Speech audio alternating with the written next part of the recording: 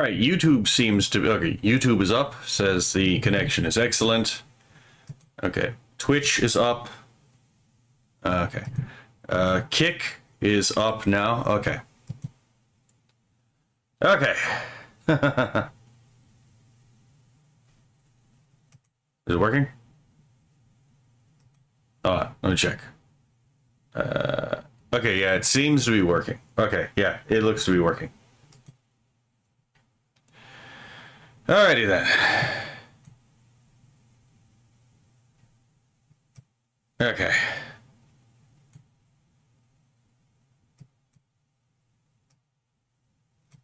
Move this here, move that there. Okay. Shrink this window so it's not maximized. That way I can get here if I need to get there.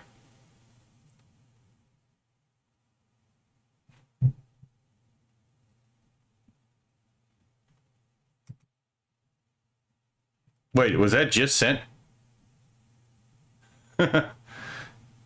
Okay.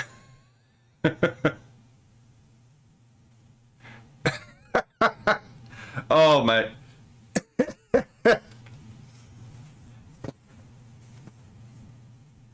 Yeah. Oh man. I was like, wait the fuck on. Hold on. So, Kirsch's mods are being gay as fuck. They aren't letting people say the goy. Goy is not even an offensive term. That's just a thing. That's literally, as a goy who's actually, as a goy who's talked to Jews before, I can tell you right now, goy is not actually a slur. Goy is just a term that Jews use to refer to non-Jews. Kind of like how gaijin isn't necessarily a slur, right? It just means outsider to the group. Oh my god. The ADL was his mistake. All right. Yes, so I'm about to get on that. Hello, Kionella. Let me start recording. All right, then. So today we are definitely going to finish this because we only have 37 pages to go. We're at the home stretch. I just had to work, today, so I kind of had to stop reading yesterday. But yes, we're going to finish... we're not done yet, but we are going to finish it today. Fushizi says apparently since the ADL claimed it, it is. The mods got their panties in a twist. Well, Jannies have to be... The Jannies are probably not actually being cringe about this. They're probably probably concerned that Twitch will listen to the ADL openly lie about that, and so have to do that to, not get the ban hammer from Twitch. Yes, we are at the home stretch. Malcolm of the base camp seems to think the contrary. Yeah, there's a lot of people who think the contrary, but just because people think the contrary doesn't mean that they're actually right? Like, again, is gaijin an insult, right? It depends. Some Jews do say it with absolute contempt. That is true. But just because a retard does something that other people do doesn't necessarily mean the practice is retarded, right? You do need some way of referring to in and out group, right? And if you're going to refer to the Talmud can be twisted to say whatever the fuck you want it to say, right? Just pointing out, like, there are literally contradictory rulings in the Talmud because it's not actually a single teaching. It's just a collection of, like, all the rulings of the rabbis in a given period, right? And we have two different Talmuds. We have the Babylonian Talmud and the Jerusalem Talmud, and the Babylonian Talmud is the one that's currently used today, right? But yeah, the reason why you can find rabbis teaching wildly different things and then they cite the Talmud is because the Talmud doesn't teach a single thing.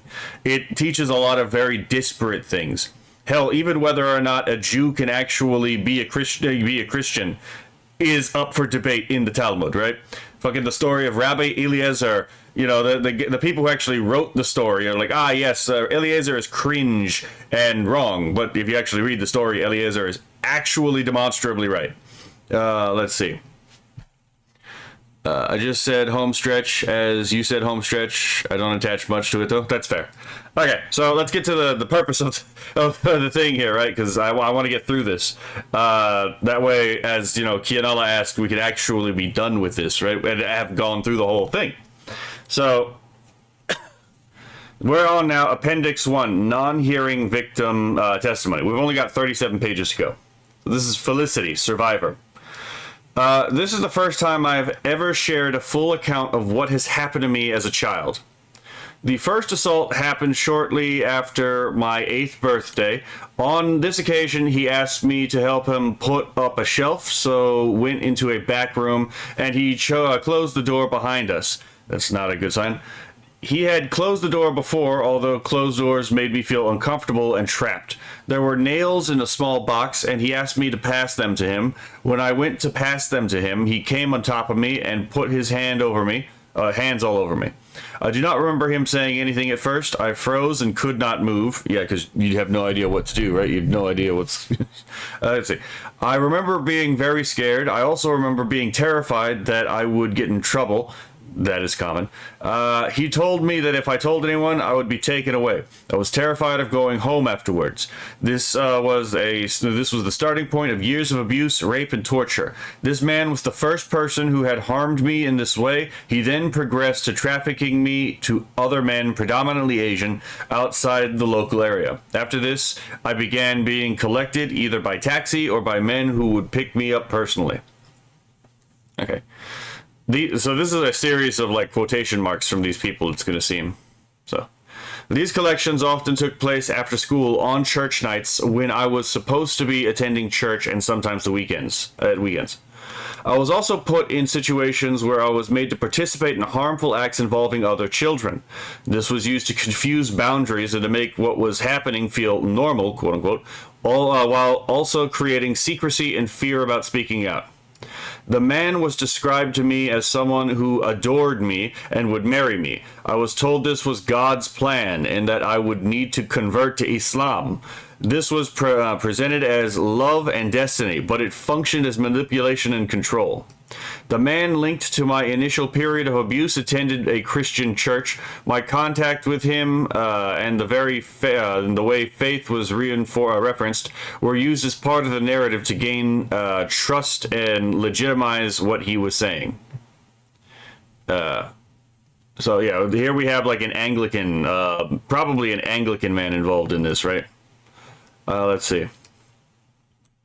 I remember at one point being given a book about Islam and one of the Asian perpetrators being told I need to learn it as part of the pressure to convert. Another upstairs room was known to me as a punishment room. I described it this way because it was the room where girls were taken if they were said to have done something wrong. Inside that room, I remember crate-like enclosures similar in appearance to dog crates. Some were positioned on the floor and others above. I also recall there being various items in that room which were used to hurt or punish people. Entering that room was frightening, and it was understood that being taken there meant serious punishment. I do not recall people always explaining why punishments were happening. And again, the not explaining why you're being punished is because they want you to see yourself as being ontologically evil. Let's see. I remember one of the worst punishments I ever witnessed involved another girl who was accused of reporting one of the men to the police. At the time, remember the police don't act on this, right? At the time, I had answered back and Char had stood up for me. She was slapped and both of us were taken upstairs. We were in the punishment room when another girl was brought in. The men stated that she had reported one of them to the police and needed to be taught a lesson. I then witnessed an iron being used on the girl's back while it was hot. I remember seeing severe burns and skin damage to her back. This memory has remained deeply traumatic to me, as it probably would be to anyone who was forced to watch something like that. My recollection is that the girl later died. Understandable. I remember seeing her being strangled afterwards in that room. I recall there being several men present, approximately 4 in total. I was terrified. At one point, both Char and I were pregnant at the same time. All of these pregnancies ended in miscarriage. I was with Char when she experienced a miscarriage. At the time, neither of us properly understood what was happening. I thought she was dying. Seeing what happened to Char later helped me understand what was happening when I miscarried. I have experienced multiple miscarriages in my life. Let's see. Yeah, miscarriage is a thing that happens often with, like, when pregnancy way too early, as much as, like, geriatric pregnancies. This is another thing. Let's see. When Char stopped being brought to the house, other girls were brought instead. I asked one of the men where she was. After I asked about her, I was placed in the punishment room. What was I? One of the men told me that she would never be coming back. They laughed and said they had killed her and that I would never see her again. However, one of the men also said he wanted to take her away to Pakistan. Let's see. I witnessed a serious violent incident involving a man I believe to be a police officer. I remember his face and name. A girl was shot in front of me. This recollection is distressing and has remained vivid. Hey, remember the whole thing about, like, guns being illegal? You wanna guess where some of these guns almost certainly came from for these gangs? Right? Let's see. During this period, I was made to feel that I was completely under the control of the men involved. I was threatened with extreme violence and told things such as that I could be chopped up and fed to pigs. Because of these threats and the abuse I had already experienced, I genuinely believed that I would be killed if I disclosed what had happened or what I had witnessed. At some point during this period, I attempted to end my life using a gun belonging to one of the men involved. I attempted to shoot myself by putting it to my head. I had never used a gun before and didn't know how to use it. I pulled the trigger, but it did not go off. I remember the adults being extremely angry. I recalled being threatened that I would be arrested, and I felt terrified. Let's see. Again, because she saw a cop there, right, involved in all this, so... She thought that the cops were in on this, and they probably were. He put me into a van and with 7 of the girls and in a crate and 2 boys, and drove us out to the middle of nowhere and took us all out, lined us up and told us the rules, what we will be doing. 4 of the girls were taken from abroad to be sold here. They didn't speak English. See, one of them talked back to the guy who was going to buy them, and he snapped and stabbed her over and over and beat her.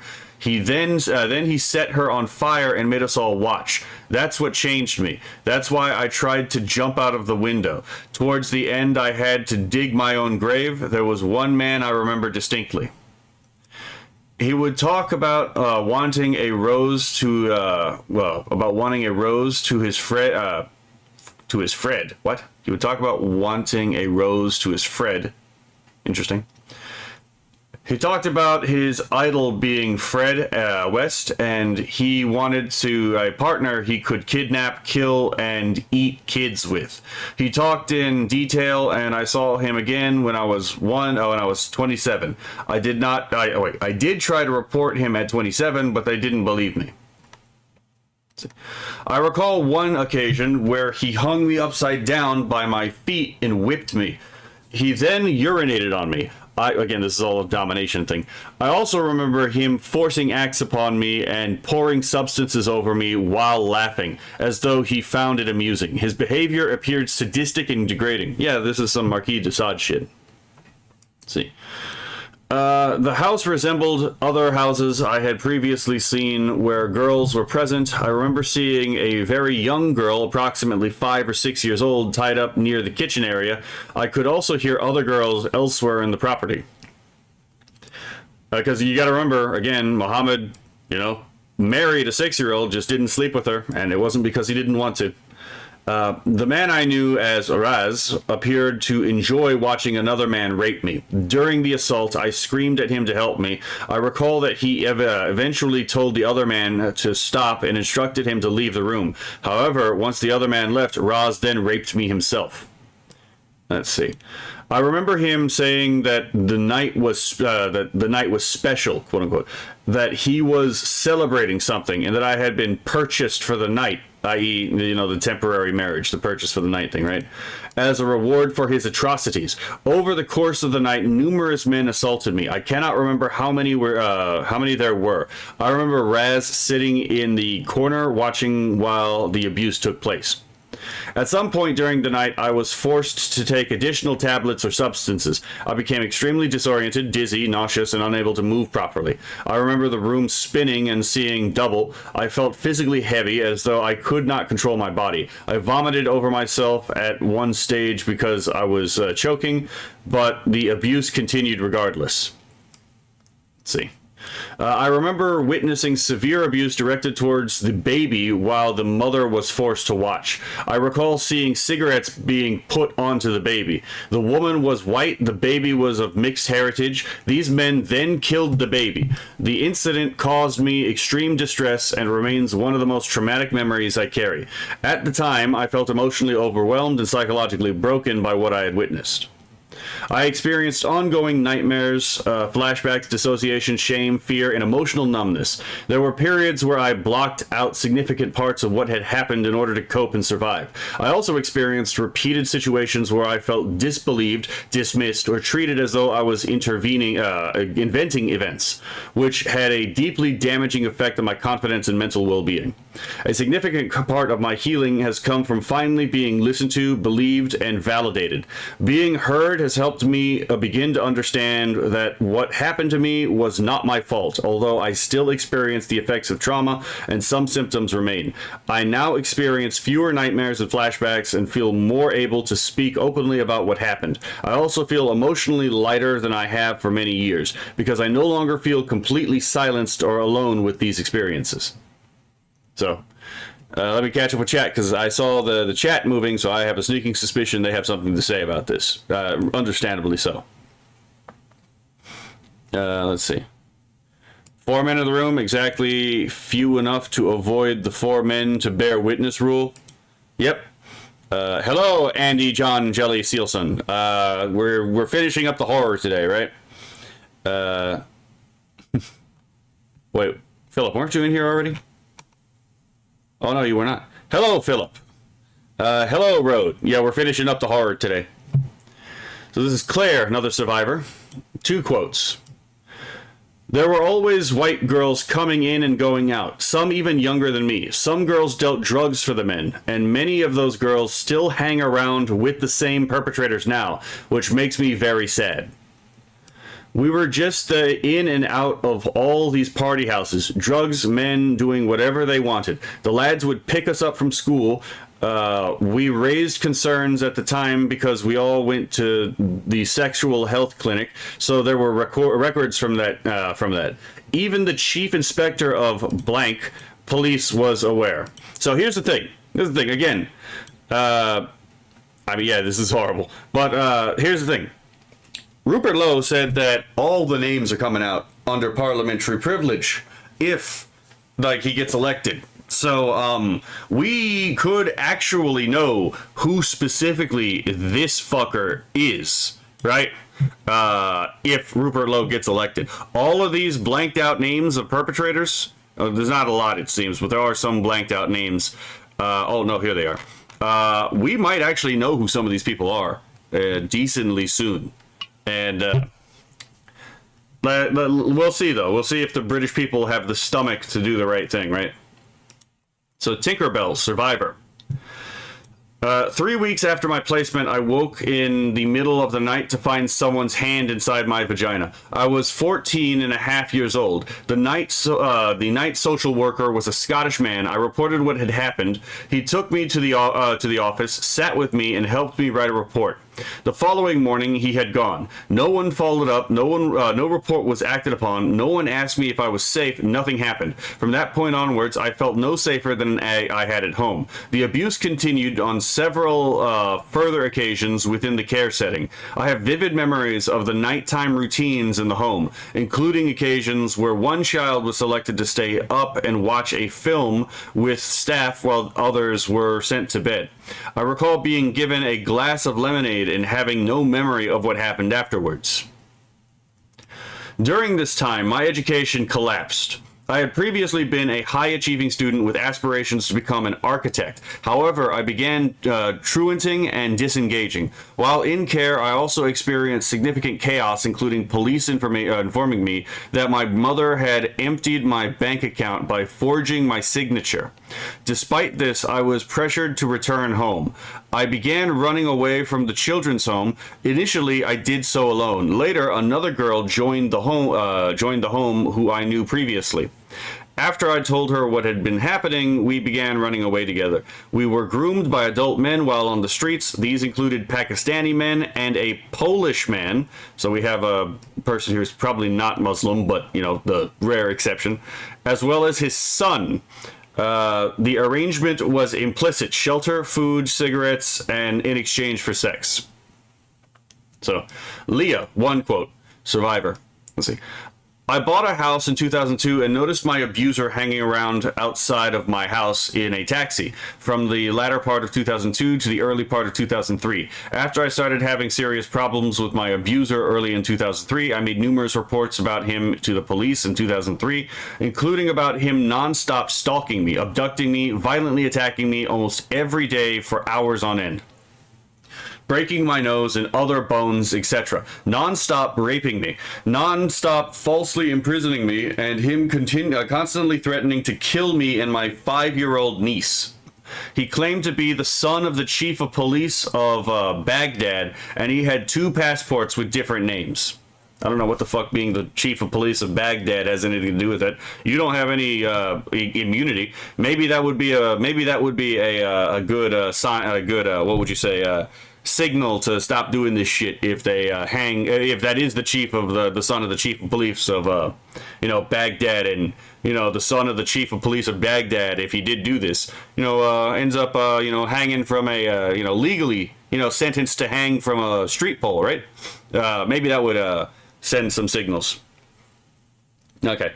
Anonymous intern turnaround manager, whistleblower.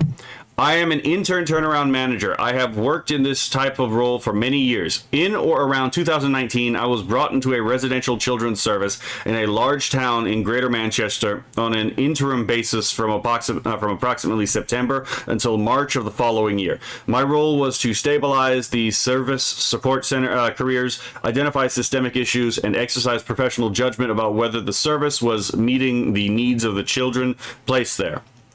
From the outset, it was clear to me that the service was not meeting the needs of the children and young people placed within it. There were long-standing concerns about care support, safeguarding practices, and how risks were being managed. Although issues were repeatedly raised and formally investigated, meaningful change did not follow. From what I observed and from listening to my colleagues' statements, the same mistakes were being made repeatedly.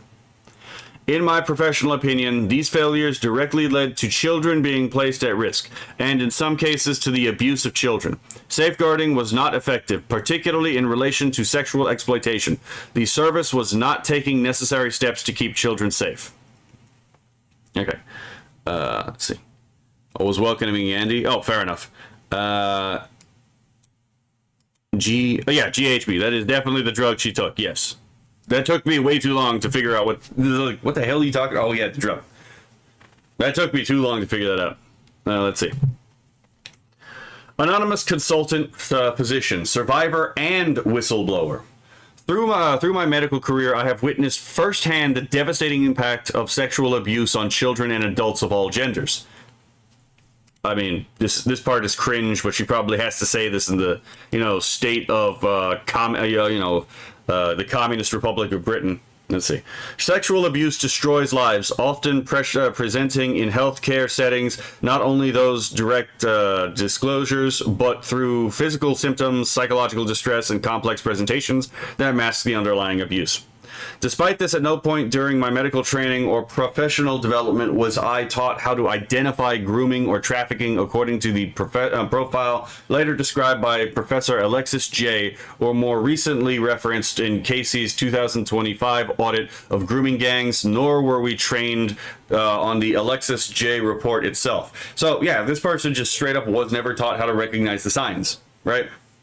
During this period, I was trafficked to Greece so that he could evade the law and continue abusing me as a child. Religion was used as a controlling mechanism. A distorted form of Christianity was used to instill fear, omnipotence, and omnipotence and obedience, with threats of divine punishment, death, hell if I resisted.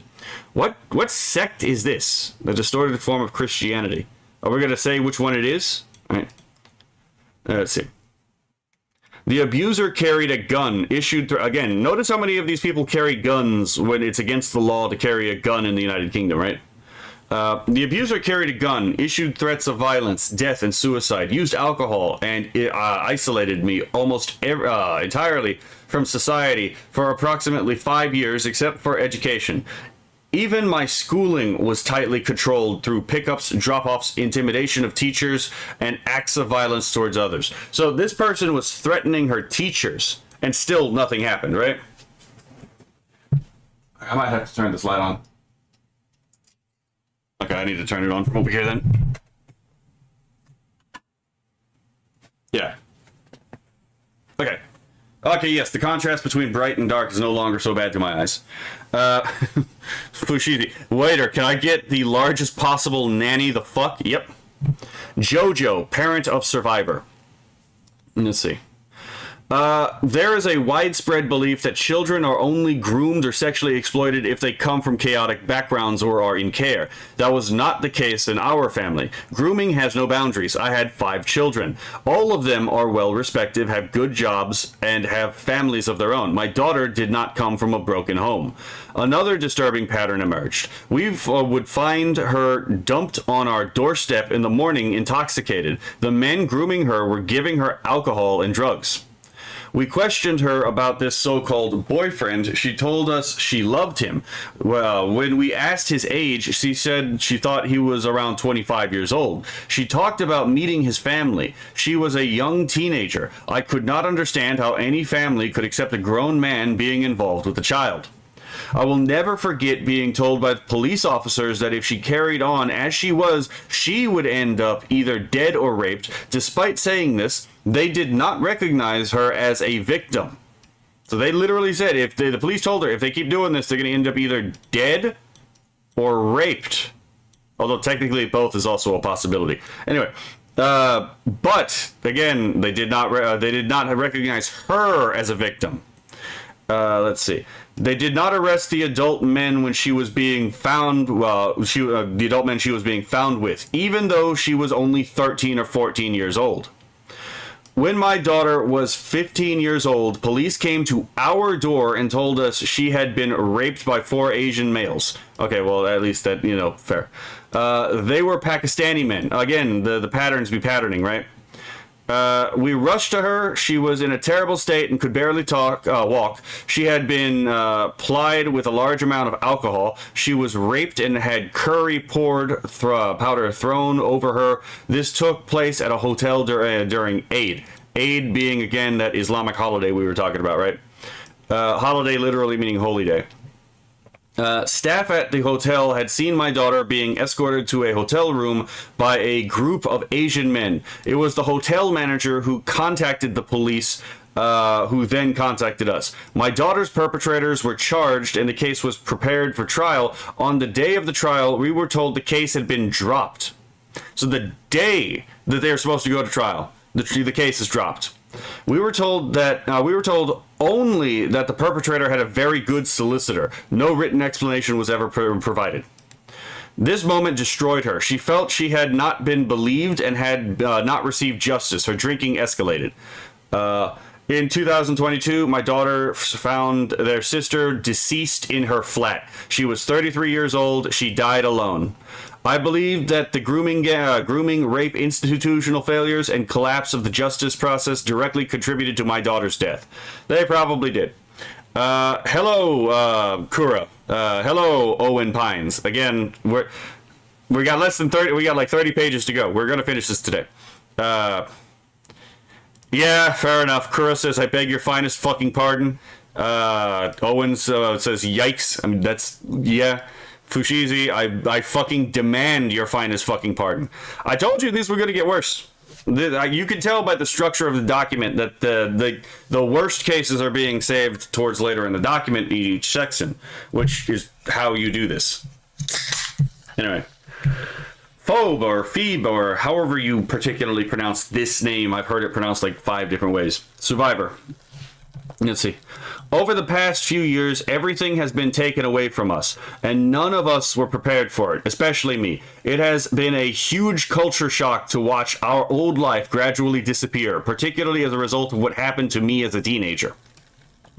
It's hard for my dad to put into words how much of this affected him, but I know it changed him deeply. It changed all of us. Even though we've tried to move forward and rebuild our lives, nothing has ever really been the same since. Let's see.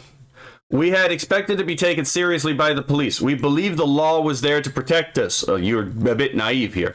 It was deeply shocking to discover that vital evidence had been deleted from the phone we had handed over. That was blank police. Again, Rupert Lowe says that he's going to drop names under parliamentary prison. So hopefully we'll figure out who this person is. Let's see. Ross, parent of Phobe. Or Phoebe, I still don't know how to say that. What happened to my daughter Phobe and the process that followed, including the complaints procedures, subject asset access requests, and prolonged delays without proper investigation, have a profound impact on me and our family. On our family. These experiences have affected me emotionally, physically, and mentally, and financially. They have affected my relationships, my ability to trust, my sleep, my eating habits, and the way I think. These impacts have continued over the last 3 or 4 years and are ongoing. I've had to focus on protecting Phobe, attempting to repair the damage done to her, while at the same time committing myself to fully navigating complex complaints processes and gathering evidence to understand how we were treated. They probably got the runaround too. Like, they were probably given false information on how to do a lot of this stuff. Both Phobe and I now suffer from anxiety and depression. Phobe's health has been further impacted by her epilepsy diagnosis in 2024. If the authorities are able to treat my daughter and our family this way, I believe they are capable of doing the same to others. That is a reasonable inference. What has happened to Phobe and what we have lived through over the last 3 to 4 years, will stay with us forever. Yeah, I mean, reasonable. Okay. If he drops names, people are going to go missing. That's not my problem. Let's see. Kuro says, I know, just fuck, man. All things I wanted to be wrong about, these atrocities are ones I wished I was wrong about the most. Let's see. But knowing Islam, I knew I wouldn't be wrong. Yeah. I mean, they don't seem to have really mentioned the jinn exorcisms, which were being reported. But, you know, there's still time for the jinn exorcism part. I hope he drops names, especially given my last statement. I wouldn't oppose him dropping names, to be perfectly honest, right? I'm not going to stop him from doing that. We all know what the consequences of him dropping the names are, but I'm not going to complain about that. Let's see. Celeste, Survivor. I was then approached by one of the Slovakian men, and he asked me to suck his penis, which I refused. He then began to force his penis into my mouth. I was then grabbed by a tall, muscly man wearing a pair of glasses. He shoved me down onto the floor and ripped off my clothes. I completely froze in fear while he raped me. Yet again, people say fight or flight. There's a third option, and it's freeze, and it's a survival mechanism. I couldn't fight him off, as he was so much bigger than me. This is, again, why she froze. It's a survival mechanism. He finished what he was doing and walked off. Before I even had a chance to take in what had just happened, another man walked in. He held my shoulders to the floor whilst he put his penis inside of me. I was raped by the same 4 men continuously over a 2-day period. It felt like an eternity. They would make us shower and watched us while we did so. I was so confused at the time to why they did this. Let's see.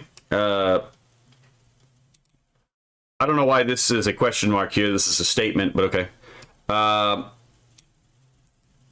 Following these events, I was prescribed sleeping medications, which was ineffective. I was also prescribed medication for bipolar disorder. However, this did not improve my condition. At no point was I offered consistent or appropriate emotional or psychological support. My foster care arranged for me to attend art therapy sessions, but I did not feel that these were beneficial. Yeah, because this sometimes works, but it doesn't always work, and it only works with specific things. Yeah. Again, this is also pretty good evidence that a human being is not just a product of their hormones or neurochemistry. Because if it was, you could just medicate pain away. Let's see. I felt significantly let down by the system. No professional made any meaningful effort to speak with me about my experiences following the incident. My social worker attended only for routine monthly visits, and there was no additional support provided. Approximately 3 years later, my foster carer received a telephone call informing her that my case had been discontinued due to a lack of evidence. I found this extremely difficult to understand, particularly given that I had identified 4 individuals in connection with the offenses committed against me. Hey, you remember the thing we were talking about? The thing where it's like, oh yeah, you need at least 3 witnesses in order to prove rape in Islam. Oh yeah, but we also talked about the whole thing where it's like you can't make Islam look bad. You can't turn coat on, you know, your fellow Muslim even if they commit a crime. So where are you gonna get those? Where are you gonna get those witness statements? Right? It's almost as if it's designed that way for a reason. Throughout my teenage years, I continued to struggle with the emotional and psychological effects of what had happened. I found it extremely difficult to cope with everyday situations that others may consider normal. This is very common for, again, victims of this kind of abuse. Even now, at the age of 26, I continue to experience ongoing difficulties, including distresses triggered by certain smells, sounds, and environments which bring back memories of the event. I have attempted to engage with various forms of counseling and therapy. However, due to my lack of trust in professionals, again, understandable, I have found it difficult to fully engage, and these interventions have not been successful. I mean, even if you get a good professional, if you don't trust the professional, you're probably not going to fully cooperate with what they're doing, and it's, you know, even if it does work, it might not work because you're not cooperating with it. And again, this is the effect of, again, this incompetent and maliciously incompetent system. Again, this is one of those examples of like the function of a thing or the purpose of the thing is what it does, right? Okay.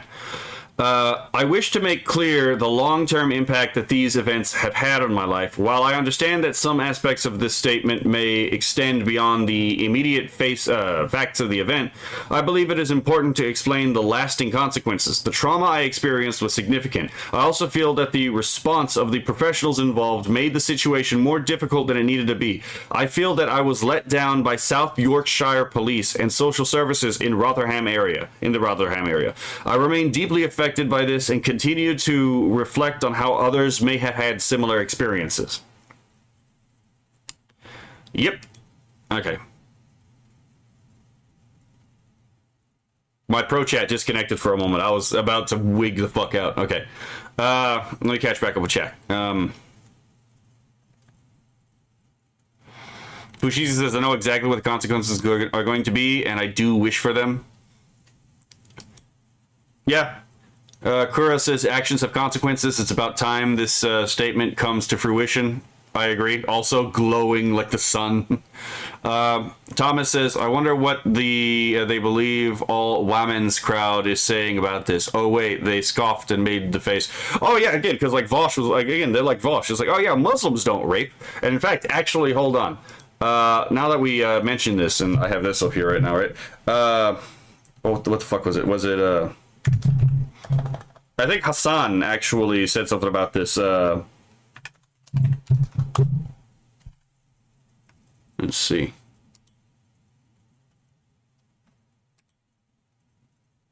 Yeah, this one right here. I haven't gotten the chance to watch this one, but yeah, this is definitely something I do want to like check out in my own time. But I haven't gotten the chance to see this, and he's not the only reporting on this. I think Tectone also said something about this, and Asmongold also said something about this. And like when these three coalesce on the same thing, I think in general they're probably being accurate about what it is they're watching. Because I know Nux is, yeah, right here. It's like the fucking question mark.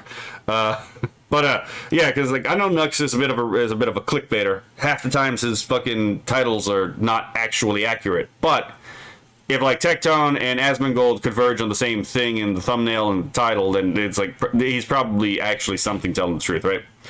Let's see. Fushizi says, I used to be very indifferent about Islam, but in the last 6 months I've become extremely hostile and angry at them. I have been talking about Islam, not online, but I have been talking about Islam, like, in my area since I was in the military. So that was like, what, 10 years ago? 10 years ago, yeah. Even when I was in the military and like I had to give a brief, because they knew I knew a lot about Islam, right? So I ended up getting asked to do a presentation for the general about Islam, Islamic terrorism, right? And my whole thing was like, you're not going to win this conflict because the problem is not, Islamic extremism. The problem is that Islamic extremism is the correct way to read Islamic texts, whether they be the Quran or the Hadith, and that just reading these texts and actually reading the tafsirs and the Sirat Rasulullah actually show, again, the extremists are the correct position when it comes to historical Islam, right? And this is why reforming, quote-unquote, Islam will never work, because the Reformation in Christianity was an attempt to, whether it succeeded or not is up for debate, right? But in Christianity, the Reformation was an attempt to go back to what they understood to be the early church, right? Well, if you try to do that with Islam, well, you're just going to end up with Salafis, with Twelvers, with Wahhabists, right? That's the literal reason why these popped up the way that they did. So the only way that you're really going to win this particular conflict with the Middle East and actually get this to stop is you need to put effort into counter dawaganda, right? Dawaganda is just the term used to talk about like Islamic propaganda, because dawa is like the preaching message, right? Preaching to gain converts to Islam, and then it's a portmanteau with dawa and propaganda, right? So counter dawaganda is again opposing dawaganda. So I've been talking counter dawaganda with people around me for like 10 years now, and yeah, it is at least nice seeing some people are catching up, to be perfectly honest. I'm never going to be mad at someone for being late to the party, right? But if they just refuse to engage in the subject matter, that's the part where it really pisses me off. And this is the main frustration I have with like the leftist side of the conversation on a lot of this. Let's see, 4 witnesses needed, not 3, right? Yes, I believe it's 4 witnesses. And actively advocate for another crusade. Let's see, Deus Vult. I mean, I understand the impulse. Funny fact, Kionello says, funny fact, I was watching Nux before you popped on with a live. That's fair. Yeah, I watch Nux for some things, not for everything. Let's see. Fushizi says, if you try the Reformation in Islam, you will just have every single one of them strapped up, headed to Tel Aviv. Islam is a little bit more devious and calculating than that. But yes, the Islam does actually teach for the extermination of the Jews as like the heralding of the end times. That's why the Twelvers in Iran are so hell bent on, again, the nuclear weapon, so that they can start a nuclear war with Israel. So anyway, but that's also why none of the Islamic neighbors fucking get along with them. If you look at Hamas's constitution, right, their charter, they cite hadith passages that talk about, again, where the at the end of days, the Muslim will hunt the Jew, and the Jew will hide behind stones and trees and bushes, and the stones and trees and bushes will cry out, "Oh, servant of Allah, Muslim, there is a Jew behind me. Come and kill him." But the Garkad will not say this, because the Garkad is the tree of the Jews, which is why actually. And I actually think this is an unironic bop, but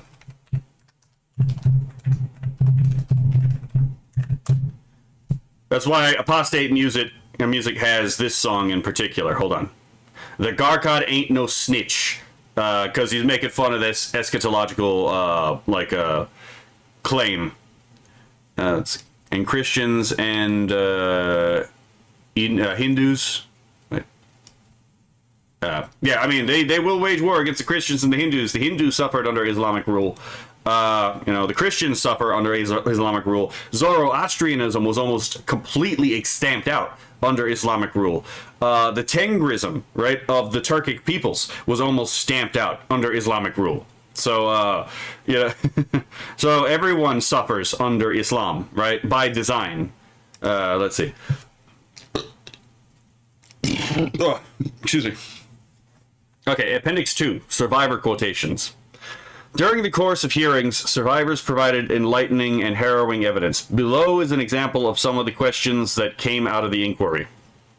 So, rape gang members played a confusing dual role. He arranged girls for the men, but also acted as a protector. He bought me phones, drinks, and made me feel special. I trusted him. Later that night, after a rape gang member attacked me, the rape gang member found me. He bought me food and took me home. I passed out and woke to him rubbing his penis on my lips. Let's see. On occasion, I went there with my friend. We were given bottles of red wine. After being forced to have sex with between 15 and 20 men, my friend became violently ill from the alcohol. I took her home to avoid her parents seeing the state she was in. My own parents called the police, but they were not interested in pursuing what happened. Again, the police not doing their job. When the restaurant closed, he took me to where the tables were stored and we had sex. Immediately afterwards, all the restaurant workers entered the area. Rape gang member held me down while they each had sex with me, laughing during the assault. Later in the car, he insulted me and called me derogatory names, blaming me for what he had forced me into. On occasion, I woke to find rape gang member and rape gang member both having sex with me. Drinking became my way of coping. At school, I was mocked and humiliated by peers. I would cry privately, but pretended at school that I found it funny, even making crude jokes to fit in. Even my friends believed I was consenting. Let's see. This was accommodation provided to rape gang member as temporary accommodation, as he told the council he was homeless. This flat was used to take girls for sex. We spent many nights at this flat, drinking alcohol and playing a game called Spin the Bottle. I now believe that the men manipulated the game so that it always landed on me. I would often end up very drunk and naked, and at the end of the night, the other girls would be taken home, but I would be kept back and subjected to sexual acts by the men. Around 5 a.m., I would be allowed home and would sneak into the house before my parents woke up. So, despite all this, the authorities treated me as though I was to blame for what was happening. I felt completely powerless, trapped between violent perpetrators and a system unwilling to protect me. There was a Bangladeshi man who I had 2 children with who was physically violent and, knocked my tooth out. Stamped on my head, lots of different things. I managed to get away from him because I think he threatened to burn my house down. It was almost like they were just looking for girls to bring into this wedding celebration after everyone had gone home. Let's see. I heard lots of stories from Western women where their children had been kidnapped and they'd never see them again. Western women that had been married, gone to the Middle East, and their children had been taken. Let's see. Let's see. It was all of the white girls in every home that I went to. And I mean, I've seen girls locked. I remember a man opening the back of a van and I saw maybe 15 to 20 girls locked in dog cages. Looked like they were on drugs. Let's see. But at the age of, I think I was 16, 17, they said to me at the sexual health clinic, and I was checked out, I was diagnosed with polycystic ovaries. And they said the chances of me ever having a child were very, very, very slim because of what I've been through. They said because of the chlamydia, because of the state of my ovaries, and because of the pelvic inflammatory disease, I had a very bad environment in there. Basically, that I wouldn't probably hold a child. Let's see. I felt sick knowing that it's still going on and that nobody's wanting to do anything about it. Even now in 2026, we're still having this conversation. We're still trying to get people to talk about it. They liked to take my passport and my documents and ID, and they do insurance claims for my car accidents through my name that I'd been in. I'd done medicals where I'd have to walk in and claim that I had a sore neck, and then they would get me the money for it. Let's see. I got beatings all the time whilst I was in the children's home. Lots and lots of beatings because I was telling the police. I was beaten to the point where I got an aneurysm. My hair fell out. If it wasn't me, it was someone else. Inquiry panelist. You were 15 at this point. Rape gang survivor. Yes, the one in the picture in the leather jacket, he's the one who took my virginity. Panelist. How old was he? Survivor. About 33 at the time. I have experienced retaliation and hostility within my professional role when raising concerns. I have been warned against speaking publicly about that publicly and told that doing so could result in disciplinary action or dismissal. So yeah, you could be straight up fired for bringing this to light. I was taken into a bathroom by the girl who had brought me there and told to shave. She then told me that we were being sold to the men for sex. I had not known this beforehand. I did not want to participate, but I was frightened, trapped, and compelled out of fear. I cannot describe in detail what happened in the bedroom. I was sexually exploited and abused by an adult man. Afterwards, we were made to sleep in a small child's bed belonging to a toddler. Let's see. Rape gang survivor. I disclosed directly to the staff at the children's home what was happening to me, including the sexual exploitation, the repeated trips to flats, the involvement of adult men, the exchange of money, and the reasons for my rapid and dangerous weight loss. I explained that I was frightened and felt trapped. I was told words to the effect that this did not constitute trafficking, that I was over 16, and that what was happening was a matter of choice. You're choosing to be in this position, right, is what the police are basically telling her. Police were not contacted at that stage, and no immediate protective action was taken. Let's see. So, rape gang member is like, do you want to kiss me? And I'm like, no, not really. He's like, right, okay, we can get it on. And I was like, no, I said I'm on my period. That was the first thing that came to mind. I wasn't. But that was my first excuse. He's like, oh, it's okay, it doesn't matter. So I was like, no, pushing him away. And he pulled my legs forward so that I was almost laid, like slouched. And he pushed me back. He pulled my pants down, got on top of me, and raped me. I was also saying no. I was kicking at the same time. I was 12 years old. This guy, just so I can say this clearly, was taken to trial and caught. He was put on a retrial, and he walked away. He's now walking the streets. So he was taken to trial. It sounds like he was convicted, but he was put on retrial and let off.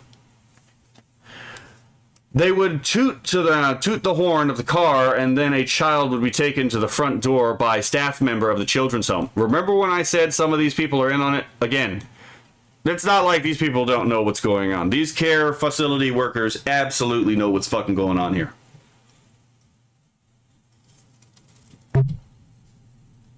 Alright, got a swig of Dr. Pepper. Inquiry panelist, inquiry panelist said, were there any other objects that they raped you with? Rape gang survivor. Coca-Cola bottles. Keys for some reason. Somebody tried to put a baseball bat up there. Panelist. Do you think that they were doing these things for sexual gratification? Survivor. It's about harm. They don't care. They don't care about you. They usually try doing these things after they've done the sexual bit that they wanted to do. Once they've finished, that's it. They can do what they want to you. That's how it seemed.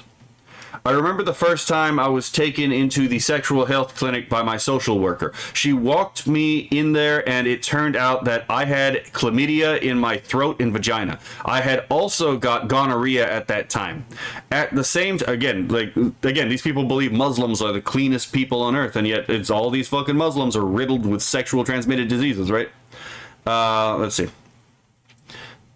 At the same time, they'd also diagnosed me with genital warts, and then a few months later, I was taken back again. I was diagnosed with chlamydia again, gonorrhea again, but this time it was also a pelvic inflammatory disease. Never once did any nurse or doctor question any of that. Again, these doctors should almost certainly be brought to prosecution as well, right? Excuse me. There was a circle of Pakistani nationals. They were pointing to the children as if they were choosing them. Yeah, they probably were. Inquiry panelist. When were you picked up? What happened? Survivor. The male staff at the children's home would keep taking the children to the arcade and done up in nice clothing. Panelist. So are you saying that the staff at the home were selling you to these foreign men? Survivor. Yes, it very much looked like it. Something was being set up. They knew the names of the children. They were all hanging around in the back of the taxi, in back-to-back taxis. So, yes, loads of times. They used to, like, tell me things about the good angel and the bad angel that I've been. Like, kind of possessed. Oh, yep, we're getting to the jinn possession here. And they've got to punish me to get the badness out of me. That's why they have to rape me and do all this stuff to me to get the badness out of me. I've got to be punished, yeah. And it was just all kinds of stuff like that. They would the words they say to you, you're Gora, like white trash and white skin. I don't remember what the word Gora means. I'm gonna have to look that up. Okay.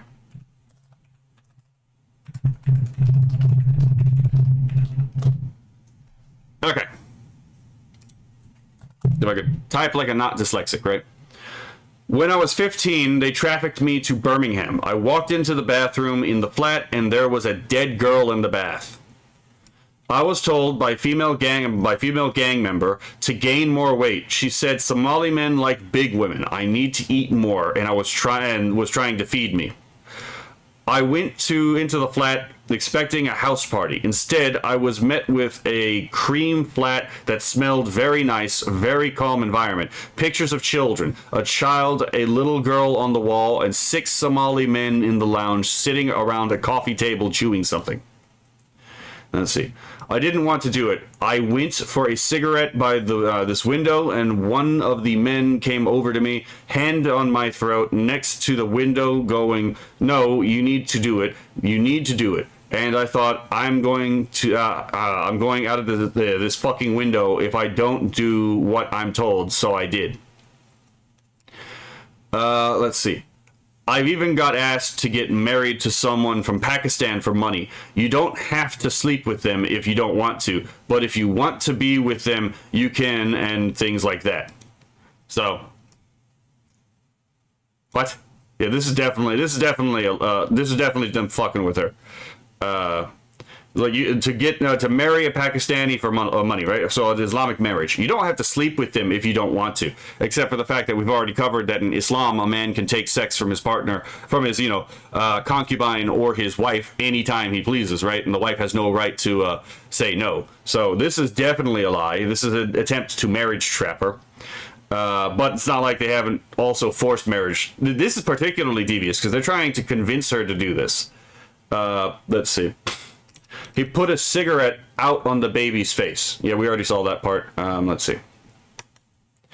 I remember closing my eyes, and then every now and again, I'd peep, and all I can remember is just seeing his face. Like, you know, when someone's like really like trying to force it in, and then after he did it, I just remember being in so much pain and bleeding loads. I was like really, really bleeding. We were given abstinence. How the fuck? Hold on. I'm gonna check how to pronounce this.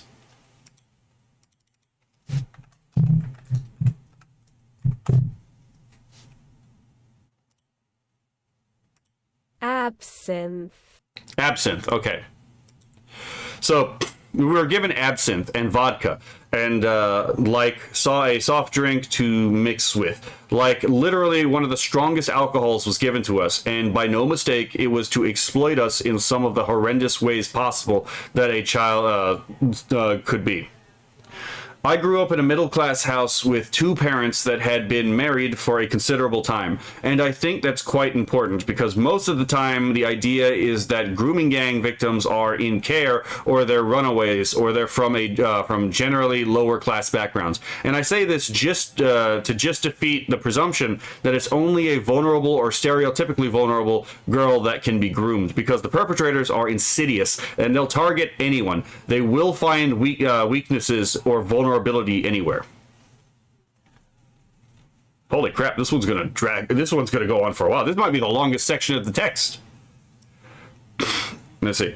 It happened in summer 2017. I was about 14 when I first met the second group of perpetrators. I met them through another friend who was being actively groomed by them, like very severely. The first time we met them was in a park, which is now a massive hotspot for child sexual exploitation.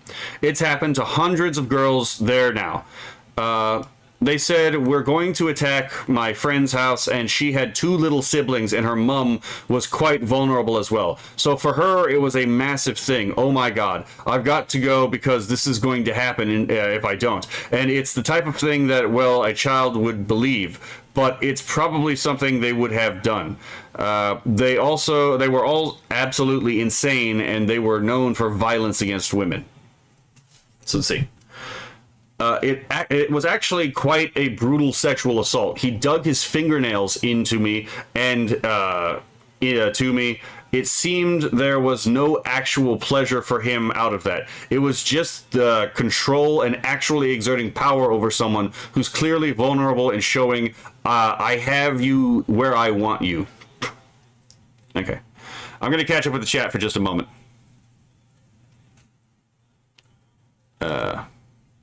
Hold on, yeah, I forgot to look up the... Okay, where the hell was I? Oh shit, the chat was really active. What's the most offensive thing to do I can do to Islam with music? Hit me up on Discord, Fushishi. You and me, I can give you some ideas. Right about how Muhammad got railed by the people of Al-Zut willingly. That is a good one. Apostate Music did a song about that too. Oh yeah, he came back unable to walk while he made his friend stay in the circle. Yep. Let's see, Philip, or the police executing orders. Mm-hmm. Kuro says, yep, he made his friend watch from the cuck line. Fushizi, homosexuality is wrong. Meanwhile, the Prophet got a train ran on them by the Hung people. You're not wrong. Fushizi says, how much you want to bet Muhammad was there like, oh yes, daddy, spit roast. God damn it. I'm keeping that in. Fuck it. Fushizi, if any Muslim sees that I said that, I am dead neat. I mean, I've been poking at a bunch of people with shooters, so, you're in good company, it seems. Kura says, I gotta say, there's 99% chance something like that was said or thought. Fushizi says, just in case no Muslim sees this stream, I posted it on X. Kek. That's fucking funny. Philip says, it's a system. It's the third description of the horn in front of the institution. Hello, Trauma Tuna. That's horrifying. Yes. We're gonna finish this today. Philip says, Gora means lower caste. I've learned something today. I have not heard this particular word in a while. Yeah, everyone is glowing in chat, it seems, right? Yeah, this is vile, Tuna. Let's see. I feel justified in saying the world will not only be okay until we eliminate every single adherent. Well, I mean, that's why we got to support the conversion efforts, right? Islam's already collapsing from the inside. It is a religion literally crawling to its death, right? Time will take care of Islam, unironically. But there needs to be something to take up the vacuum, right? So, I would suggest, supporting people involved in, like, Christian missionaries, Zoroastrian missionaries, supporting, like, Tengrist, nativist religion return, anything besides Islam, to be perfectly honest. Preferably Christian missionaries, but, needs more millstones, yep. Fushizi says, if we start about it, if we're smart about it, you don't need to use one millstone per person. Oh yeah, make it, yeah, fair enough. Okay, so, alright, back to the thing. We're on page 199 now. At the sentencing, she was sat behind us, directly behind us, in the public gallery. Throughout the whole sentencing, she was constantly saying, fucking liars, lying white bitches. Why are they not using the in text anyway? She was a white woman herself who I imagine may have been groomed and has obviously now married into the family, shouting obscenities at us. She said to me that God will be the witness for what happens to me. Well, if there is a God, that God is witnessing what you did to her. The sword cuts both ways, and the Hubal is Hubal will be judged by God if there is such a God, right? Let's see. The police didn't do anything last time. I told them that it was essentially forced, and they smirked at me in my own home and left. So, I mean, there was no evidence that they were going to do anything different, and they were going to actually support us. So, let's see. Let's see. I want the institutions to say, you know what? We hold our hands up. We believe you, and we're sorry. I gave up getting justice a long time ago, but it's just for it to be recognized and believed. That's all I want. When you're being told that you're a liar for such a long time, you're begin to believe it, I suppose. I just want someone to say, do you know what? We messed up. We failed in our duty to protect you, and we're sorry, and we're going to learn from this. So, yeah, they call them a liar to gaslight them, right? To make them feel as if they're going crazy. Making them feel as if they're going crazy, making them mentally unstable in this tactic is part of the problem, right? This is the actual goal of these people in power doing this to them. One of the assaults that actually happened to my friend, she was in that house and she was forced into it by a 24-year-old woman who said, go in the room with him and have sex with him now. Go and fucking do it. I remember her scream so loudly, come running back in half dressed and saying that she was bleeding and in pain. Okay, let's see. The worst people that exist in this situation, apart from the perpetrators of that horrendous abuse, are the people that sat in those positions within those authorities that had every opportunity to do something about it and chose not to. And when you do that over several decades, then it results in situations like this. And that's how that has thrived. And that is how that culture has its, how it was born. It's how it's thrived. It's how it's surviving. And it's how it will continue. So, it started when I was 13. I was raped by probably about 700 different men over the 3 years. Let's see. So, first time she was raped by 6. Over 12 years, 700. By the way, 700 different men. So these are she's doing her best to not count repeats, right? Inquiry panelist: did the NHS play a part, and were you able to talk to them? The rape gang survivor: I went when I was 13 with chlamydia, and then I got genital herpes, and then I had a miscarriage, and that was all between 13 and 15. So they knew something was going on. I did go once, and I explained to the doctor because I was like, "Can you give me some antidepressants or something?" And the doctor said, "Well, I don't think that's a warrant enough to give you those when you're too young. The NHS is complicit." Okay, let's see. Rape gang survivor: the gangs are untouchable. They are, because nobody wants to admit that there's a problem because they don't want to be deemed as a racist, and also because it goes higher up and they don't want it to be blown open. Yeah, exactly. Again, the state is involved. They said they wanted to take me back to meet their families. So luckily I didn't have a passport. Otherwise, I might not be sat here right now. Inquiry panelist: the imams who run the mosque, do you think they are aware? Rape gang survivor: they know 100%, because my friend was when he was 15. Because my friend was when she was 15, she was sleeping with a guy who was older. She had a baby by him, and his dad was an imam. His dad knew, and he got his son married and said that he wasn't allowed to see the child. They look after their own community. Yep. Yep.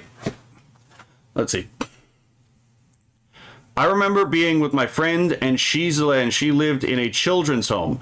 They would come and pick us up from outside, and then the care home would ring the police and obviously tell them, and then the police would come out, and they would call us prostitutes. I don't think the services, even down to social services, I don't think they really cared. I think that they had the same thought as most other people, that we were prostitutes, and that we wanted it. I don't think they saw it how it really was, that it was grooming and rape. They blamed us for it. It was our choice. It wasn't just rape, it was violence as well. I've had a gun held to my head. I've been beaten so that I'm literally covered head to toe in bruises. That was when I was spiked. When I was drugged, I've had a knife at my throat because he wanted me to sort out 10, 15 cars full of men.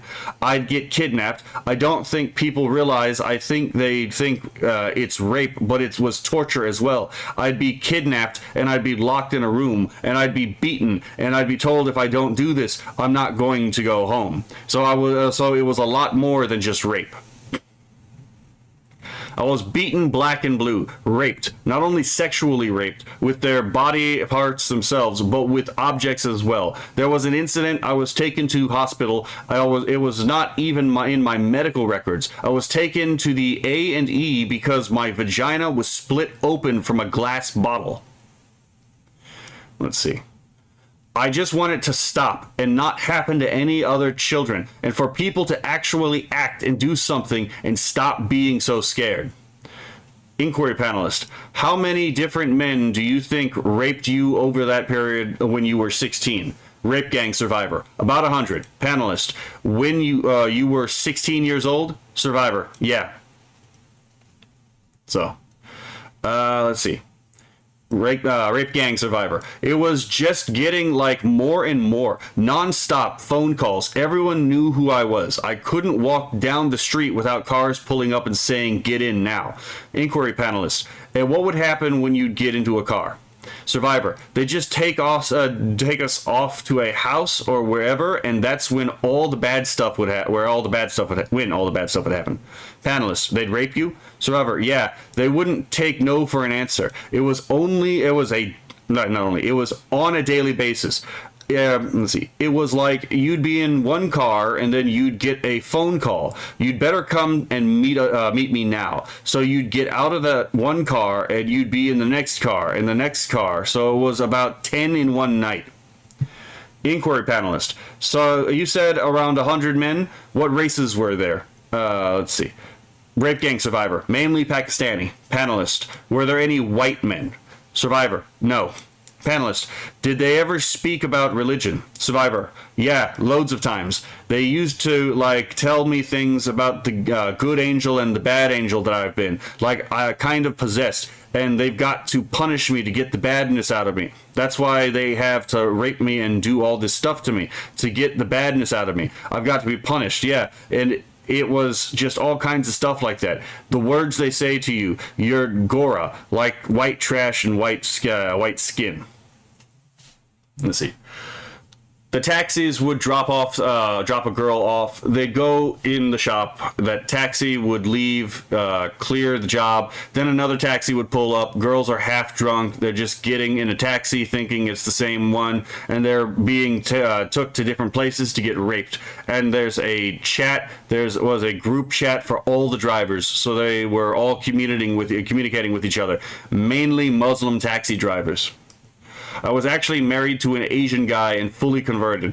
Through the imam came to my house. I was fully converted. I heard the police officer's radio go, and I heard them say that they was taking my daughter to Muhammad's brother's address. I begged them not to take her there. I was like, they're the people that are doing this to her. You cannot take her there. They're going to kill her, because I did believe they was going to, and they didn't listen to me. They did take her there. And like I said, she was abused there by them, by Muhammad. Let's see. I remember closing my eyes, and then every now and again I'd peep, and all I can remember is just seeing his face. Like, you know, when someone's like really like trying to force it in, and then after he did it, I just remember being in so much pain and bleeding loads. I was like really bleeding. Mother of rape gang survivor. We had to firebomb proof our letterbox because we've had threats to have the house burnt down. She's had threats to get her throat slashed. I've had threats to get my throat slashed. This has been continuous for 4 years, constantly. Father of rape gang survivor. She's already been raped at this point by a gang, and most of her gang members went to her school. So, let me catch up with the chat, because I have a sneaking suspicion chat is glowing like the sun. Let's see. Let's see. If we do the math, we can make it just barely... Oh, still talking about the millstone thing. Seriously, Chernobyl can't glow as much as me hearing/reading this shit. Yep. Technically, Chernobyl doesn't really glow that much since none of the reactors are active. At least that I remember. Active reactors release the blue glow of Cherenkov radiation. You are correct about that. Let's see. Fushiza says, however, a good replacement would be Castle Bravo. Didn't glow as hard as I am right now. That's fair. This is my glow dance. Hello, Kinnock. Yeah, that's entirely fair. It sounds like it's just repeating in TLDR. It is, to be perfectly honest. I've noticed that too. They should have used more, because I guarantee you they have more stories than this. But, as you can see, the only reason this was even able to be released was because they actually had to redact information. So this is probably actually not even the final version of this. This is probably just the version that was slimmed down and was actually releasable because it was slimmed down, right? Evening, Kinnock.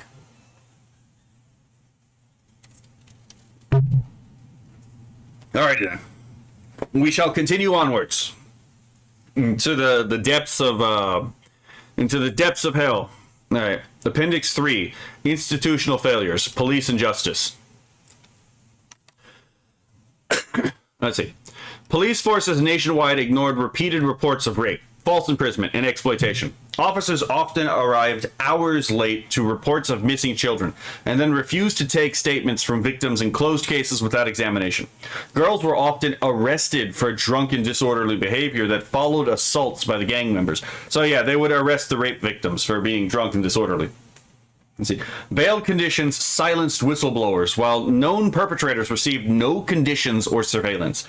Two-tiered policing operated openly. Forces surrendered to threats of disorder from certain communities, fabricated offenses against critics, and allowed officers linked to the gangs to retire with pensions. So yeah, those officers that got dismissed because they were part of the rape, they were rapists themselves, they got to keep their pensions. So... the evidence from a majority of the witness statements shows that police forces across England and Scotland knew about organized grooming and rape of children, yet repeatedly failed to protect victims, investigate perpetrators, or act on clear intelligence. Officers discouraged reporting criminalized victims, destroyed or ignored evidence, and allowed perpetrators to walk free. There is also disturbing evidence that servicing police officers were active members of the rape gangs. I mean, we did see testimony to that. While others who went out of their way to protect the rape gangs. This was not an isolated error. It was systematic across multiple forces and lasted for decades. Below is a fraction of the incidents which the inquiry has been made aware of. So, West Midlands Police. West Midlands police failed blank. Officer blank was directly involved in early missing episodes. Despite serious reports of a child being taken by older boys, no written statements were taken from the mother or child. The matter was never properly investigated. Officers attended missing episodes, but took between 2 and 4 hours to arrive. The response was described as wholly inadequate. The force closed cases without safeguarding actions, even when the mother explicitly stated her child was suffering sexual exploitation. Greater Manchester Police, including Tameside. Greater Manchester Police repeatedly failed blank PC blank, later dismissed, attended a multi-agency meeting and shouted at blank to stop reporting his daughter missing. So they would shout and be verbally aggressive at a man for reporting that his daughter has gone missing. He did this in front of professionals. So this was, again, everyone knew about this. Officers on the missing from home team frequently failed to return calls. CCTV footage captured officers discussing not waking the father when they attended at 3 a.m. The force failed to enforce bail conditions on a known rapist who immediately rang blank daughter, so the victim, the male victim's daughter, right, and threatened her life. Associates to the perpetrator attended the family's home, and police response was delayed and dismissive. Blank's daughter was left in the company of groomers on multiple occasions. The force treated Blank as the problem rather than the dutiful parent trying to protect his child. So, West Yorkshire Police. West Yorkshire Police failed multiple victims, including blank. In blank case, the force closed an early report of a recorded sexual assault on a 13-year-old with no investigation into creation or distribution of child sexual abuse material. In blank case, officers routinely recovered the child from cars with adult men, but allowed the men to drive away without question. In blank case, officers blank and blank, among others, failed to act on extensive stalking logs, threats, and evidence of grooming gangs. The force repeatedly minimized disclosures, lost evidence, and treated victims as unreliable. Named officers in blank statement include those who ignored years of harassment and failed to link careers. So, and by the way, because these names were not mentioned earlier testimonies. These are different cases. Let that sink in. These are not the same cases. The reason why they were named firstly, the earlier cases didn't use anyone's real names. Those were pseudonyms. They were very clearly pseudonyms. Anytime you'd see a name given, it was in like quotation marks, because that's not actually their real name. That's the name being given here. These here, I think, are different cases, or if they're not cases, this is showing that they actually have the real names of the people involved, right? So they know specifically who these are. They have the real documents, which is why they're covering the names of, for example, the police officers. Yeah, like here, Officer Blank. I think this is to show they actually do have his name. His name will come out if, Rupert Lowe becomes fucking prime minister, which he should. Let's see, where was I? Okay, named officer, okay. Yeah, named officers in blank statement include those who ignored years of harassment and failed to link cases. So, South Yorkshire Police. South Yorkshire Police targeted Tommy Robinson with dawn raids on his family homes and bail conditions. Robinson suspects to this day that the force often timed their actions against him to disrupt lawful protests. A South Yorkshire police officer, PC Hassan Ali, is alleged to have been, by the way, this is public, that's why this is not censored, is alleged to have brokered a no prosecution deal with child abuser Arshid Hussein. Under its terms, Hussein handed over missing underage girl to police at a petrol station in exchange for not being arrested or prosecuted for her abduction. The force is repeatedly linked to early knowledge of the rape gangs, at least from Sammy Woodhouse's case in 1999 onwards. Yet still they produced no protection. Officers discouraged missing reports and protected perpetrators. It's a system. That's why it sounds so repetitive. No, some of these are repeated. Some of these stories were actually repeated, but some of them are also just, it is the same pattern, which is why it's repetitive. But yeah, so it's actually in the middle between those, because some of them are like legitimately the same story, just retold, and others are very similar stories that actually just happen to be individual cases. I have noticed that too. Let's see. Merseyside Police. Maryside police failed Blank's daughter and her family. DC Blank and PC Blank discouraged the 12-year-old rape victim from pursuing justice. They emphasized paperwork, delay, and her word against his as reasons to not proceed with a prosecution. Justice for a 12-year-old who was raped was deemed too much hard work. This led her daughter to withdraw her complaint. The force failed to act on video evidence of assaults, threats, and ongoing harassment. After her daughter's death, the family faced continued intimidation with inadequate protection from the police. Because again, the police are in on it. Okay, ProChat seems to be disconnected. That's fucking annoying. I don't know why that's the case. I might just have to pull these up to see.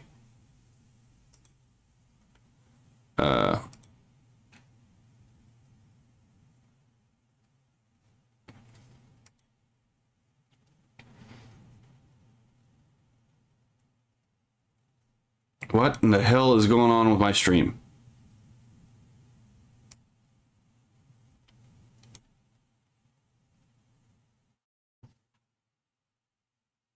Okay, that's annoying.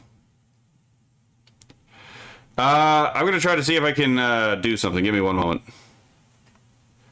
This may disrupt the stream for a bit, but it also might make it run smoother. Okay, let's see.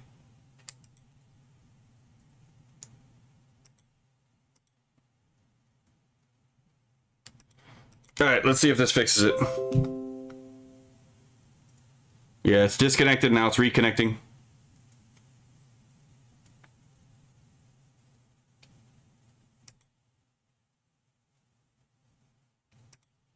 Okay, so that's back. So YouTube's back up. Twitch is back up. Kick seems to be back up. Kenok says, was buffering for me a second ago, seems stable now. Yeah, I had to turn something off, and that seems to have done it. But every time I turn that on or off, it kicks OBS off live stream, right? So let me make sure that Twitch is still ongoing, because it should still be ongoing. It's gonna be really, really annoying if it's not. Okay, yeah, it says live. It says live.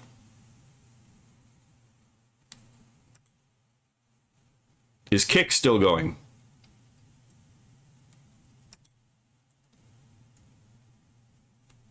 I'm just going to reload this and see if that works.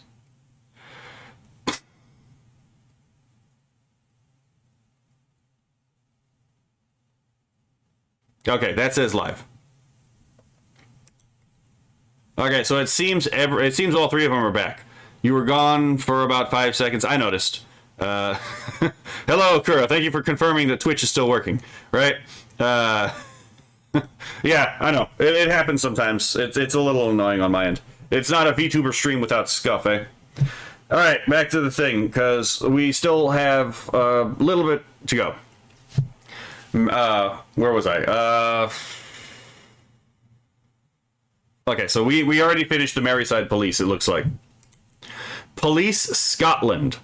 Police Scotland failed in the Blank case. DC Blank received extensive digital evidence from civilian specialists. Blank showing a man advertising as a Quran tutor who was grooming a child. Despite the evidence, Blank relocated abroad, reappeared, and continued activity while under investigation. The force has systemic data failures and no specific marker for group-based child sexual exploitation and inconsistent recording of ethnicity data. This prevents proper understanding and disruption of networks. Metropolitan Police. The Metropolitan Police Blank failed Blank. Officers attended the home after her report of coerced and recorded sexual assault on a 13-year-old, but took no further action and closed the case without any investigation of the recording or its distribution. The force later allegedly assaulted Blank while she was restrained during an arrest. Okay, look, I know that there was a time that, like, fucking, I think it was Denmark, had like where it was legal in Denmark to produce and distribute and possess child sexual exploitation material, right? There's a whole documentary on like the Color Climax Corporation, which was the company that was doing that and distributing that kind of stuff all over the world from Denmark, right? But it you know, in that case, it's, you know, I'm kind of like, while it's still evil, it's at least understandable because, again, it is legal, even if it's like abhorrent and needed to be made illegal, which it is now illegal to own that kind of stuff nowadays in Denmark. But in the United Kingdom, this has never been legal, right? This is still illegal. It has always been illegal, and they're just not investigating this when they have evidence of it. Again, because they're afraid to be called racist, because it would have career like consequences to them. This is fucking disgusting. Anyway. NHS services. Let's see. The NHS, including its mental health team, sexual health clinics, hospitals, GPs, and emergency departments, repeatedly failed to safeguard children who presented with clear physical injuries, repeated STIs, suicide attempts, self-harm, and disclosures of rape. Staff recorded evidence, treated the symptoms, and discharged the children back into the hands of the abusers without triggering safeguarding, making referrals, or providing trauma care. This was not an occasional oversight. It was a consistent practice across multiple regions and services. Hospitals recorded physical injuries consistent with sexual assault, yet took no protective action and sent the children home the same night.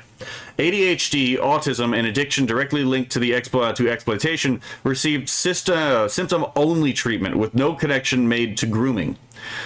Quick discharges returned traumatized children to the environments where the abuse continued. Physical and psychological harm from repeated rape went unaddressed, leaving victims without coordinated medical or psychiatric care across the country. In addition to showcasing a chronic lack of professional curiosity, officials within the NHS also demonstrated a lack of collaborative multi-agency and multidisciplinary coordination. Again, we saw how they talked about this earlier. But like the lack of communication between different peoples.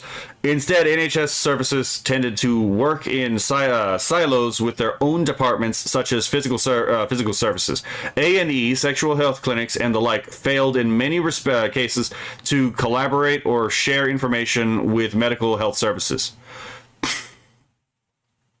All right. Let's see. NHS Sexual Health Services, West Yorkshire. NHS Sexual Health Services treated blank for multiple sexually transmitted infections, including gonorrhea and chlamydia, when she was only 13 years old. The clinics diagnosed and medicated her, but never triggered safeguarding procedures or reported the fact that a child was being repeatedly raped by adult men. No child protection referral was made. The service treated the infections as a medical issue rather than evidence of organized child rape. Dr. Blank, GP, Telford area.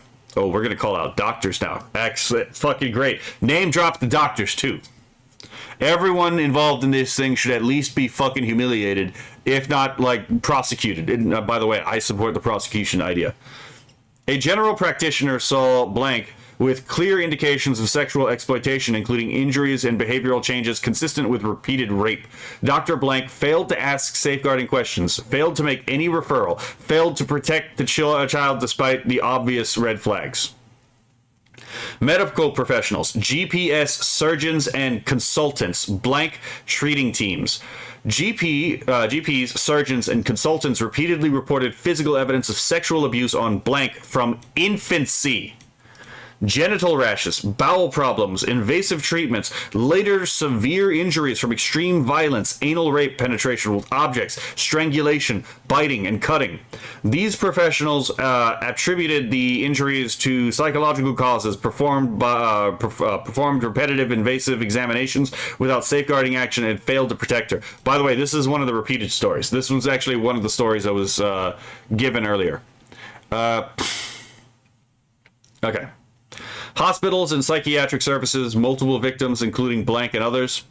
Hospital staff across several regions discharged children after serious suicide attempts, overdoses, and self-harm requiring stitches without safeguarding assessments or protection plans. In blank case, psychiatric detention and hospitalization occurred while she was heavily medicated. Police interventions took place in that state with no trauma support. Physical injuries consistent with sexual assault were recorded, but no protective action followed. Children were sent home the same night.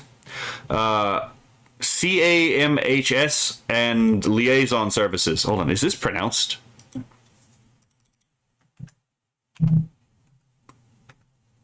Hold on.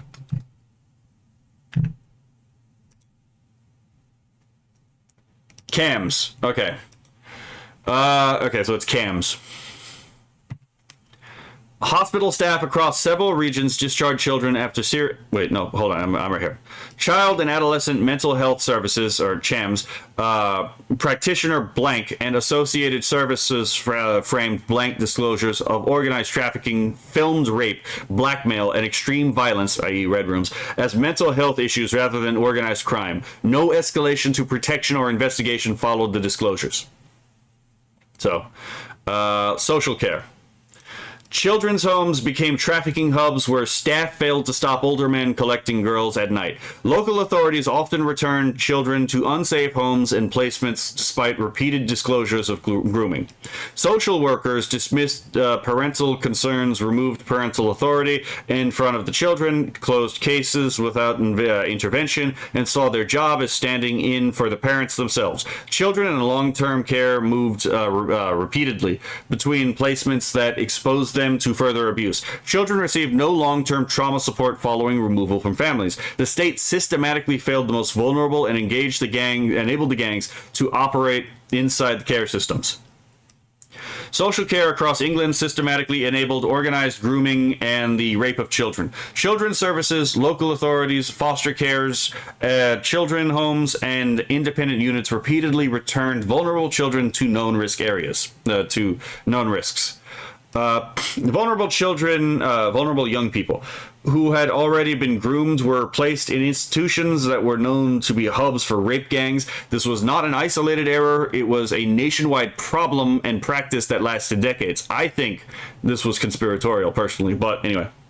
According to the National Audit Office, the average cost to keep a child in care home is £318,000 per year. Fuck, I can't read. All right, let me do the conversion here, right? So, 318,000 pounds would be, as of right now, using this inflation calculator. Okay.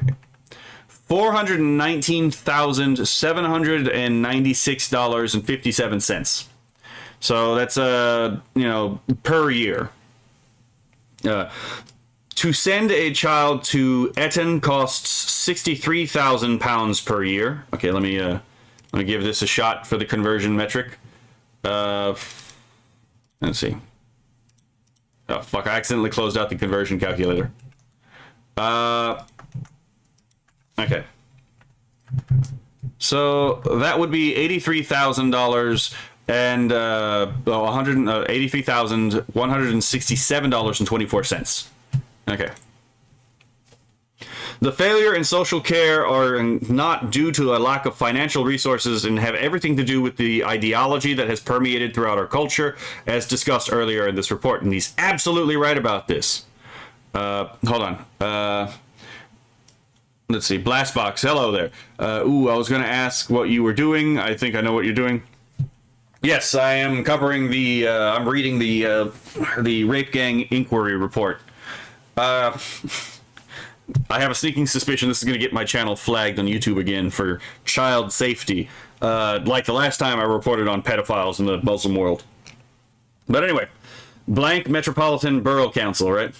One Metropolitan Borough Council failed every looked-after child in its semi-independent units. A whistleblower social worker formally disclosed financial abuse of care leavers, misuse of public funds, unlawful sanctions, illegal evictions, racism towards children in care, and systemic failures to safeguard against sexual and criminal exploitation. Senior officers blank, leaving care service manager, blank, interim director of children's social care and early help, blank, executive chief, blank, leader, and blank, head of corporate governance, acknowledged the concerns as credible yet conducted no proper investigation, blank, head of counter fraud, and blank, counter fraud team manager confirmed records had been destroyed, shredders purchased at units. The council deemed the whistleblowing reviewed without interviewing her and retaliated with suspension and isolation. Children remained in unsafe placements and the level of risks grew. No remedial action followed. Let's see. Okay, so Tameside Children's Services, Greater Manchester. Tameside Children's Services undermined Marlon's parental authority and placed his daughter in danger. A social worker privately acknowledged safeguarding failures, but the service told Marlon's daughter she could leave home and contact authorities if her father tried to stop her. Yeah, remember this is one of the stories from before, right? I lost my train of thought, but yeah, remember, they were going to criminalize him for trying to restrict his daughter's ability to, leave, move to protect her. But anyway, where was I? Okay. Edge of care staff returned her to the exact farm where she had been raped and destroying forensic evidence. After a rapist threatened her life on bail, no protection followed. In Marlon's daughter's case, senior social worker blank imposed deprivation of liberty safeguards, restricted family contact, dismissed disclosures, and misrepresented records. Agency social worker blank signed reports believed to have been authored by blank. Social worker blank failed to report Marlon's daughter's rape and incomprehensibly returned her to the scene of the crime. So the service treated the protective father as the problem and exposed the child to further grooming in care placements staffed entirely by Muslim men, where racist and extremist abuse occurred. Well, I mean, they're not talking about it here, though, but we got to remember, in queer theory, the whole idea of childhood innocence is, again, a bourgeois concept that has to be dismantled. So, again, on the left, at least, there does seem to be this particular inclination. But, I digress, right? Not to open up another entirely different fucking can of worms. Let's see. Blank social services. Wolverhampton. That actually sounds like a fucking cool name for a place, by the way. Wolverhampton social services failed blank and her daughter. Social worker blank received repeated reports of adult men with the child, yet took no action. The service refused relocation requests, downgraded risk levels, and closed the case despite explicit statements that the child was being sexually exploited. Blank's own childhood grooming history was used to blame her as a parent. The NRM later recognized the child as a trafficking victim without informing the mother. So, again, even to the point where they finally did recognize what was going on, they said, oh yeah, but you were a grooming victim. You should have recognized the signs. You're a bad mother for letting this happen to your daughter. If you don't glow like the sun from this, I don't know what will make you glow like the sun, right? Okay. Blank council blank services. Blank council and blank social services removed blank and her siblings from a loving family into a care where abuse was worse. Social workers blank sexually abused blank's sister and later married her. We read this story too. Social worker blank was forced to participate in a cover story to conceal abuse. Foster carer blank exploited blank for labor and isolated her. Management at the blank children's home, staffing including blank and manager blank, physically and sexually abused children. Handed them to taxi drivers for external exploitation and covered it up. Records were concealed for nearly 40 years. Operation Marmion was shut down at senior level and no one was held accountable. We're almost there, lads. We're on 219 of 200 and, not 219. We're on 211 of 219. The horror will soon be over for the direct experience. Oh my god. You are glowing is the correct response, Kenok, right? We should be able to say what we believe. But if we said what we believe, in reality, we would not have channels.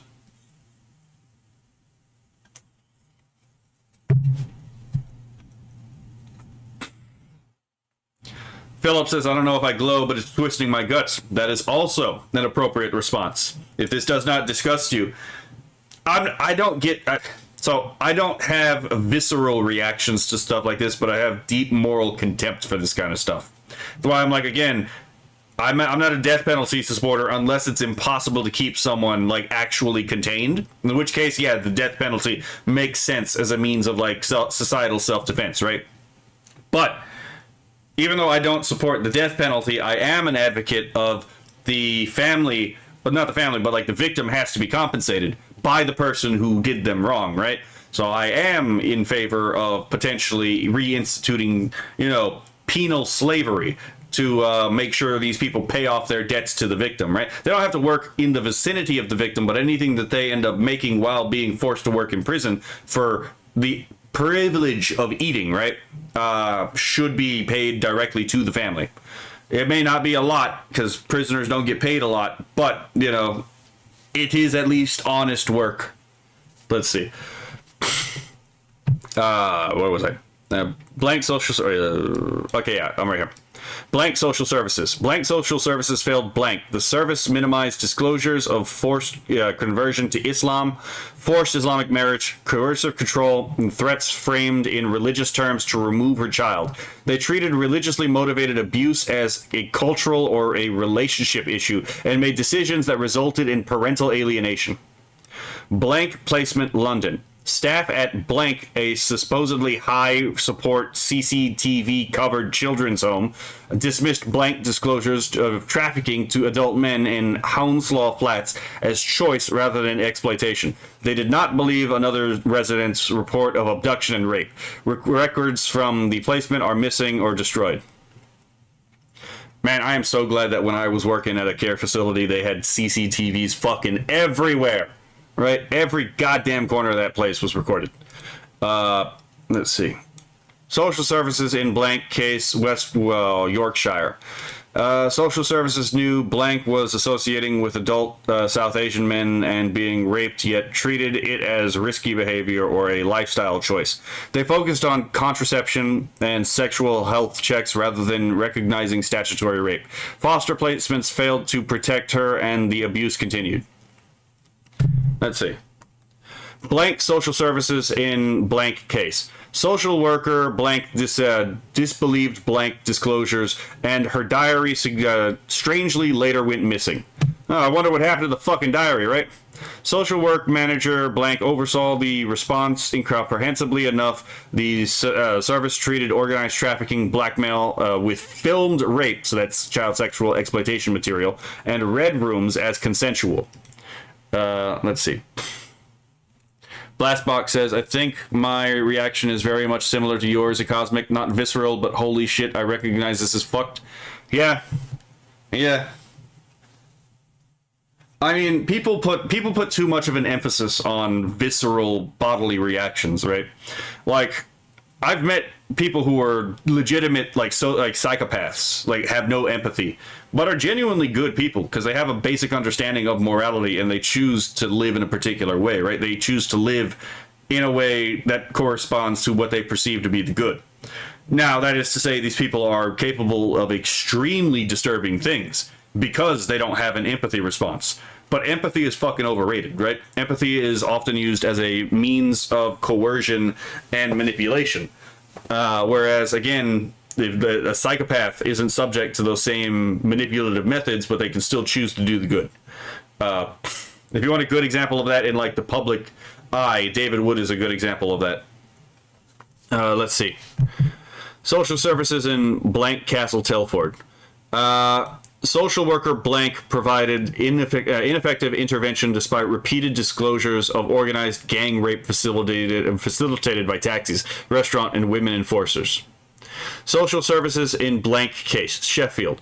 Various social workers and safeguarding professionals implemented child protection plans that never removed blank from organized houses in blank where Iraqi Kurdish Muslim men trafficked and raped her. Oh my god. The soda is catching up to me. They knew the risks, yet failed to act decisively. General Children's Homes and Edge of Care failures. Blank and multiple other cases showed that unnamed children's home staff and Edge of Care teams repeatedly encountered missing, intoxicated, and injured children with adult men, but failed to report rapes, escalate risks, or remove children from known exploitation environments.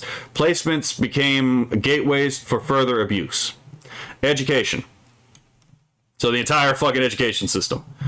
Oh no, wait, hold on. Are we in the? I think we might be in the next section actually.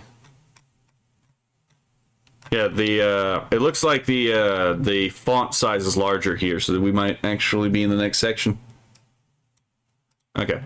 Schools across Britain watched the rape gangs operate in plain sight and did nothing to protect the children in their care. Teachers saw older men collecting girls at the school gates, heard direct disclosures of sexual acts in toilets, recorded truancy, self-harm, and visible injuries, and witnessed children arriving at school with gifts, drugs, or bruises. So they literally witnessed like the children arrive with drugs and like beaten to hell. Let's see.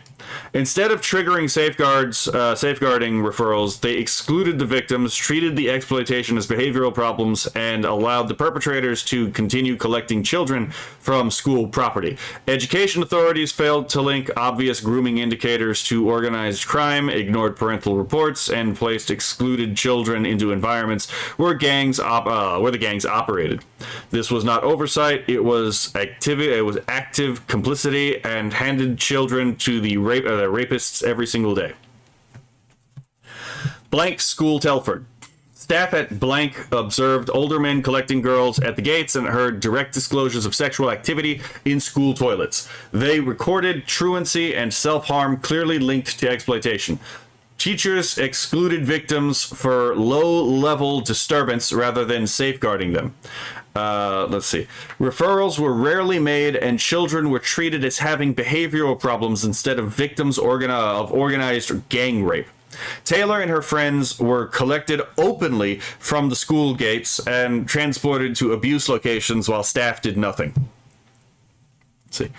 Blastbox says, for this, it's like I've been hearing about it for years. The details aren't surprising to me. Yeah, again, I pointed this out. I was hearing about this like 10 years ago, right? I found out about this from like Christians and Sikhs talking about this in the United Kingdom. So, let's see. Blank Maryside. After 12-year-old autistic pupil Blank's daughter, disclosed oral rape, Blank High School failed to separate her from the alleged perpetrator. Safeguarding measures were tokenistic, and the boy remained in school. Her daughter faced relentless bullying and filmed assaults linked to the perpetrator. Let's see. The school took no effective action. Police had already discouraged the rape investigation, and the school compounded the harm by leaving the child exposed. Her daughter died by overdose after the bullying and intimidation escalated. Blank daughter. Schools ignored visible bruises, split lips, and black eyes on blank child from age 11. Teachers marked her as must try harder and doesn't mix without asking questions. When a sexual image of blank child, which she had been coerced into sending, was circulated across multiple schools, no safeguarding response followed. The school treated the exploitation as a behavioral issue rather than organized abuse. Taxi licensing. Okay, so that was actually a subject change. Okay, what was I? We're getting there. Okay, almost there, lads.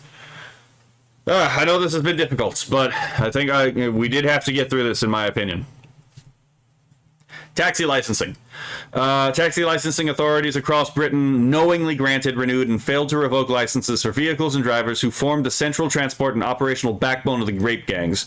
Perpetrators used taxis and private hire cars to collect children from school gates, care homes, and streets, ferry them between towns for gang rape, supplied drugs and alcohol, and returned them injured or unconscious. Licensing bodies possessed repeated intelligence linking named drivers and firms to organized exploitation, yet took no enforcement action, ignored background check failures, and surrendered to organized protests when basic safety measures such as CCTV were proposed.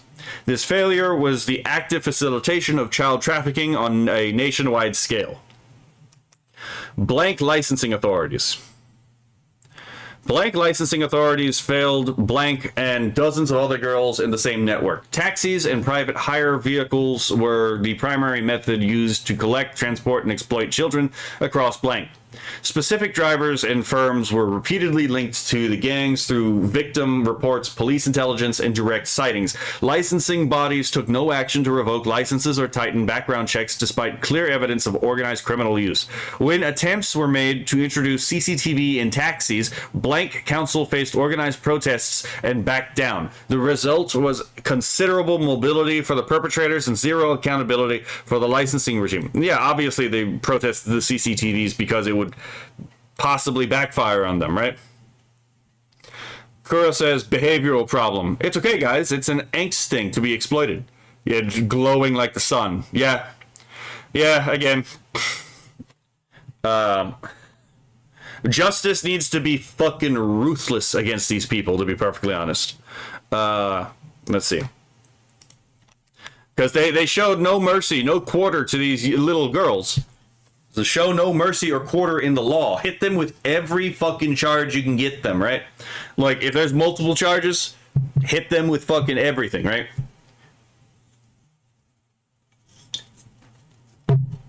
That is assuming, again, and I can't condone this by policy, right? And to be fair, I'm a justice is, procedural person. But as pointed out in chat, that's assuming some of these people actually make it to court, which I don't think some of these people would.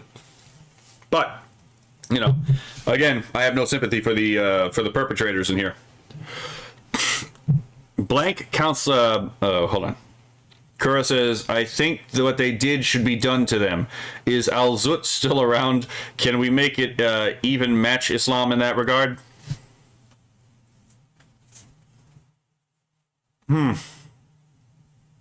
Interesting. I mean, if we were going to go that route, I could probably come up with some solutions that would, I would actually go that route, but I can't explain those on YouTube, right? Let's see. And I probably couldn't explain them on Twitch or even Kick, to be perfectly honest. Blank council licensing. Blank council licensing failed Blank and every child handed over at the Blank children's home. Staff openly selected children and passed them directly to taxi drivers for sexual exploitation. This practice continued for years in full view of the licensing authority. The council's licensing system enabled taxi drivers to operate as a direct extension of the abuse networks inside the children's home. This one is just completely blank.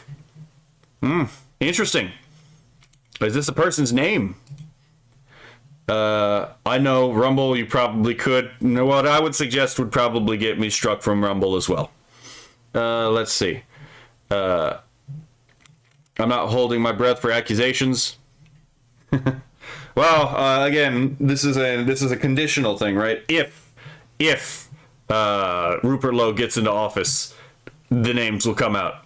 But I think he's going to have a fight for his life to actually get anything done. But he seems like he has the spirit to go and actually fight for his people.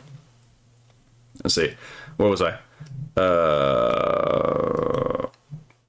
Council licensing. I don't remember if I read this part. I'm just going to reread this just in case. Council licensing failed and every blank and every child oh wait, yeah, I was right here because I was talking about like how this the name was completely blanked out, so I don't even know what the hell this is, right? Blank served as a blank city councilor with direct responsibilities for safeguarding licensing and community safety. She received a WhatsApp, there's another damnable app, exchange that concerned victims of rape gangs. She made the deliberate decision to make the full exchange public. The disclosure triggered immediate political controversy, media coverage, and formal complaints, followed by disciplinary procedures against her. Blank used the moment to highlight evidence of grooming gang activity within Blank and to link passenger and women's safety in licensed vehicles directly to exploitation risks. Her actions exposed how local authorities continue to treat serious safeguarding concerns as political problems rather than child protection emergencies. The incident further damaged public confidence in Blank safeguarding systems and demonstrated that even elected councillors who attempt to raise the alarm faced institutional resistance instead of support. And here's the problem. When Rupert Lowe gets into office, he's going to face institutional resistance, and I hope he's got that dog in him. I hope he's got that dog in him, to be perfectly honest. I hope he's in there and he's like a fucking like a pit bull who's just gotten his bloodline activated, right? Oh my god. So, appendix. List of areas gangs are known to have operated. Local districts, is this just the rest? Okay, this is the rest of the thing. I'm going to read through all of this, but I'm going to check with chat first. Let's see. Philip says, the broken crowd pod were not white pilling for Lowe. Well, I mean, he's the best he's the best these people seem to have. And people can sometimes surprise. Kura says, I hate hearing this stuff, but my grandfather used to tell me it is our duty to know the evils happening in the world lest we forget they are there, and so we can find more joy in the beauty of the mundane. Well, your grandfather is a wise man in this case. But also it's because if this kind of thing happens anywhere near you, you can notice it and you can respond in correct proportion and, mode. Blastbox says, I very much hope all this ends very soon now. There are details out officially. Let's see. Our brothers and sisters across the pond have been abused for too long. I agree. This is fucking outlandish that this has happened. And I hope Rupert Lowe gets in there, and I hope that the first thing he does when he gets parliamentary privilege is he fucking just drops names and fucking has that posted on YouTube, right?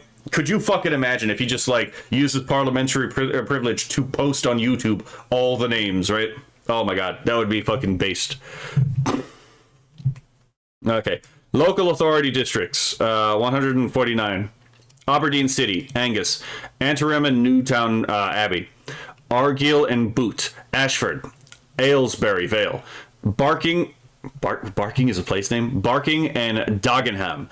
Barnsley. Barrow in Furness. Basset Law. Bexley. Birmingham. Blackburn with Darwin. Blackpool. Bolton. Bournemouth. Bradford. Brent. Bristol. Bromley. Broxbourne. Broxtow. Burnley. Was Burnley on here twice? No, it's going in alphabetical order. I'm thinking of something else. Bury. Calderdale, Cambridge, Camden, Canterbury, Carly. How the fuck do I say this?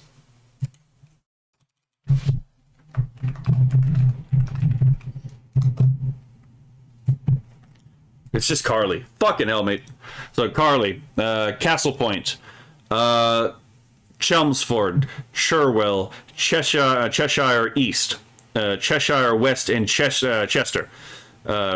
Chiltern, Christchurch, City of Edinburgh, County Derwent, Coventry, Craven, Croydon, Dacorum, Dartford, Derby, Doncaster, Dudley, Ailing, East Hertfordshire, East Riding of Yorkshire, East Staffordshire, Enfield, Epping Forest, Gateshead, Glasgow City, Greenwich, Hackney, Hammersmith and Fulham, Haringey, Harlow, Harrow, Hastings, Havering, High Peak, Hillingdon, Hounslow, Hindburn, Ipswich, Isle of Wight, Islington, Kingston up Hull, Kirklees, Lambeth, Lancaster, Leeds, Leicester, Lewisham, Liverpool, Luton, Manchester, Medway, Merton, Middlesbrough, Milton Keynes, Monmouthshire, Newcastle upon Tyne, Newcastle upon Lyme, Newham, North Lincolnshire, North Tyneside, Northumberland, Norwich, Nottingham, Oldham, Oxford, Pembrokeshire, Pendle, Peterborough, Plymouth, Poole, Preston, Reading, Redbridge, Redditch, Richmond upon Thames, Rochdale, Rossendale, Rotherham, Sandwell, Sefton, Sheffield, Shropshire, Solihull, Solihull, I don't know. South Ayrshire, South Derbyshire, South Somerset, Southend on Sea, Southwark,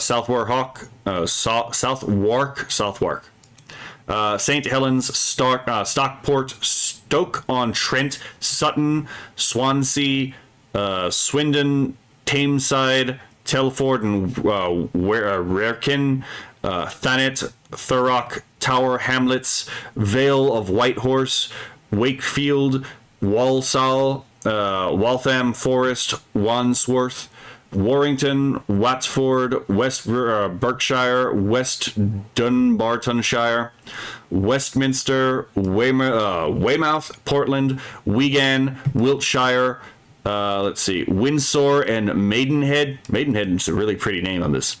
Wirral, Wolverhampton, Worcester, Worcestershire, I think that is actually. Whitechapel. What the fuck is this?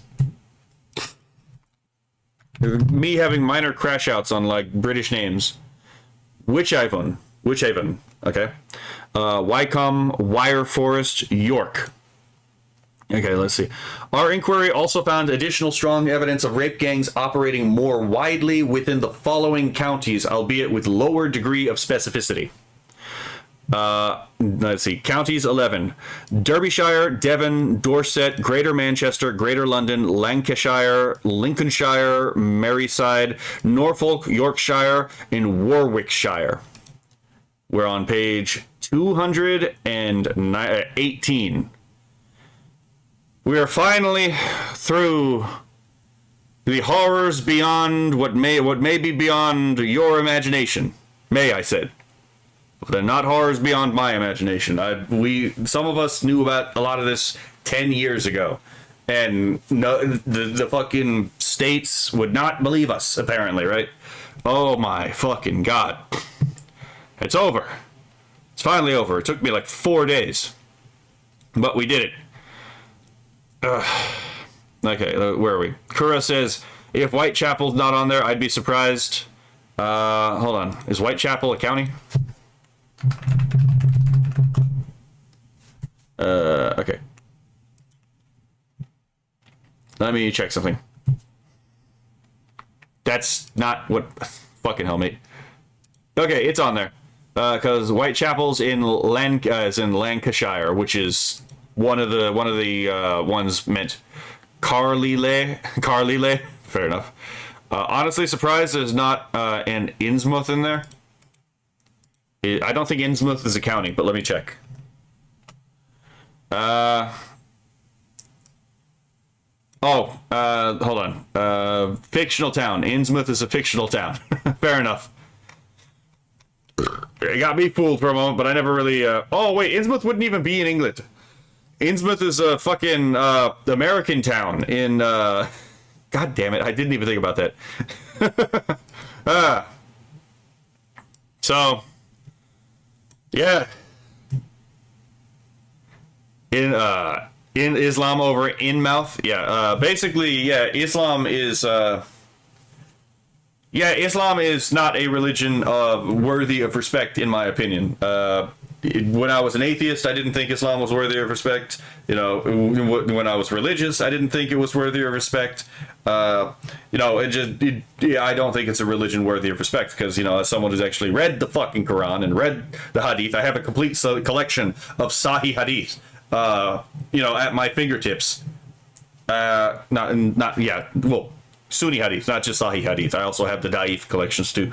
But yeah, it's not a religion compatible with the West.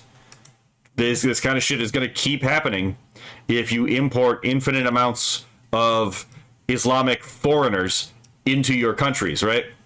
And the left know this. The left leaders know this. This is why the Labor and conservative governments participated, because they're both leftist. But this is why they they participated in this. It's the Red-Green Alliance. The left, the communist, progressive, and the Muslim work together to destroy the culture of the West because it's a common enemy between the two. Oh my God, this happens all the. Philip says Innsmouth is a town created by Lovecraft. Yes, it's just my brain is a little fried from all of this, so I didn't exactly remember that. It's not a religion compatible with humanity in general. I would agree. I think this religion is, generally speaking, against human nature because it is contra reason, and it is also contra to human flourishing. So, you know, the pursuit of eudaimonia. Those are the two most important things for the human being, is the pursuit of his own happiness, is eudaimonia, and his status as a rational animal, right? Islam insults both. So it is about as anti-human as you can really get. Just a barbaric free-for-all? Yeah. It is a religion of people who... it is the religion created by a sex pest, you know, so what do you expect about this, right? So, that will be it for this episode. I have to now stitch all of this bullshit together into one long video, and I already looked at what I had last stream, so that's going to be definitely over a 9-hour video. So, I will see y'all hopefully in the next small project, not just in the next big project, so take care. Okay, so I have recorded that episode. Oh my God. I think I'm going to continue recording something, but definitely not fucking this, right? Oh my God. I'm going to go take a momentary break, and I'm going to leave y'all with the funny song while I go and check on something. What a slog indeed, right? I can guarantee you, like, I don't know how Asmongold did it. I don't think maybe he wasn't reading his chat all that much while he was doing it. But I can guarantee you this was going to be more than a 9-hour episode that I just recorded. This was a wonderful happy birthday, Blacksbox. Oh, good, we're done. That is my opinion as well. Make copies, right? Oh my God. But yeah. The Roach King played WoW, just another grind for him. I mean, that's entirely fair. I didn't play massively multiplayer, except for Fusion Fall. That was the only MMORPG I played, but I didn't really religiously play it. So he's got the MMO grind endurance. I don't, right? So I could have read this all on my own, probably in a day, and it would have been fine. But, you know, I still, you know, that would have been on a weekend. And I was like, you know what, fuck it. I might as well just do this now, right? Anyway, so I'm going to leave this on while I go and check on something. So I will be back. Yeah. Everybody's talking, but not my tree. The desert's got ears, but some branches keep quiet. Garcrot ain't no snitch, he stands with his crew, shade in the heat when they're coming for you. Every rock's whispering, every bush gon' squeal, but Garcrot's in the shade, keeping secrets sealed. Quoting old tales like they headline news, every cactus, every pebble trying to point at Jews. Whispering at night like the dunes got spies, playing hide and seek under desert skies. But my boy Garcrot, he won't give you up, won't pass your name from cup to cup. Desert full of grasses blowing with the wind, but my leafy friend stays true to his kin. Garcrot ain't no snitch, he stands with his crew, shade in the heat when they're coming for you. Every rock's whispering, every bush gon' squeal, but Garcrot's in the shade, keeping secrets sealed.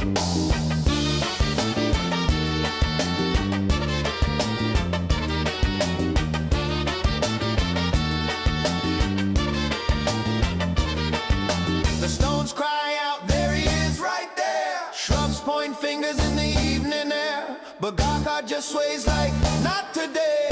He's got his people and he won't betray. Some call him the tree of the Jews with spite, but he wears that name like a badge of light. If you're running through the desert with the mob on your tail, he's the one spot where the whispers fail. Garkot ain't no snitch, he stands with his crew, shade in the heat when they're coming for you. Every rock's whispering, every bush gon' squeal, but Garkot's in the shade, keeping secrets sealed.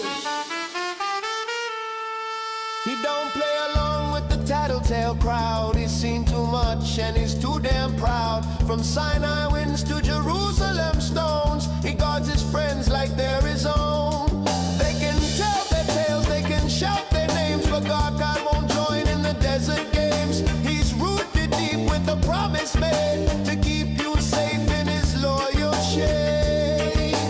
History's loud and the mob runs hot, but some truths are better left forgot. So if you need a place while the heat runs thick, find Garkot, cause he won't snitch. Garkot ain't no snitch, he stands with his crew, shade in the heat when they're coming for you. Every rock's whispering, every bush gon' squeal, but Garkot's in the shade, keeping secrets sealed. Yeah, the desert's noisy, but my tree knows better. Under his branches, you're safe.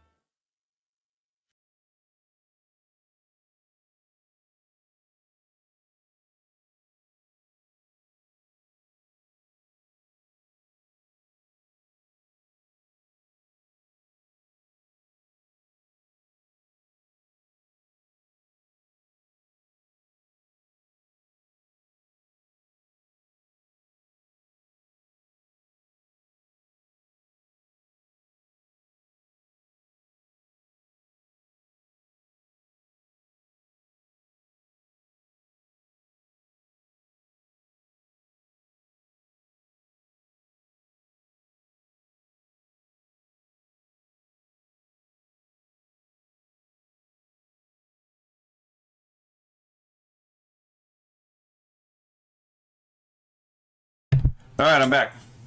It took a little bit longer than I expected. Ah.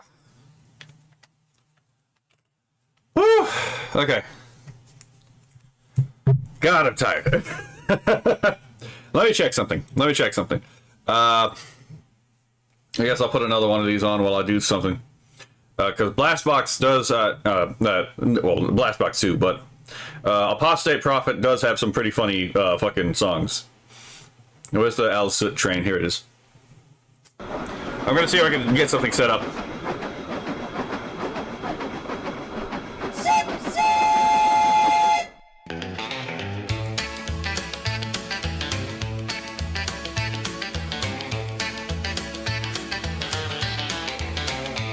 I hear that train a-comin', it's a-rollin' around the bend, in the desert sands of Mecca where the wild nights never end. Muhammad drew a circle, told his buddy stay right here. Then the Zut boy showed up naked, bringing quite the atmosphere. Zut, zut. The Zut train's coming, tall and skinny, dark and bare. Zut, zut. They're piling on him, riding the prophet without a care. No gin, just nomads in the fray, crowding around him till the break of day. Zut, zut, that train's a-rollin', a desert party that won't fade away. They mounted up like cowboys on a bucking bronco ride. All night long they crowded round, no place for him to hide. Abdullah's peeking from his line, thinking what the heck, while the Zut gang's doing laps, leaving Muhammad red. Zut, zut, the Zut train steaming, no robes, no shame, just pure delight. Zut, zut. They're forming a conga, turning prophecy into a wild night. From dusk till dawn, they kept it tight. A rodeo beneath the starlit lights. Zut, zut, that train's a-blazing, making history with everybody.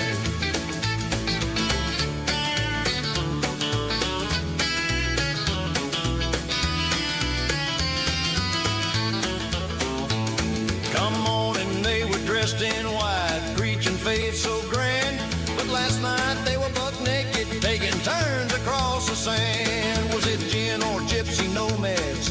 History can't decide, but that all-night desert rodeo left the prophet wide-eyed. The trains whistle from India to Arabia's shore. They're chugging onward, leaving folks to wonder what it's for. They rode him hard, they rode him free, a tale too wild for theology. That train's still hauling, a story carved eternity. If you're seeking revelation, better watch out for the crew. Them Zut fellas might just hop on and ride the night with you. Muhammad shook the sand off, said let's keep this on the low.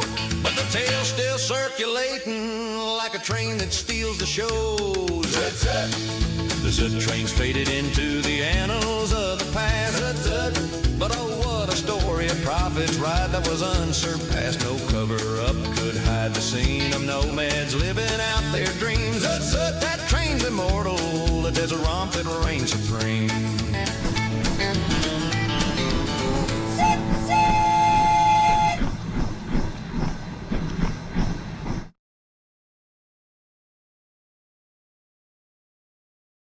Okay, I got GeoGuessr initializing.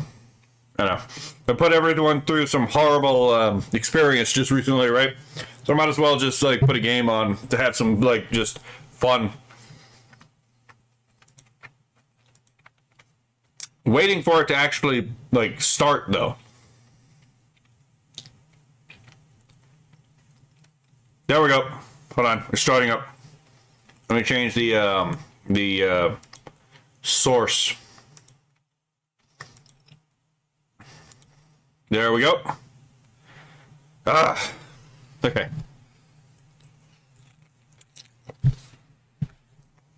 Got myself some food as well. Oh my god, I needed that food.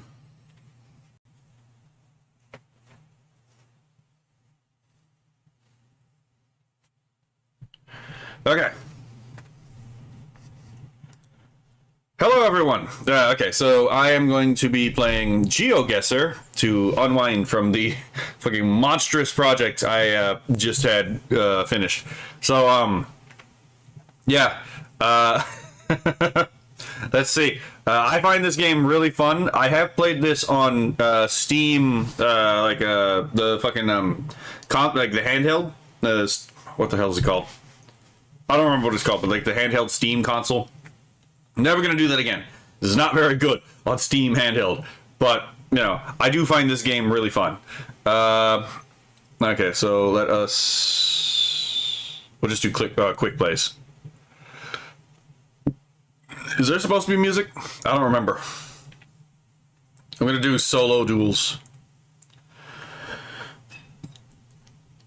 So yeah, I guess these are my stats. Am I not doing this correctly?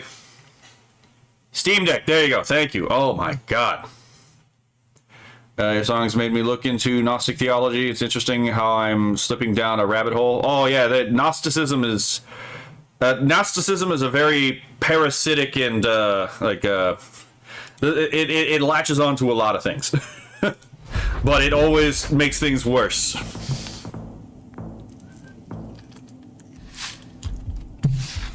Uh-oh.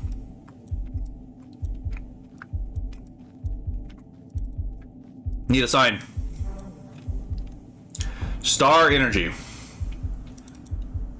Okay. Okay. English, black people. There's a couple places we could be. Looks like a third world nation.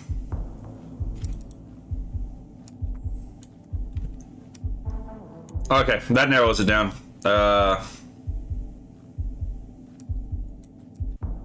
Still a couple places it could be. It could be South Africa.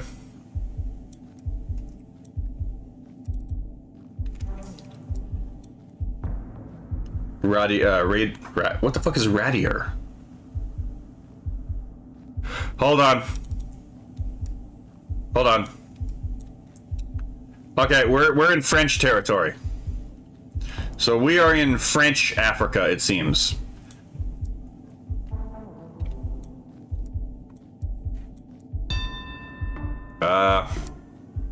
Shit. I have no idea. I'm gonna go with fucking Guinea-Bissau, I guess, right? Or Burkina Faso. Damn! Yeah, Guyana, Africa, Europea, right? India, right? Okay, where are we now? Looks like I can read something here. Holy crap, that was fast. I don't even fucking know where...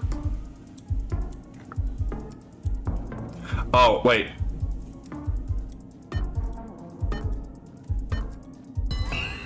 I'm gonna make a guess. Damn. So it's Ukrainian. Grace, nah, that was Cyrillic. Okay, let's see what we got here. Oh, sweet, to sign. National diplomas, registered. Okay, hold on. I know exactly where this is at. It's in Zambia somewhere. Okay. I don't know specifically where in Zambia, though. My guess is because of the ZA.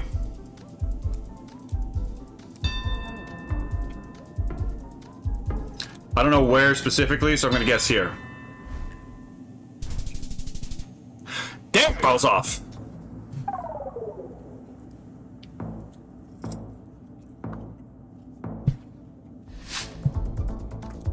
Alright, where are we going?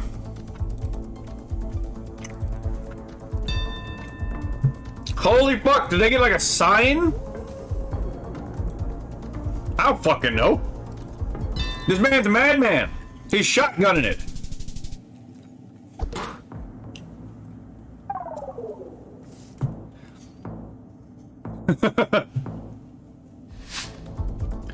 Alright, we got another third world hellhole.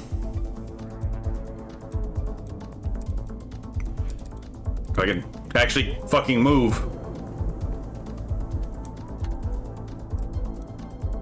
I forgot I could use the arrows. What the hell am I looking for?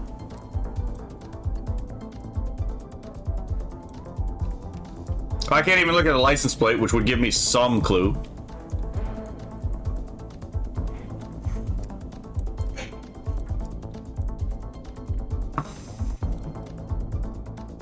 Well, I know there's farms and they're using Latin, not Roman, Latin numerals.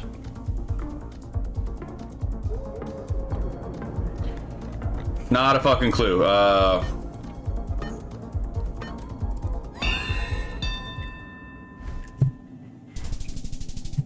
damn it.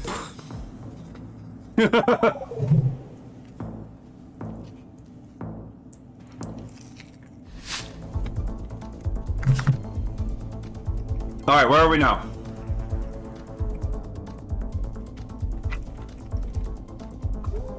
What the fuck is going on with my mouse? Oh my god, my mouse is malfunctioning.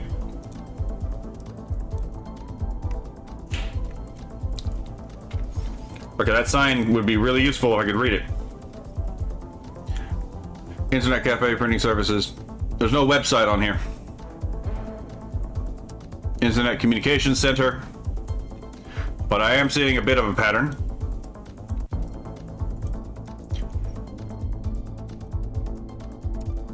Oh, wait, son of a bitch. Okay, why is my mouse doing this? Son of a bitch, she's not there anymore. Hold on. Okay, that might actually be useful. Hold on.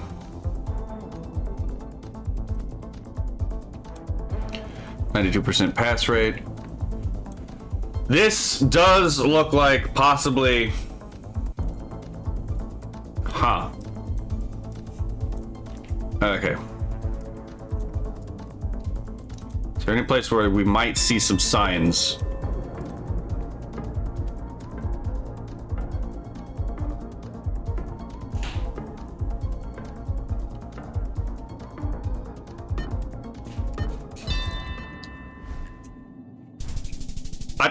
Every Every fucking time I guess anywhere else, judging how every fucking time it's South Africa.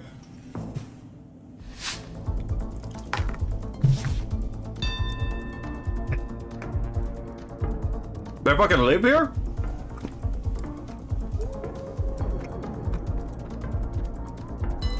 My God, man.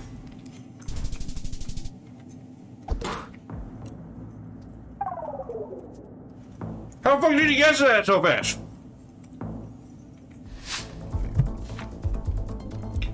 Alright, let's see what we got here. Well, I'm gonna guess somewhere in the Spanish lands.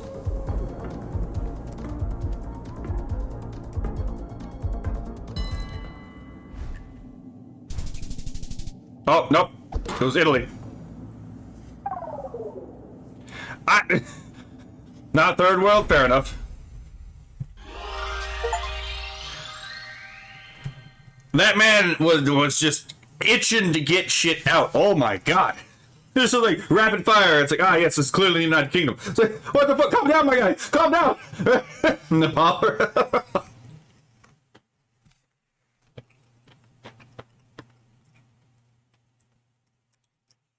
Go replay. Oh, son of a bitch. That's not what I meant. I thought replay. It's been a while. I thought replay meant like play again. Okay. Select. Play. Alright, let's see what we get now. Oh God. There's no signs. Except there's one right here. Oh, you cunt.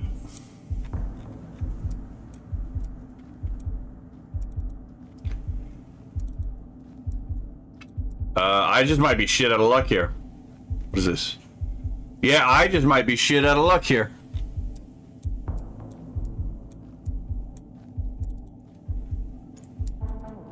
It could be Arizona. That is a possibility, Kura.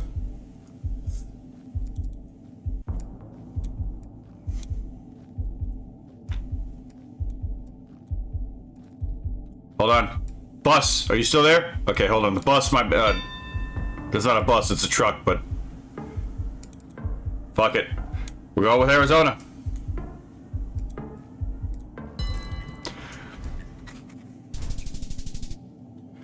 Well, I got mogged.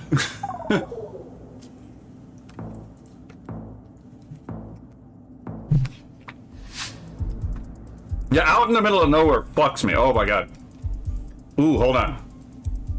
Hold on, hold on. I need a sign. I need something with writing on it.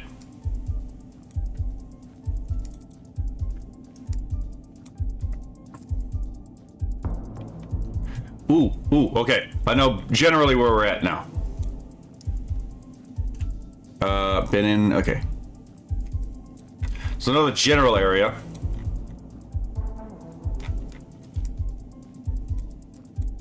I just need some more information to narrow down what specific country I'm in. Well, yes, it's in Europe, probably.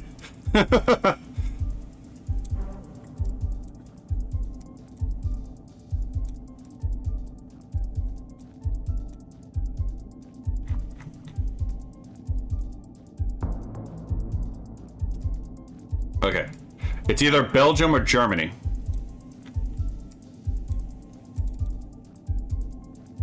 These are some really pretty houses, though. Oh yeah, no, this is definitely not the Baltics. that was clearly German on the sign. My theory is probably Germany, but if I could find something with a website on it, that would help really nice. I don't know where the fuck Donnerstock is.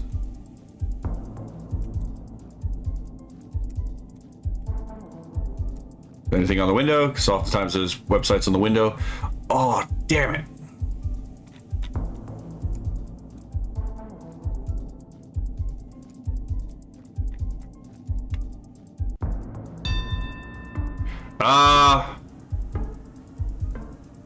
Okay, yeah, I'm pretty sure this is Germany. I just don't know where specifically. Well, right at the fucking bottom of Germany. Damn it.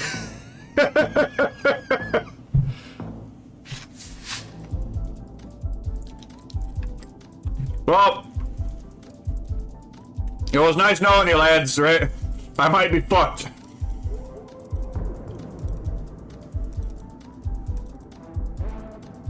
Oh shit, hold on. Oh, hold on. Hold on, we're in Spanish land. I don't know where Bienvenidos is. Is that a fucking state capital? Fuck it. I'm gonna be racist. I'm gonna be racist. Damn it! I got fucking mogged. Arizona for sure. Must be through, right? I haven't been beaten that long in quite a while. I've been beaten that hard in quite a while. Woo! Alright. I love GeoGuessr.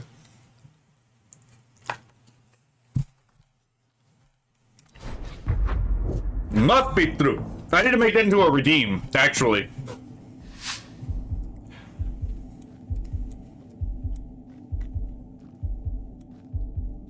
Okay, so it's in English-speaking territory. Very likely the United States. What the fuck is Papa Murphy's Pizza?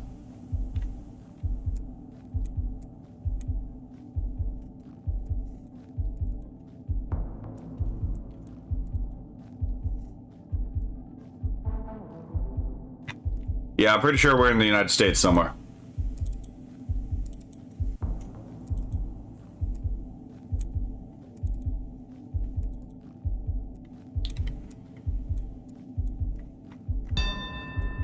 Intrust Bank. What the fuck is Intrust Bank? Yeah, I'm just using that as a placement. What the fuck is Wesley Hospital? It looks like a Pentecostal hospital. Oh, I pulled that one out of luck. New York, Pennsylvania.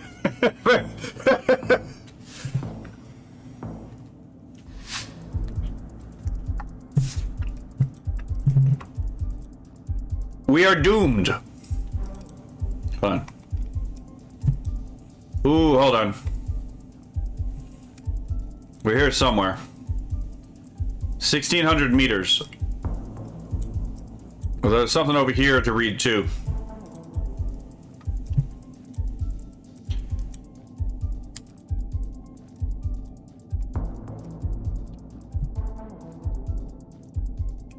Delamont, Eliard. What the?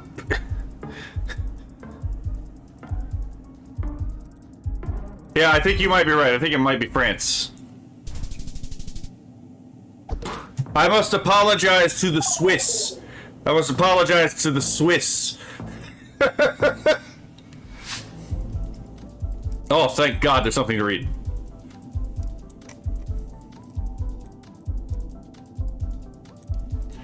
Okay, so there's like 3 places it could be. But that's for, it looks like that might be French. Realistically speaking, there's only like 2 places it could be.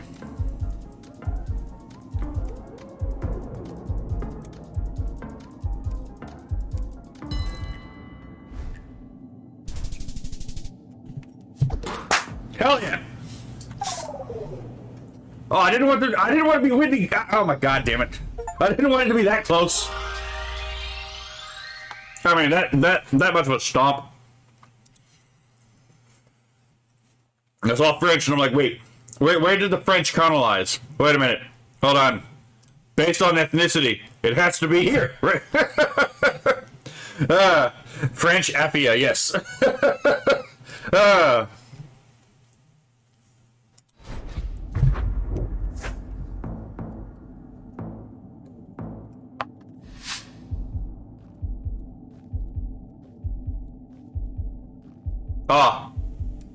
Ooh, hold on.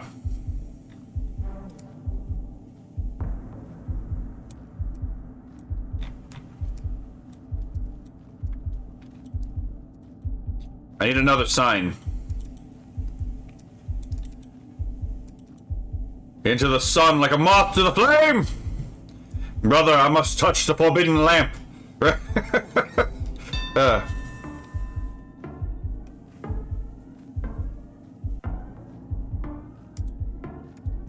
I have to guess,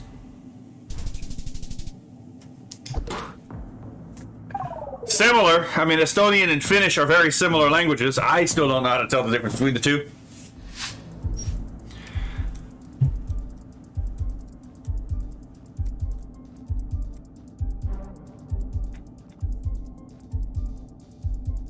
What the fuck is this? Looks like the in town might be over here. Oh, I can't go over there? Ah, oh, you bastards. Ah. Okay, well, this looks like it's Spanish land. Looks like that's a, yeah. It's a Spanish land which also has English signs, which narrows it down. Shit. Okay, my mouse went wonky. Oh yeah, definitely flooded. Okay, Spanish land that speaks English. Wait, go back here.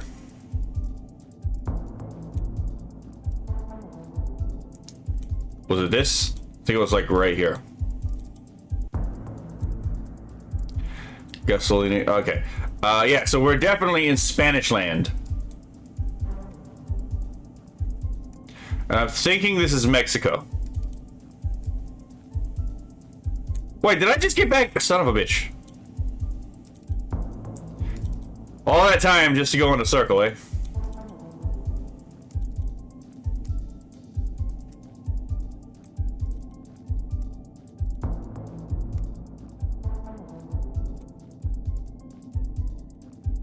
Now I have to think about where the safe places in Mexico are. What, Chile or Colombia? Very tropical. Interesting. But then why would there be an English sign?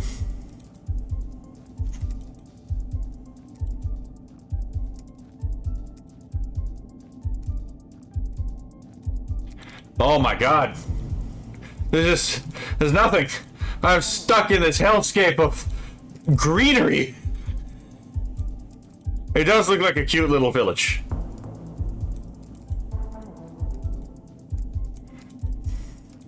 There's a cute little village in the middle of nowhere. You know, it could be a tourist trap.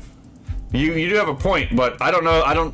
You know, my family like fought in the battle in the Alamo and in the Texas War of Independence, so I wouldn't have to speak Spanish. So I don't know much about Spanish countries, right? Spanish land is a little bit obtuse to me.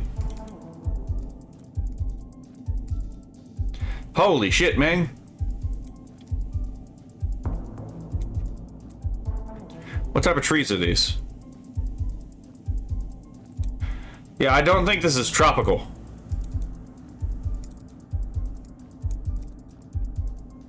Are these, Son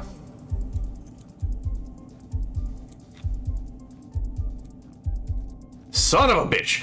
Well, it looks like Supersonic is a little bit fucking lost too, to be perfectly honest. Yeah, I think it's Mexico.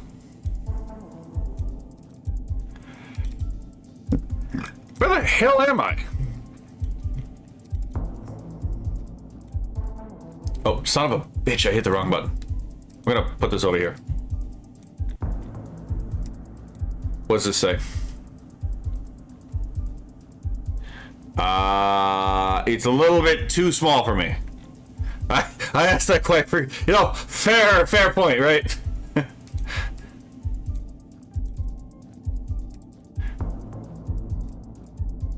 Well, that's just a...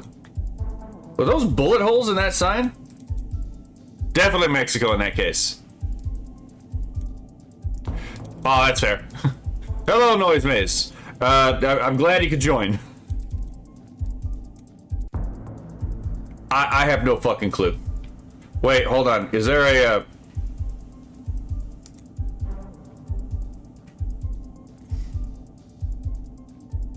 Oh, shit. Clicking on that actually opens up, like, Google Maps in your browser, which is not what I tried to do. I'm trying to see if, hold on. Fuck it. I'm just gonna go.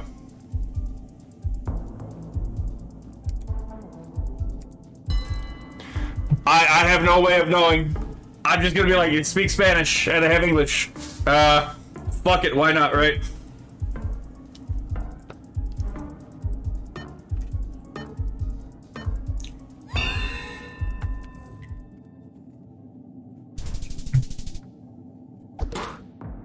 Well, I had the right country. Speaking of Taken, will you be watching Citizen Vigilante? I'll have to look it up. I actually don't know what you're talking about. Oh, fuck! Oh, there's a sign over here. Or maybe not.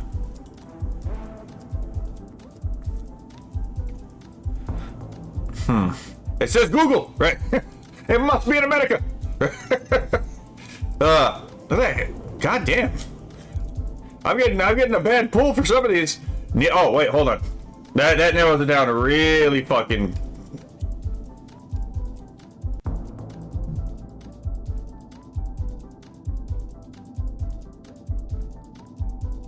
Now, if we can, so, Nin Bin, or whatever the fuck that is, like 17, you know, it's a little bit far that way. Well, it is definitely Vietnam, right? I just want to see if I can find anything, like, to narrow it down. Hopefully there's another sign that has a location name on there that I recognize. Oh my god, this camera! Hold on.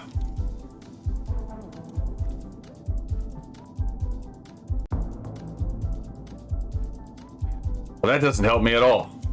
Well, I'm talking about Vietnam right there. You see the Viet, right?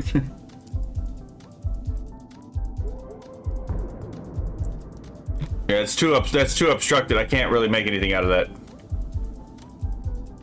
Hey, look, communist propaganda.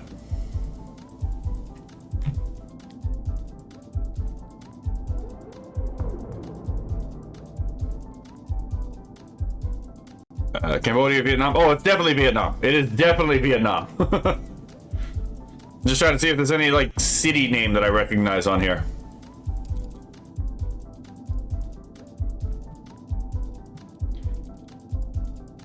What the? Wait, what? Okay, my mouse is doing the thing again. I swear to God, I turned around. Son of a bitch! You know, at this point, because my mouse is freaking out apparently, I'm just gonna use the, I'm gonna mostly use my keyboard if I start moving around, apparently.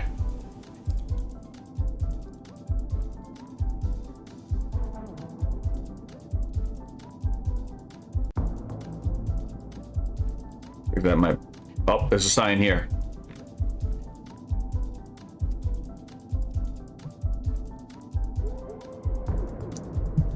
Okay, that doesn't tell me a location that I recognize. Huang, Vietnam, definitely, right? Right. Let's see. I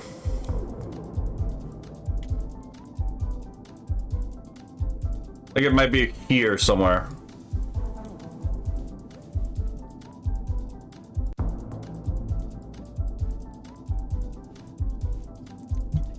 I'm gonna go right between the two dongs. I at least know I have the right country.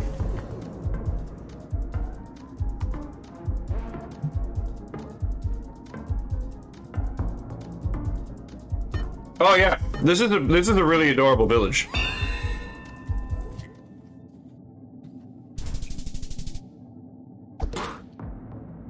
Well, at least I got the right country.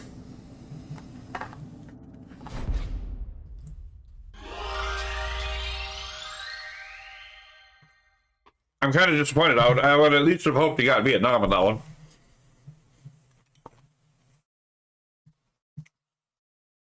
I don't think they would straight up give you the name of a place. Would you even know if you see it? No, but I was looking at a map, so there was a possibility that I might see a name that would appear on a map. Oh, YouTube is eating my messages again? Oh, well, that's awful. Wait, what happens if I, Well, that's fucking useless to me. Alright, let's try again. Hold on, let me catch up with the chat. Pretty humid that day. Yeah, very humid that day, right? It's a new action movie that just came out a few days ago, kind of like Liam Neeson's Taken. Huh. I have to check it out. Was it Viet Cong? Well, it was closer to the... Yeah, it was closer to the north, so yeah, it was definitely Viet Cong.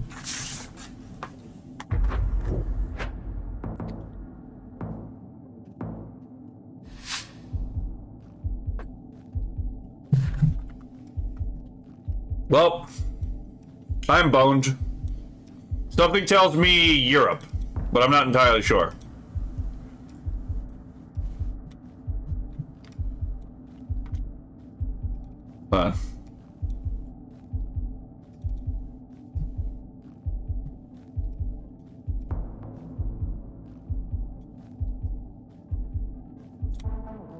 Is there anything that I can get from these? I might revise my assessment.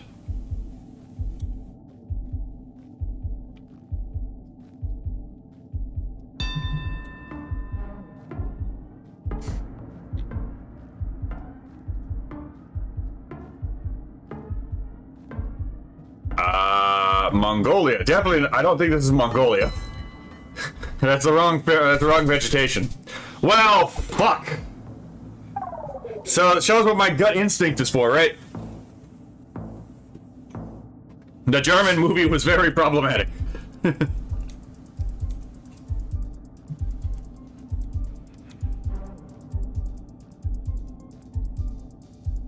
Let's see if we can find a sign in the city. Okay. Oh, I should have learned phone codes. Fuck! But we're on Spanish land. Okay. A website would really help. Because I don't know off the top of my head what...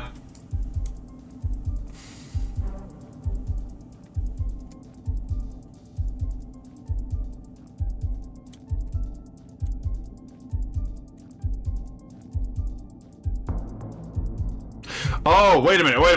No. This is not Spanish land. This is actually... DC is actually Portuguese land. Hold on. So it's somewhere in Brazil.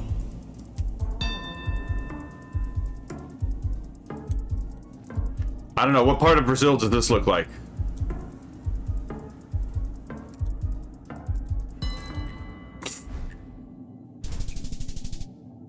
This motherfucker knew exactly where it was.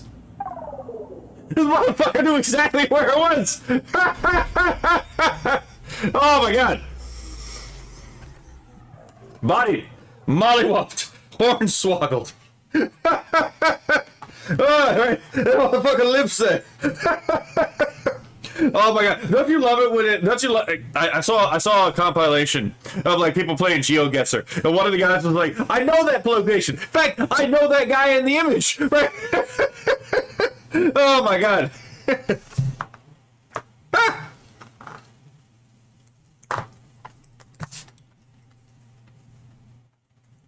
So, fun fact about the thing I'm eating right now, right? It was pork chop, rice, and beans, and I just got it all together in one bowl, and I got some of the fucking pan meat juice in the concoction. It was kind of delicious. Can you tell Portuguese from Mexican? Yeah. I mean, I can if I'm paying attention. It depends on, like, what text and how large of the text you're giving me, though. Oh, wait. Hold on. I see the European Union thing.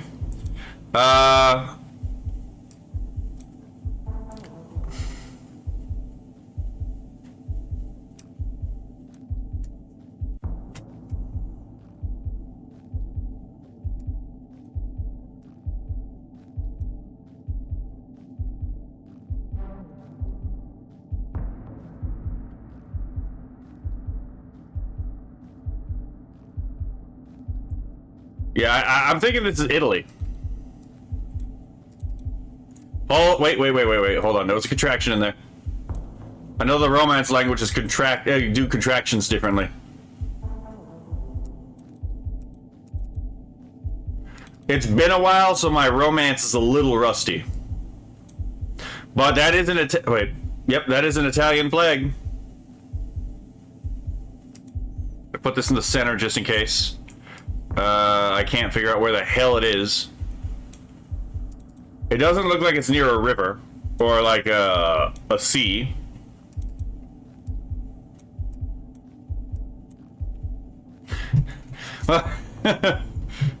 Grammar is kicking my butt in Spanish lessons. I mean, that's fair.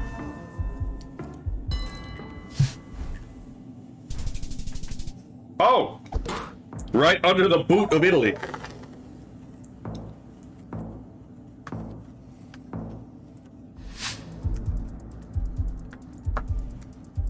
Right.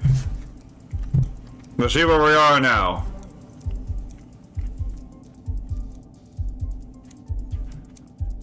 I suspect I might only be able to find a sign if I go this way. What the fuck? Okay. I'll take it. I don't know what I did, but I'll take it.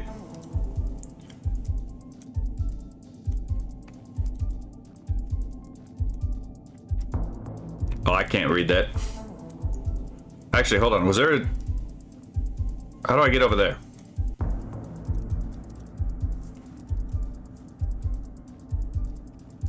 Okay, there's a stop here. These usually have something to read.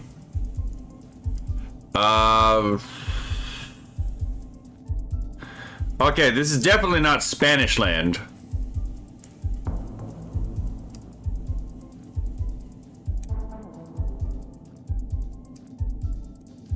I don't know, something about this gives me this location. Especially the, what seems to be... Oh, god damn it, it's in Malaysia. Okay, so it's somewhere in Malaysia.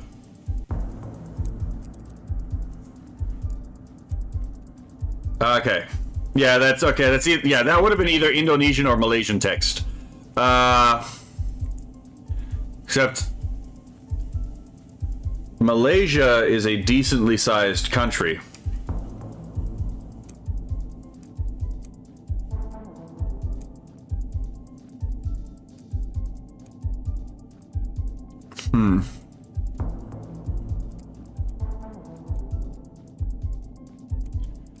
Let's see if we can find any details over here.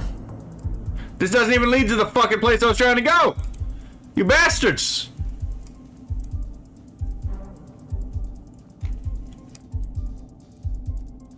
Alright.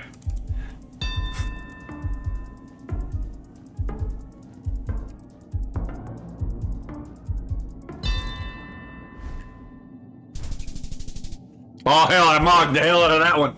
Right. I either really hit it or I really don't fucking hit it, right?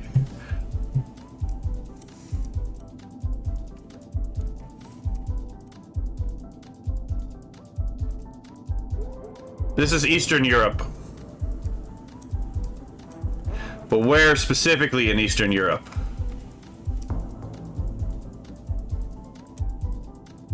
Oblast? Yeah, that's definitely So this is Czech or Slovak. Must be true.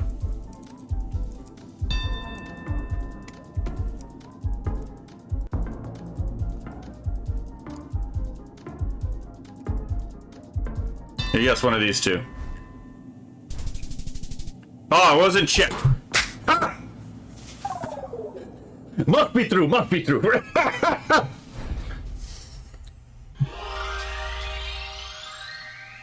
If I get signs, if God will send me a sign, it helps me, right? I spent a lot of time studying language. I spent a lot of time studying people's writing systems that I'd never be able to read.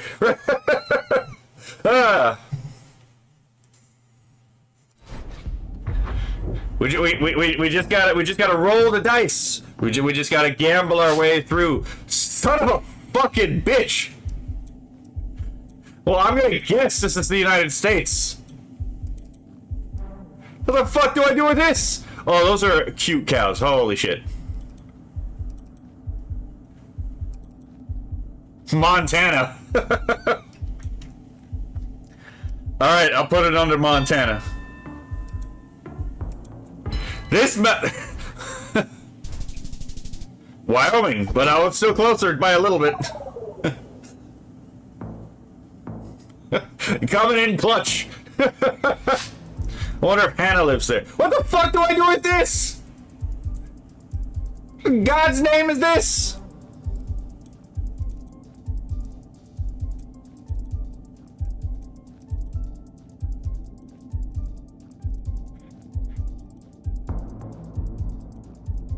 Trolled softly. If you're a biologist. Great Plains, let's go. I don't know that this doesn't look like a plane to me, right? Let's see. Africa, possibly. If I saw any animal anywhere, it would help me. But I'm not a botanist.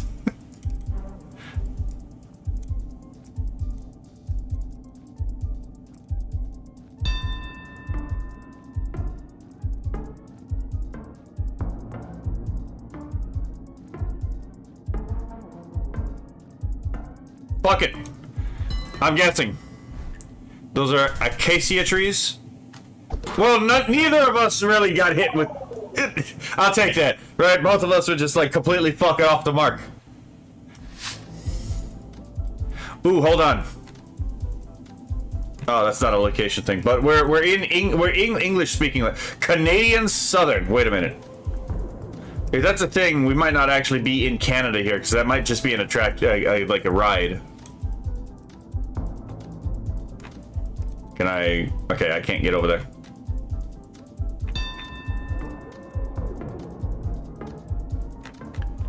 Fuck it. I have no idea. Alberta. I'll go with yours. Holy shit! Right on the fucking money, Cora. Holy crap!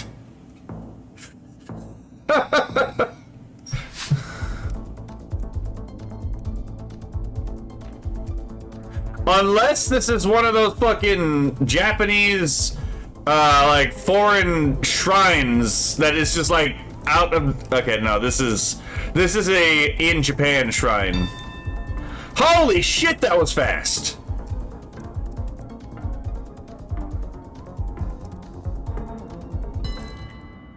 Okinawa? Oh, fuck, it was in Hokkaido! Fukuoka! I like to try to do this with like some kind of like process of elimination here, but the people on this game get a little impatient, right? Where the fuck did the sign go?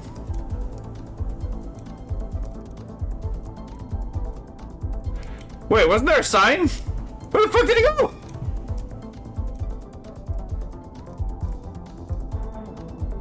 Oh fuck! It was probably that. Okay, no, never mind. I was. That's embarrassing. Kentucky. Yeah, I don't know what happened to the sign.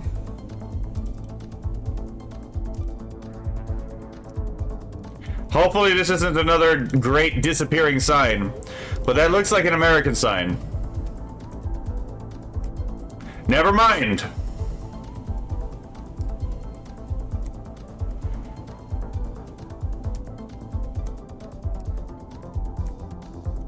Okay, if I can get something else, because that does not look like Dutch to me.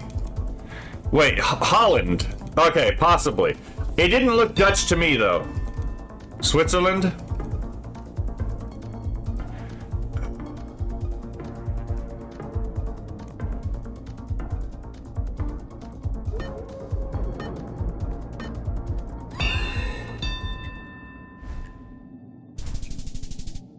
Son of a bitch, you was Dutch! God damn it!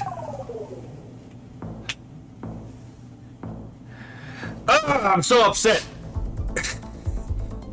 Then again, I stopped taking Duolingo for Dutch like 6 months ago, so my Dutch is a little rusty.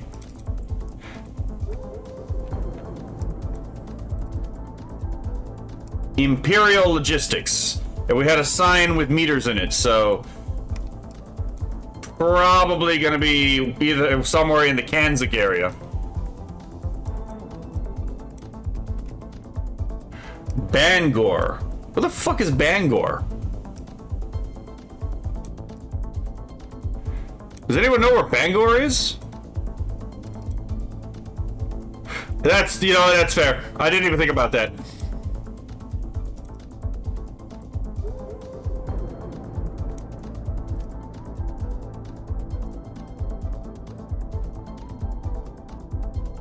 Move, you bastard.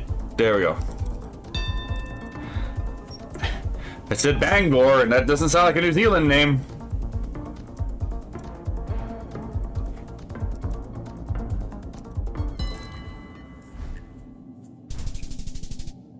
Oh, fuck! Fair enough. I would never have guessed Bangor to be like a South African location name. What the fuck is happening here?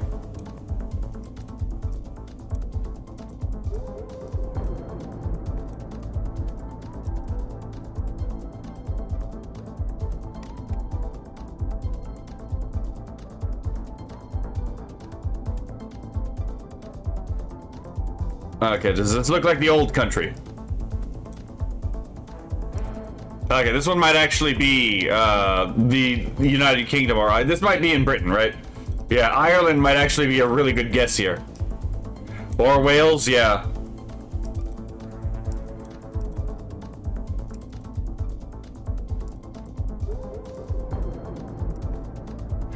It would have been nice if I got a... Yeah, I think y'all are right. I think this might be Ireland, but I wouldn't be able to tell because of the fucking... I'm not a botanist!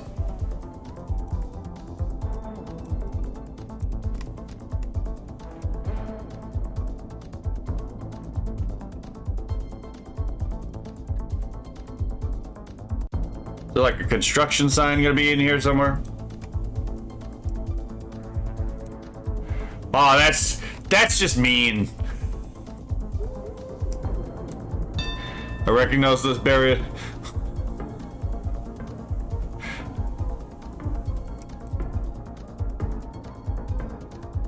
I don't know whether it's north or south, but... Damn! Hold on, is that Island of Man? Holy shit, that was the Island of Man.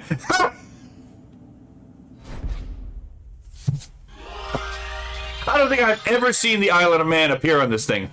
That's actually legitimately a first for me.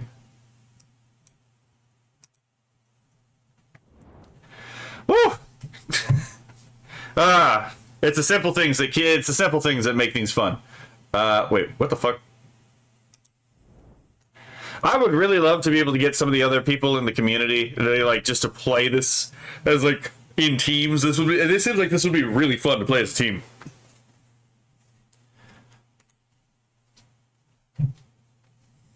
All right, let's try again. Irish font, fair enough.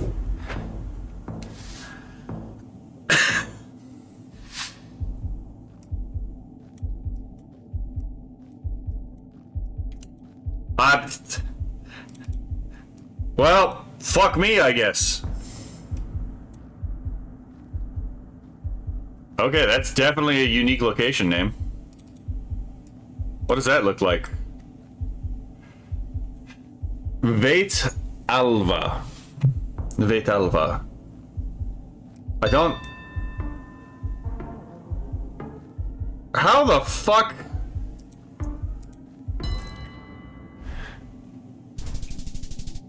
Oh, it's like... Ha! Okay.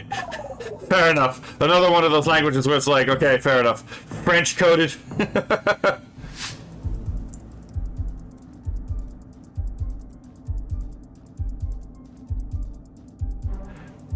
Okay, we got a bunch of people of my skin tone. So we're probably in Spanish land.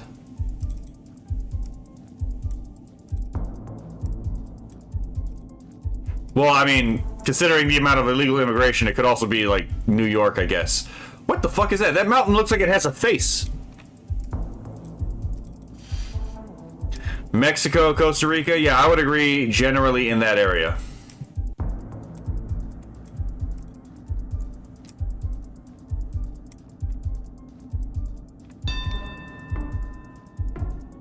Oh, there's a Saint Benedict medallion. We're gonna go somewhere around here. Oh shit, that was like right close to Mexico City. Not again! Damn it! I would like for one of these to be cutthroat, man. I would like to be able to actually have a cutthroat fight in this. Ah! I didn't see any red skids, that's fair. Ah. Ah.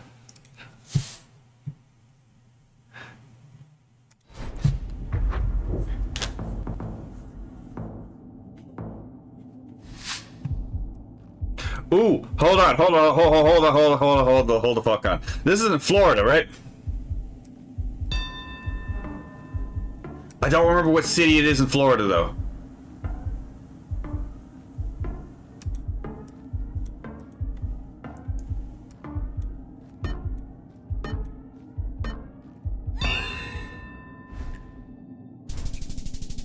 God damn it. It's literally Houston. Oh my god. Yeah, you know what? Because that was probably a museum, not actually a fucking... Oh. How fortuitous! We are definitely in Vietnam. I recognize that fucking French-based chicken scratch anywhere.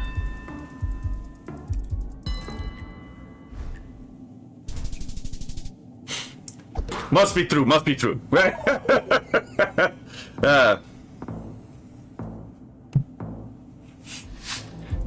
Alright, Canada man, what do you got me?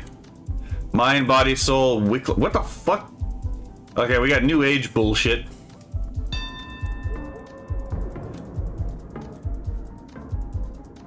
This man must live here. I don't know where the fuck it is, but I'm gonna guess it's somewhere in... Well,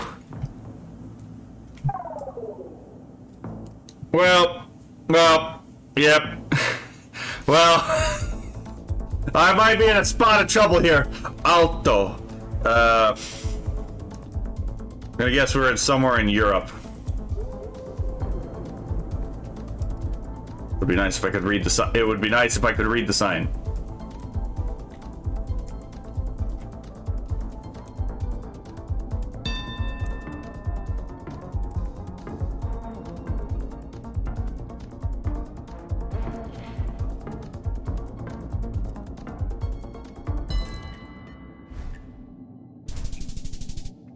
Well, I'm still dead. Oh, wait, I'm still in the game. Fuck. You have a good day, Blastbox. Oh, I'm fucked. I am absolutely boned.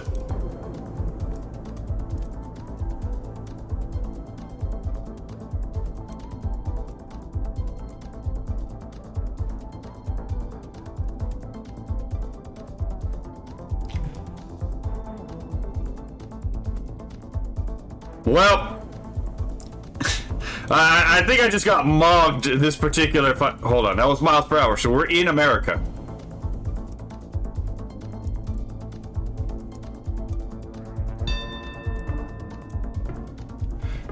Oh, fuck. Okay.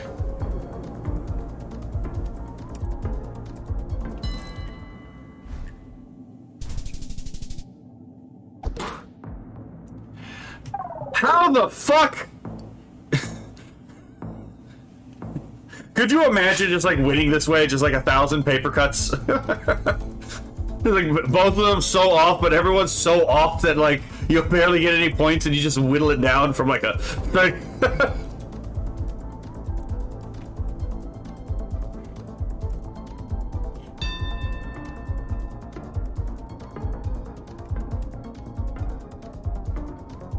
I don't know where the fuck this is. As far as I get, it's fucking Papua New Guinea.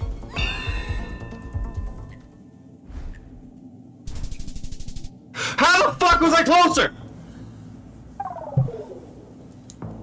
That was just like straight up a guess. You know, truly God has a sense of humor.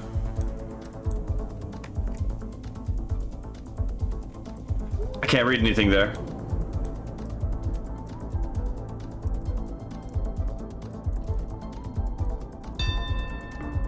How the fuck?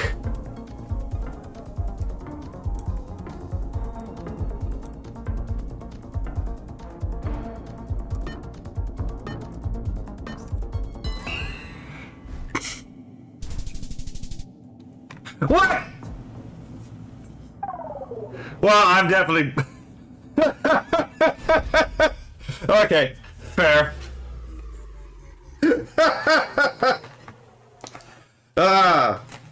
Yeah, I got mogged that fight. Holy shit.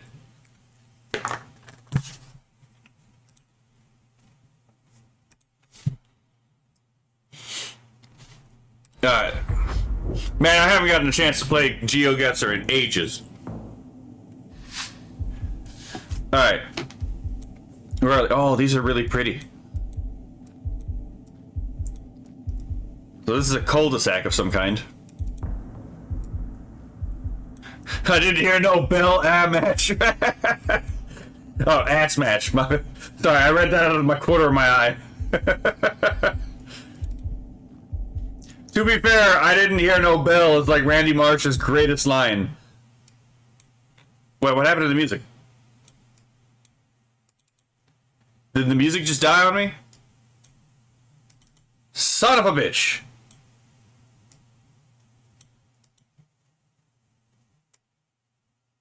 Well, that's frustrating.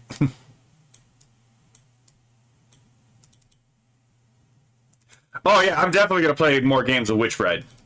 Wedding Witch. There you go, Wedding Witch. I'm definitely gonna play more Wedding Witch. Because I love the game, to be perfectly honest. I want to eventually get all of the witches. Where the fuck is this? There's no signs. It's just Willow, which is a street that could be a fuck in like Britain, United States, Canada, fucking. Hold on, for sale. There's a website on there, almost certainly. Ah, damn it.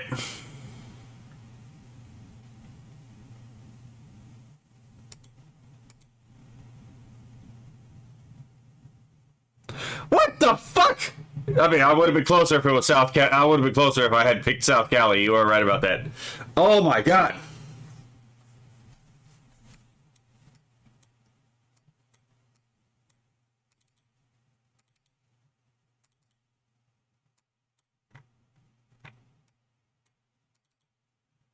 Well, the music seems to have died. Did it die for y'all as well, or did it just die for me? I'm legitimately not sure. I know GeoGuessr does this on me a couple of on occasion. Oh shit! I didn't even see. I can't. Hold on. Yeah, my headphones are still on. Let me test something. Okay, so it is okay. It is actually the thing. Okay. All right, hold on. Son of a bitch! It moved. Okay.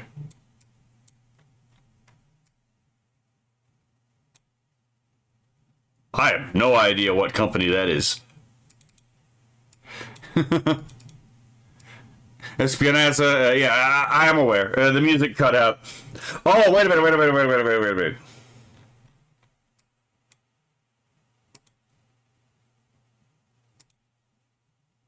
No, shit, it was Turkey. Like, right at the end, I was like, fuck!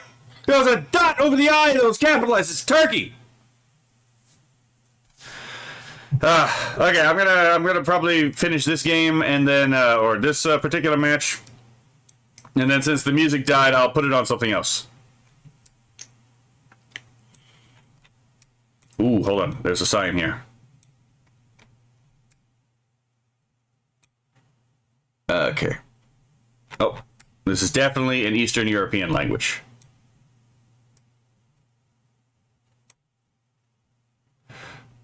Shit, it's not Poland, but it's close enough.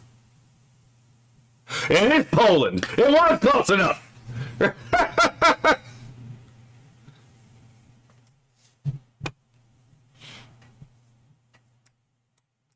Uh-oh, where are we? Where are we?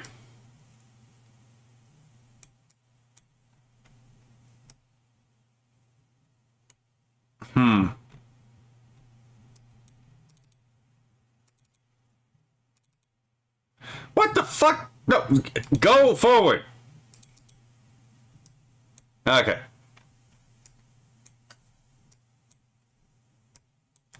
Volta así. Okay.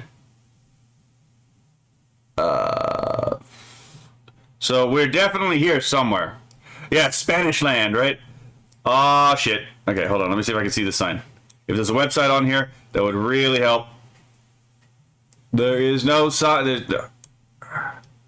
Son of a bitch. What made you think it was? What the fuck?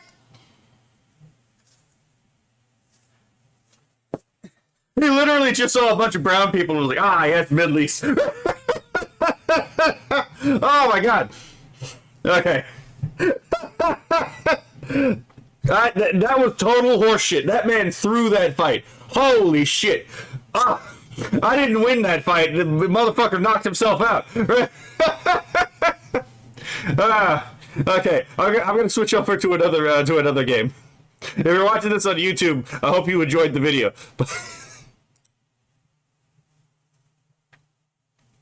Alrighty then. Holy shit, man. I should not have won that one. That fucking absolutely threw that fight. I can confirm that. Now let's go down to here. Alright, so I am picking another one. Off to bed. Y'all have a great night. Y'all have a great night too. This game brings out the racism a little bit, right? It's a little bit of playful racism. Alright, now let's go to here. There we go. That should have switched over the thing, so when it loads in, it'll be done. Alright. There we go. Yep. There we go. Wait. What? There should be music here. What's going on?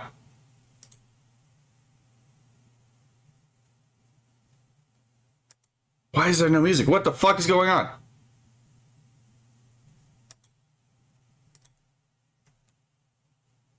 Hold on, there might... Okay. Women wearing in hijabs are being beaten. Obviously not Middle East, right? He's not wrong. He's not a line, but he's right. What the fuck? Background music volume. What the hell? Where's the music? What the fuck is going on with... Okay, hold on. My sound is actually... There's something wigging out about my sound.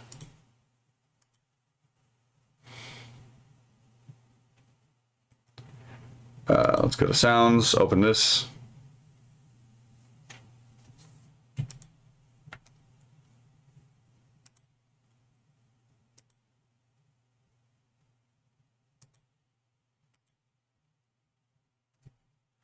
Okay, so that is okay, so it's recording my voice.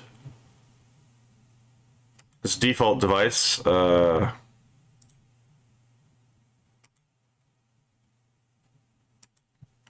the fuck? Hold on, let me try something. I don't know why this would work, but it might as well be worth testing.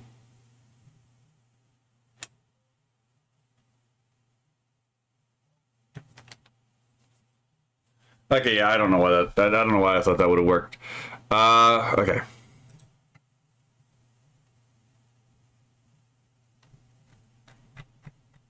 It's fucking what? Okay, hold on. I'm gonna try one thing then. Tell me if y'all can hear this, or I should probably be able to hear it, and y'all would be able to hear it as well. But I'm gonna try and see if it can catch a sound on YouTube.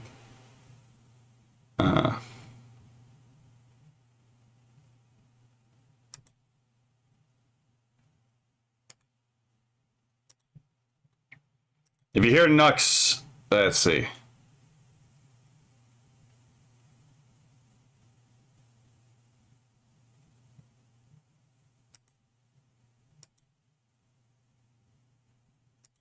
What the fuck is going on?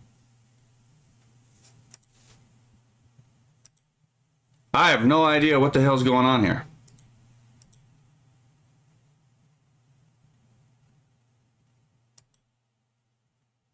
Okay, now everything is deciding to not actually work. What the fuck? Okay, that's fucking annoying. Testing 1, 2, and nothing, right? Yeah. Okay.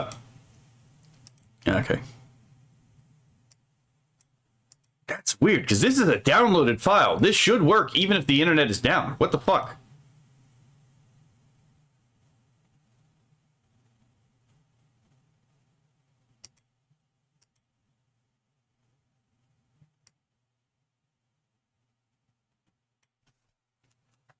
Okay, that didn't work. What the okay, so that window is not working, which leads me to believe that for some reason just the audio of all of these in general is not working. So let me test something out.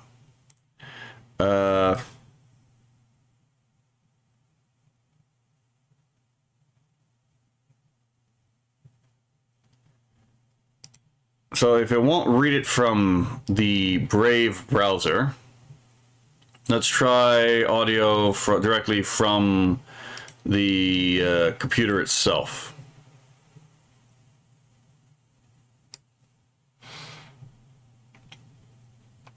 All right.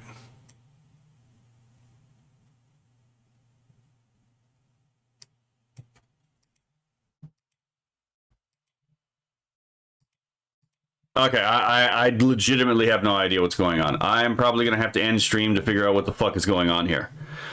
So in that case, if I'm going to have to end stream anyway, I'm going to see if I can find someone to raid. Because I have no clue what the fuck is going on. There doesn't seem to be anything identifiable causing this thing.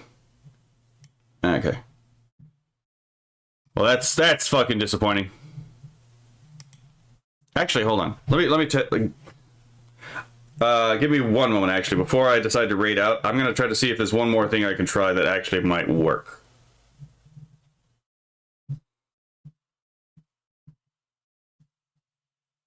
Okay. I know this is annoying. Hold on.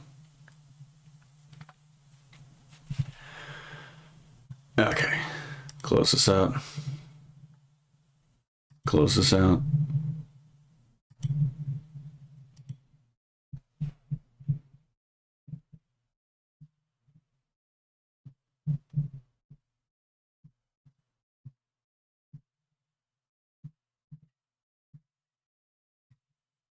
All right, let's see. Because I thought it was just the game, but it seems to be just the desktop audio entirely.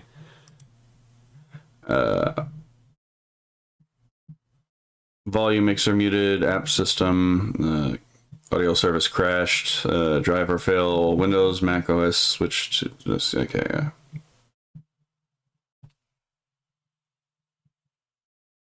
Okay, so go to sound settings.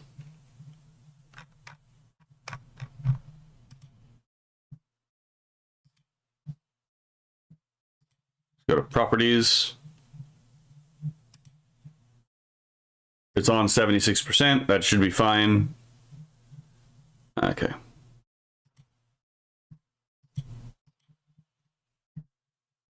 That's fucking annoying. Actually, what if I do this?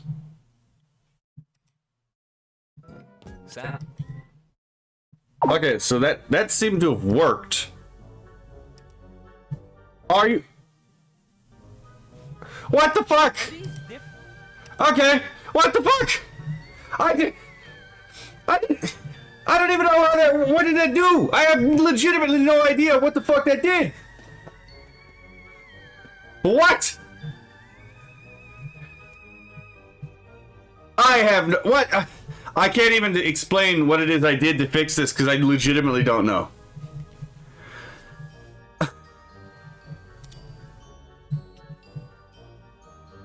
I guess we'll go. I guess we're starting this again, right? All right. So after some technical difficulties, we're going to be playing Wedding Witch, I guess, right? I love Wedding Witch, but holy shit, that was. I don't know what just happened. Game start. Let's see. I could go with area of effect. Let's see. I could go with melee damage. I could go with like projectile. I'm gonna be real with you, Chief. This one is my favorite one out of the ones I have so far. Like, I get it, Ada, and I get it, like, whoo, but it's like, I like this one. This one is my favorite so far.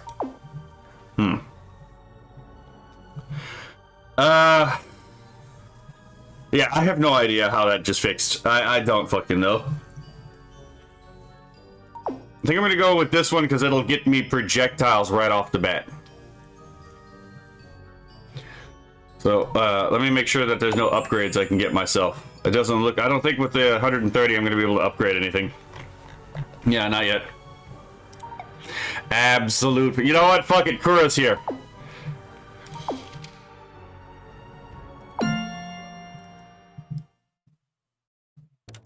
Melee worked last time, became broken. Yeah, I mean, I've gotten all of them to become broken at some point in the game, right?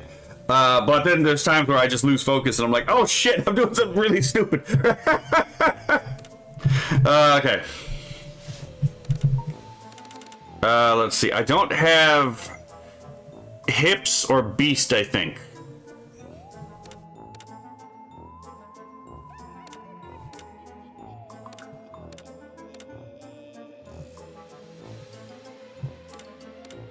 Okay, so this route gets me hips and beast, so I might be able to get this one. We're gonna go with an onslaught.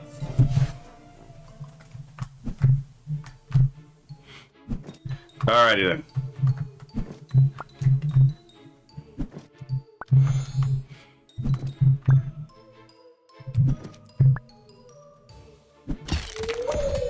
There we okay, so we got a bouquet has just appeared. Ain't blue beast? Yes, blue is beast. Okay, let's see. Absorption radius up, boutique attack power up, angle of attack up, or speed up. I'm gonna go with all of these will be useful at some point, but I am gonna go with probably the angle up for right now. That way I can just hit more with a single swing. There we go.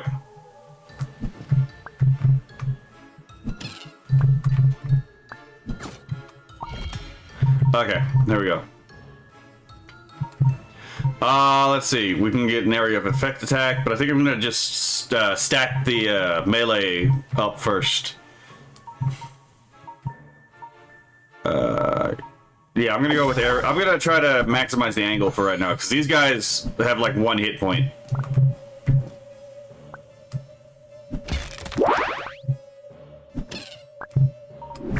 There we go.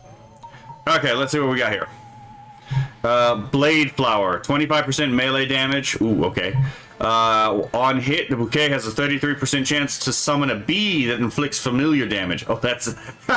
Fair enough. 40% gold income. Pumpkin potion box drops an extra gold piece.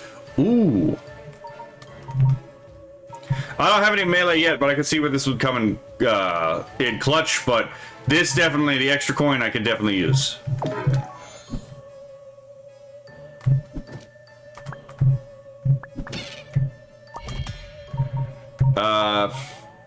Okay, let's see. Critical rate up. I don't really need the crits up. Attack range up. Let's attack further. There we go.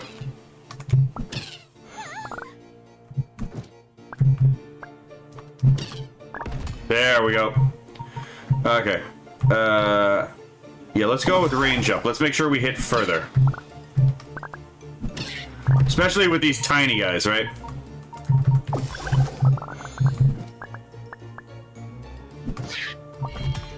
Alright. Let's see, what do we have here? Speed up, angle up. I think we can put a little bit more speed in here.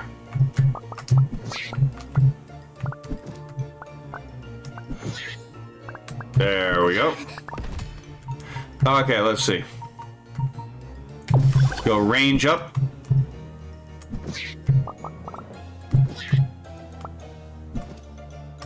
There we go.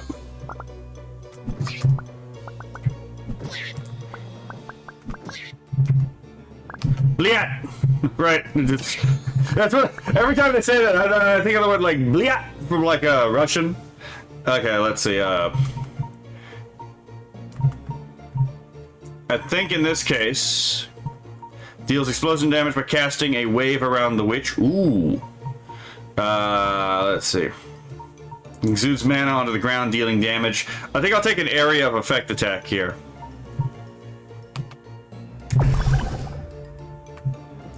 Oh, yeah, I remember this. Damn it. Okay. Let's see.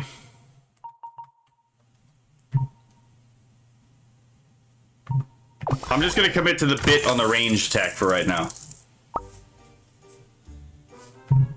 Okay, so we can get either hips, which gives us area of effect, or we can do beast. I'm not gonna lie, I'm enjoying the view of beast right now. But anyway.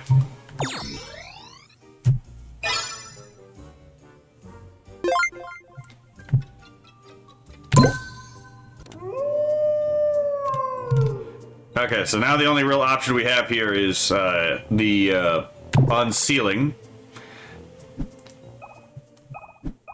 Ooh, okay, so we got the wolf. Damn, that thing moves fast.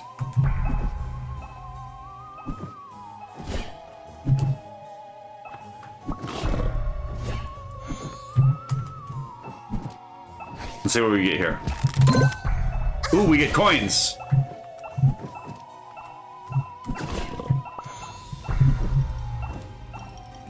Yeah, for this, for the unsealings, you basically just gotta make sure that you survive the timer. Okay.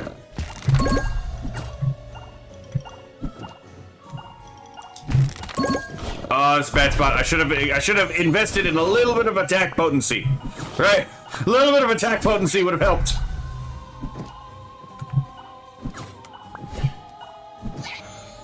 Oh, they really don't want me to get to that bouquet. There we go. We got to the bouquet. Wolf protect and attack. Yes. The wolf protects and attacks. Let's see. Gunflower. What the fuck is a gunflower? Projectile magic damage. I mean, 25%. I don't have anything projectile yet. Enemies around the witch move slower. That would definitely help. That actually makes some sense. So the Rafflesia, and you know, me saying I wasn't a botanist earlier, right? The Rafflesia is the corpse flower, right? It's a large flower that makes a rotten flesh smell to attract flies because it actually uses flies to, you know, do the pollination. Let's see. Explosion magic has 20% chance to deal damage. I'm gonna go with this one because I might need this. Oh yeah, the slowing everything down definitely helps. Okay, let's see. Speed up, power up. I'm definitely going with power up.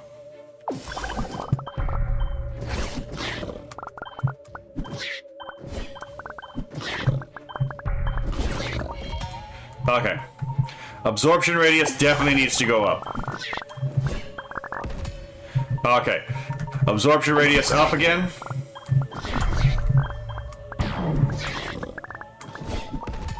Okay. Absorption radius up again.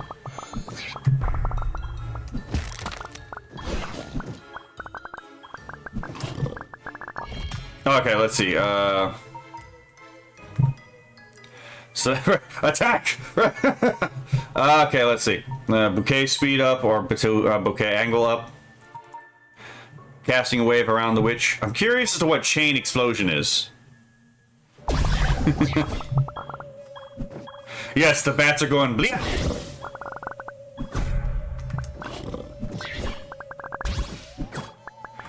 Man, the Rafflesia is busted.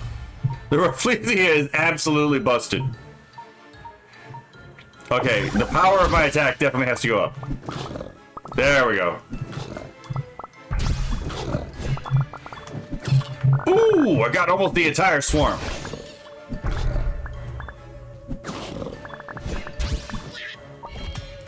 I am just making out like a bandit here. Holy crap.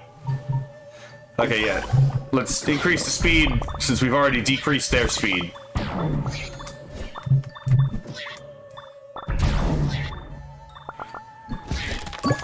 Ooh, I got a health potion. Alrighty then. Hold on. We're almost there. 95% broken seal.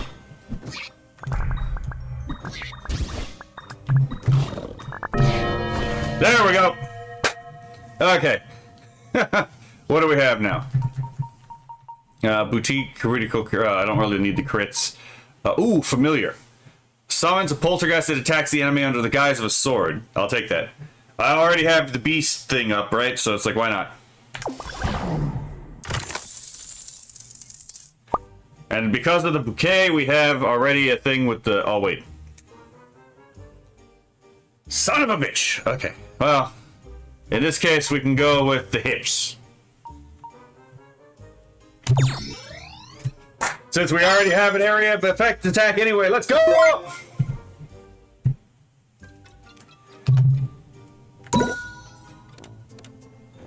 Alrighty then, let's see. We can either go... I already have muscle, so we're gonna go with the hip one.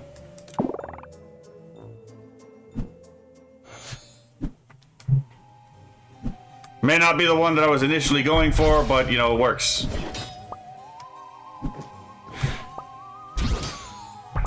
They protect, they attack, but most importantly, they come back.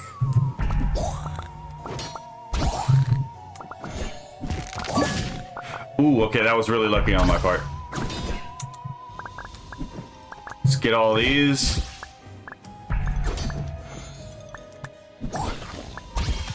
Okay, good. Let's see. At this point, we can probably get the speed up. Summon the link. Hips, big booty kitty. Right, exactly. Big. I didn't even think about that, right? Big booty kitty. Right?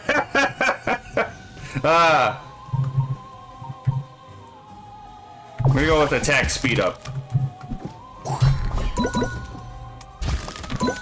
Oh, it's a good thing that was a health potion.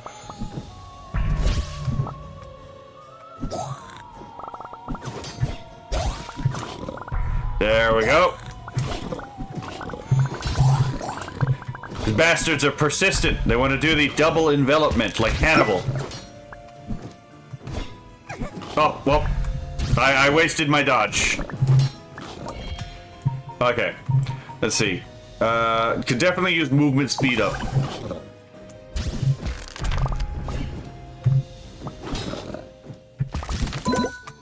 Ooh, I got a coin.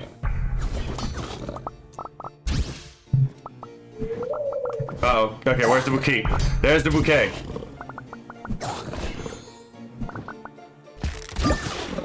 Oh, okay, that actually is really helpful.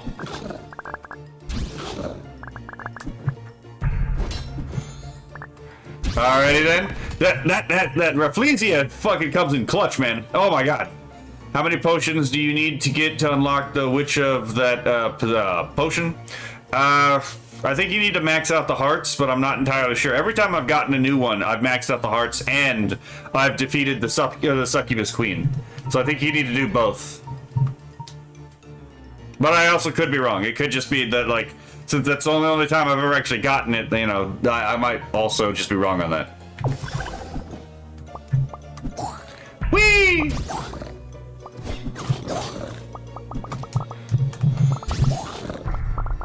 Oh, there are persistent bastards.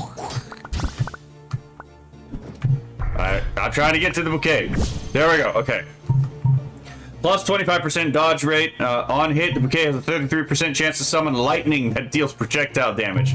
180 plus bouquet attack angle. I am going with this.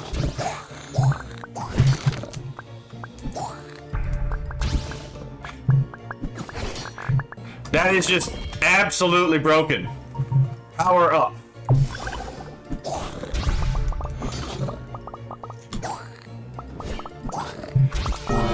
Okay, it's like 6-ish potions, maybe less if you get lucky. Yeah, because sometimes the potions will be, like, instead of 1 heart, it'll be 2. Alright, since I already have breasts and I don't really care for the corruption one, I'm gonna go with the hip one. Morning glories for the win, right? Alright. So since we're already on this path, we might as well go over here and commit to the bit for the hip potion. Oh, not this fucker again.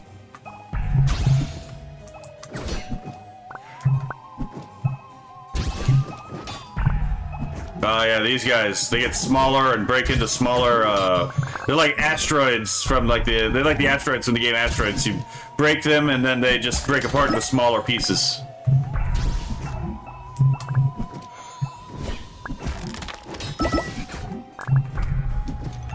Fair enough. Alrighty then. Okay, here we go. Movement speed up, swamp of mana, mana storm. Ooh, mana storm is actually pretty good. The hips don't lie. I agree. Right. Let's see. Swamp of mana is, they're both area of effects, but this one gives attack power 13% up. So I'm gonna go with swamp of mana.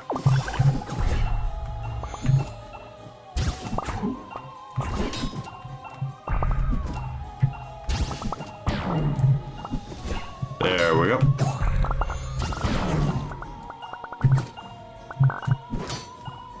Oh my god, they're persistent. They're like a swarm of bees.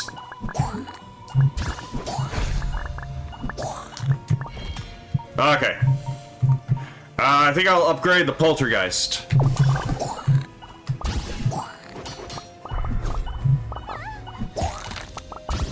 Ooh, okay. Got a time. I got a little bit of a timer to freeze the enemy.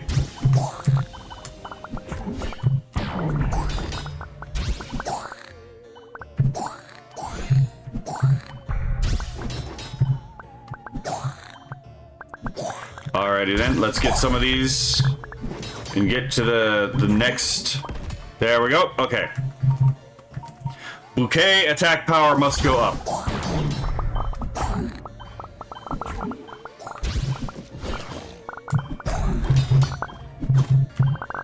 There we go. Oh, that's gonna hurt. There we go. Okay. The bastard charges up to attack you. Okay, let's see. Increase of attack power, speed, attack radius. Okay. I definitely would like the increase in attack speed. Ooh, yeah, that's good.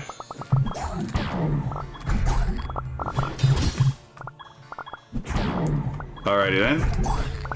Okay. They're swarming again. Yeah, as is their nature. They're like ants. They're like termites. They must swarm to defend the queen. Okay, let's see. Every magic lifespan, 10%. I'm gonna upgrade the familiar again.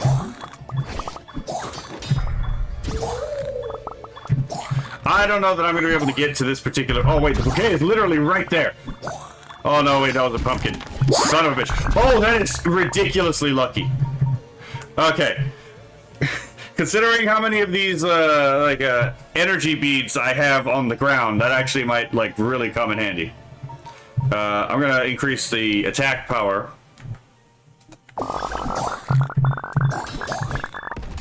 Oh, that was okay. That's definitely lifetime up. The 10%. Okay. Go one more time. So we should have maxed out power for the normal attack.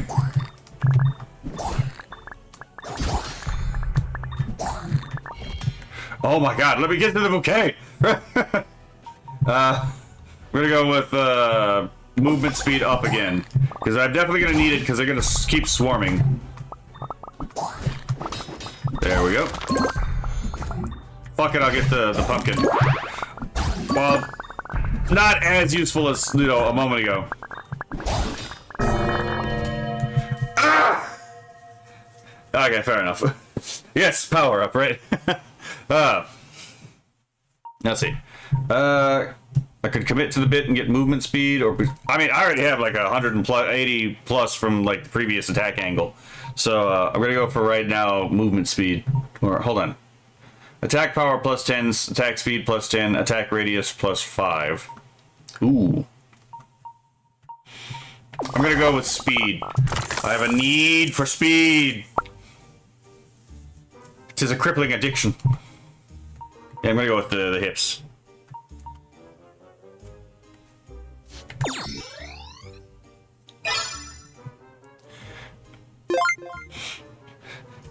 My thighs are getting thicker and thicker. Ah, yes. Let's be fair. let's be fair. I may be an enjoyer of the you know, lolly physique, right? I like, you know, as we saw, I like the witch of the small titty, but at the same time, we all love hips, right? Those hips don't lie. Those are hips that can bear your children, right? Okay, let's see.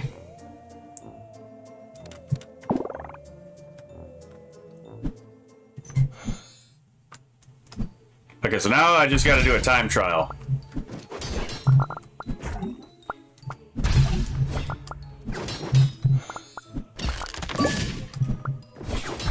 Fucking bodied, holy shit.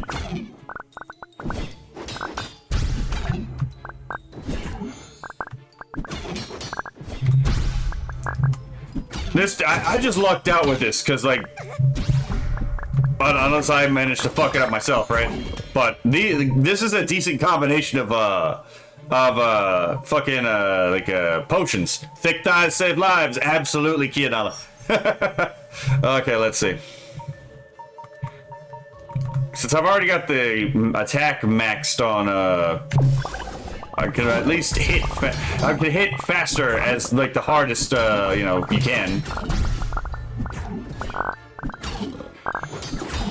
Oh, this is a slaughter! Holy shit! This is unfair to the fucking mooks. I'm starting to feel bad for the bad guys, right? Let's see. Boutique, critical rate. I don't really need that. Angle up, chain explosion. I'll go with angle up. Why not? I'm gonna be mean.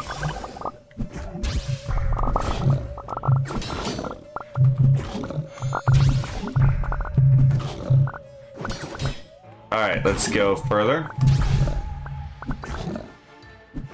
See if we can find any pumpkins. I could really use a black hole. Ooh, there is a pumpkin. Oh, sweet! I did get a black hole. Okay, let's see. What do we get here? Bouquet speed. I can't talk right now. Bouquet speed. Oh. Alright, there we go.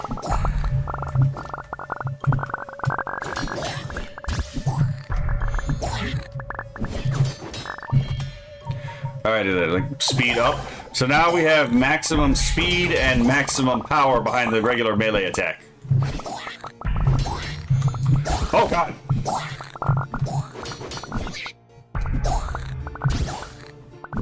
I'm just farming corpses at this point.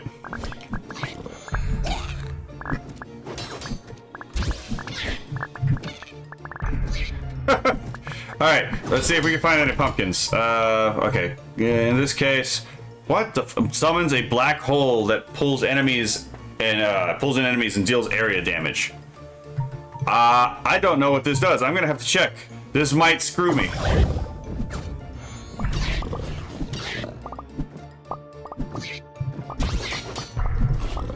Holy crap!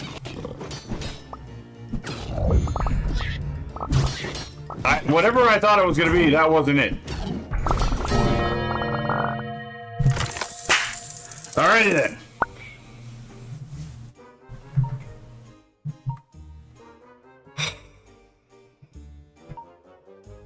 They didn't give me the hip potion. Fuck! Okay. Empower Wolf.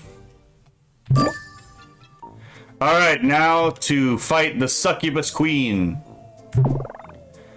It's so funny that this game is actually an official category on Twitch.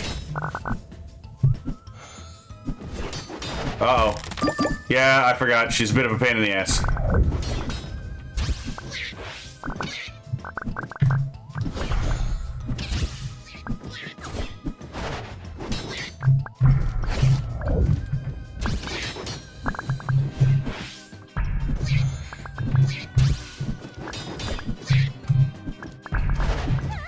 Damn. I gotta find a pumpkin, because she's a three-phase villain. She's a three-phase boss. That black hole is getting her, so I'm gonna go with the black hole.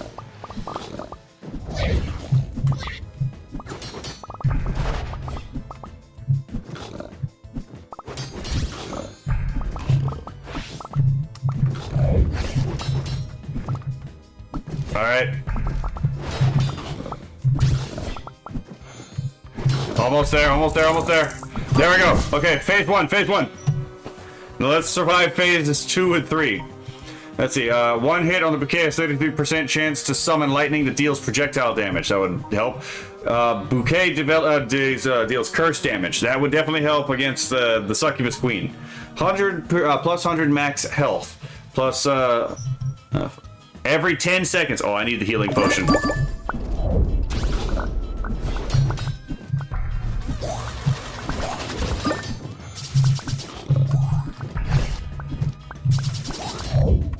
Is she a Lamia? Oh no, she's just in a... It was just the angle of the dress that made me think that. Die, witch, die! We're operating under Old Testament laws here, right? Okay, let's see. Could do Black Hole, Wolf, Empower Wolf. I think the wolf could definitely, because the wolf is helping. Oh god, oh god, oh god, oh god, oh god.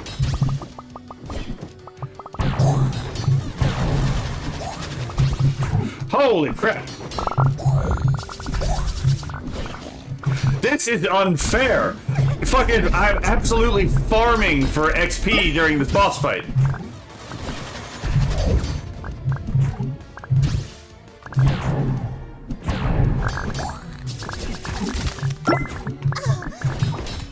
This is fucking wild. Be nice to Granny. Oh, you remembered that part, eh? Okay, let's go with, this keeps hitting her, so I'm gonna go with this.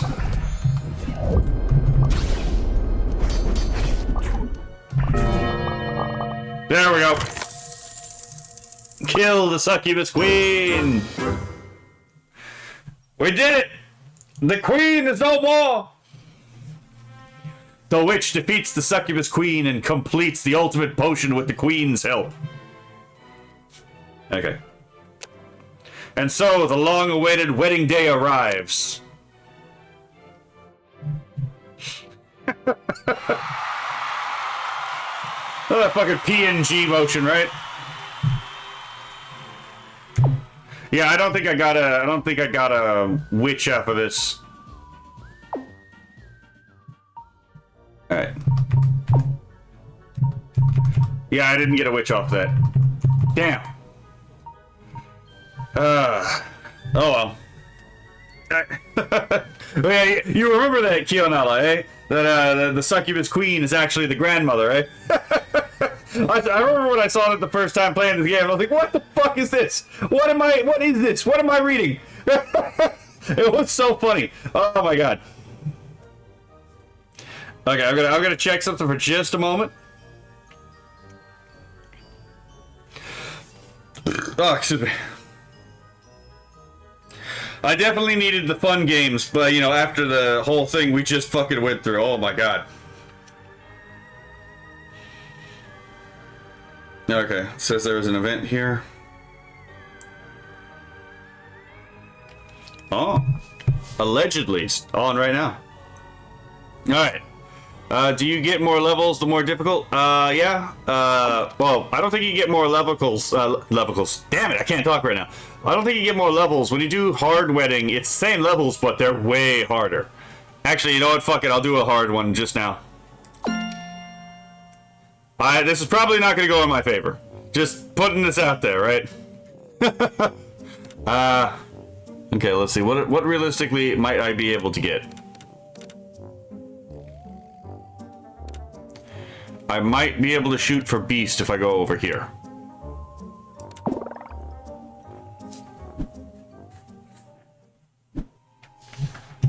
Okay. Yeah, and the enemies are different because the enemies are significantly more actually competitive. Okay. Let's see. Getting late. Good night, evening to all. Good night, Philip. More levels too. Wait, do we get more levels in the hard? I've played it hard a couple times. I've just not paid attention to it. Let's see.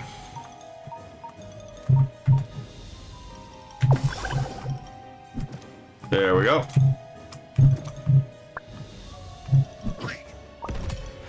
Okay, so we'll increase absorption radius.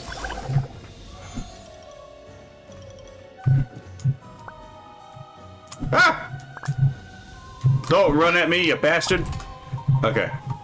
Let's see. Let's increase boutique range. That way we hit further. Well, that was not the place I would wanted that to happen. Watch 4 through 3 means more stages to pass through before getting to the final boss. Oh, interesting. Yeah, I've just played hard mode before, and I've never actually paid attention to what it differs, other than the fact that, like, I die every fucking time I try hard mode.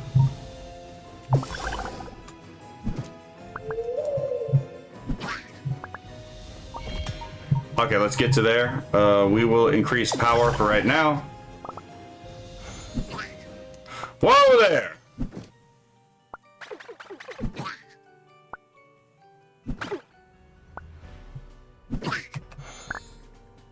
Alright, there we go.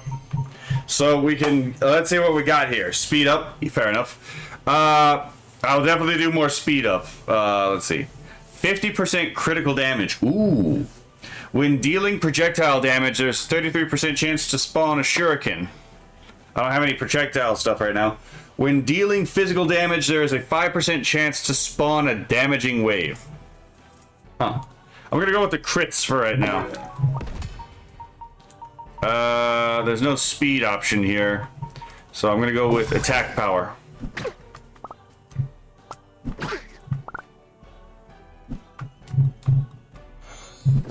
There we go. Oh, there's a pumpkin right there. Wonder what I get with this. Damn it! Okay, increase the son of... I didn't even think about it. Increase absorption radius. It's a health potion. That was a waste of time. Damn it. Okay, we'll go with absorption radius up. Alrighty then. There we go. There we go. Whee! Tuck and roll, tuck and roll! Speed up, there we go.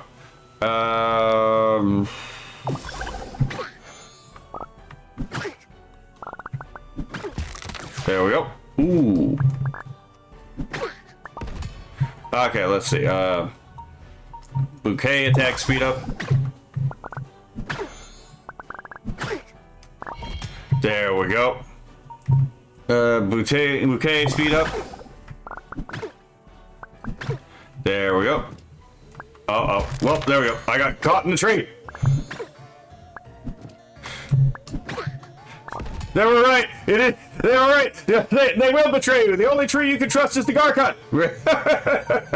Oh my god.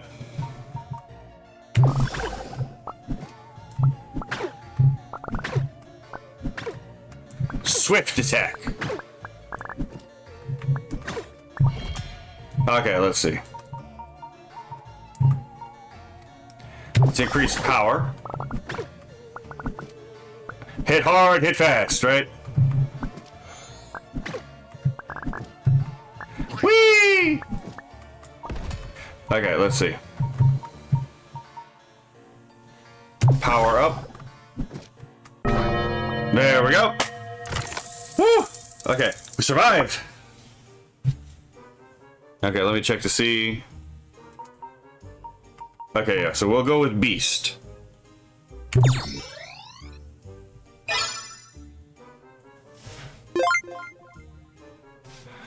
Look, man, who doesn't like either cat girls or bunny girls or, you know, mouse girls or dog girls or something like that, right? It's just, they're adorable. They're cute.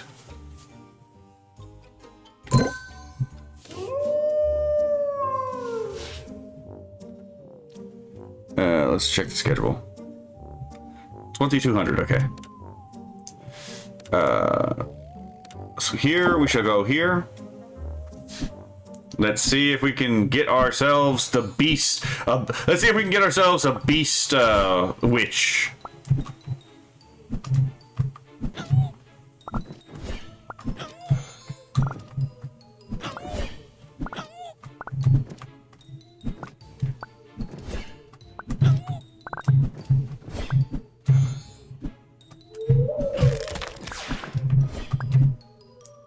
You know what's a trope from back in the day, like a inhuman or like superhuman characters that I haven't seen in a long time. Thinking about this now, is a big booty kitty route. Yes, or goblin girls as well. I mean, if there was a witch of the goblin, I would definitely be going for the goblins. Like, oh, hold on, I found my waifu, right? But oh my god, but I haven't seen a lot of characters with like plant like hair, right? But back in the day, you could find character designs with like vine-like hair and like even like flowers coming out of the hair as natural. Like those were always really pretty designs. Projectiles, poor losers, right? Where were we? Okay, yeah, range up. We're gonna go with. We're already hitting hard and we're hitting fast. We must hit far. There we go. Okay, let's see. We get Nightshade, Sunflower, or Freesia. Let's see. Okay, it's 10% chance to deal additional area damage. Explosion magic, 20%. Curse magic will make the enemy flee. I'm gonna go with more damage. Like Ivy Poison or Poison Ivy. Yes. But she wasn't the only one who had like plant hair. With like, there were other characters with it. It's just something I don't see very often.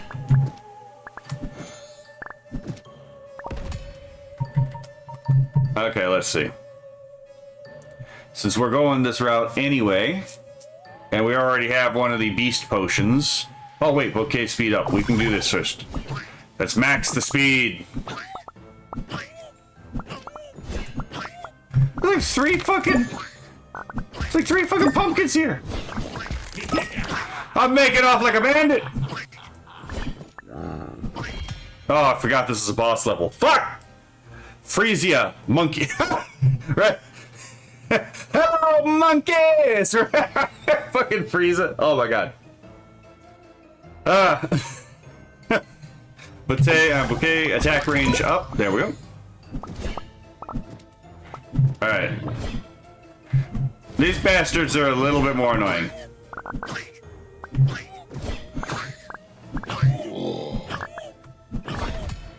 Ooh, okay. Let's see, we can attack up, range up, or I think I'm gonna go with attack for right now.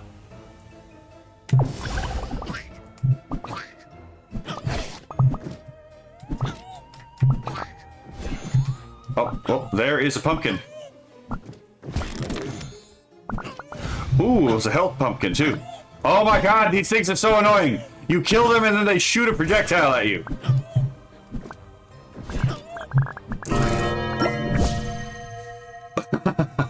Oh, I hate those things so much. You kill them and then it's like just slow, but still, you know, there's a projectile of death coming at you and it's like, oh my god. Like, oh, Cosmic, did you hear about the guy who grew lizard skin and appendages from a disease? Oh, you're gonna have to send me this. You're gonna have to send me this. This is what kind of cryptozoology is this? Yeah, he had a bad case of reptile. God damn it! Oh, I should have seen that coming. That was good though, right? Let's see. Swinging. Okay, cast the sword around that deals physical damage. Ooh. Familiar's movement and attack speed increases significantly. That would probably help. When ending area magic casts itself again with 25% chance. Iris or mint sounds good. Let's see. I would agree. Yeah. This, I don't really see that being too useful to me. Let's see. It's always weird because I keep forgetting mint is a plant, right? I'm gonna go with, because we are, you know, familiars are probably something I should stock up on, so I should probably go with mint. Oh, sweet. Fucking hell. Speak of the devil, right?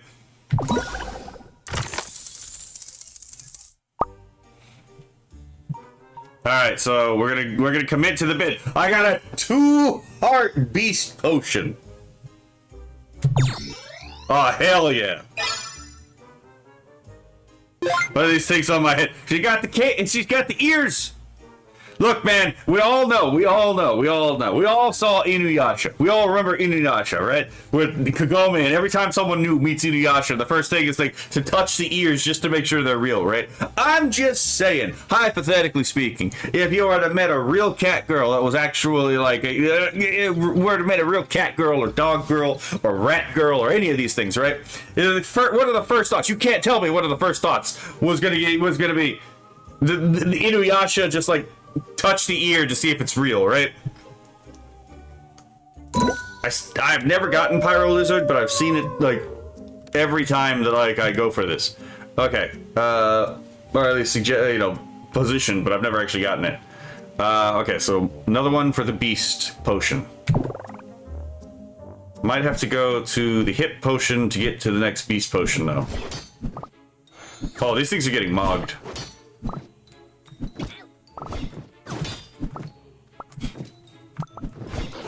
What? These things remind me of like the guy from what is it, like Nightmare Before Christmas? Oh, I forgot they explode after they die. Fuck.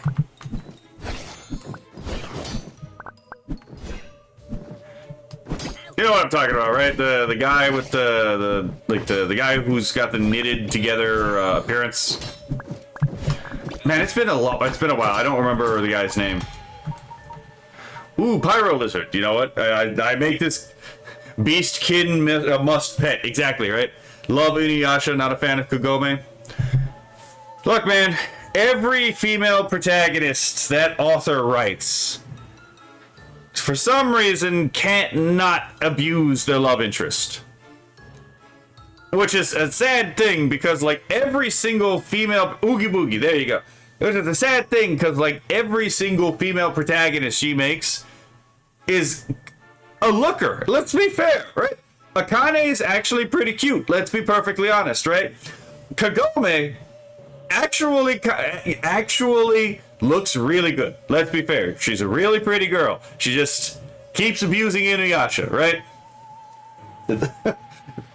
Every single fucking time, like the late Lum from like Urusei Yatsura might be like the one exception. Like every other fucking female protagonist that author writes is, likes to put their hands on their man. Oh my god.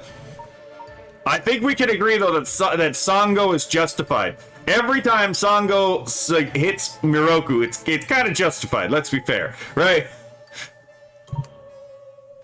Cute but terrible person. Yeah. Apparently she does get better towards the end of the series, right? I've never actually read the end of the manga, but I'm told that by the end of the manga, Kagome is a significantly better person, but I'm not entirely sure. Because, again, I haven't exactly read it myself. Oh yeah, what was I doing? Pyro Lizard.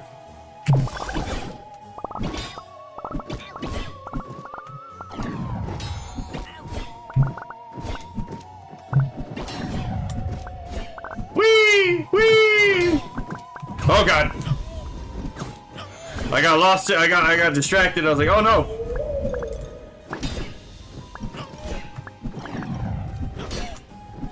Let's thread that needle. Okay, let's see. What do we got? Explosion overloads the witch's mana, causing explosion damage. I'm gonna empower my familiar. Yes, Sango is justified. Yeah.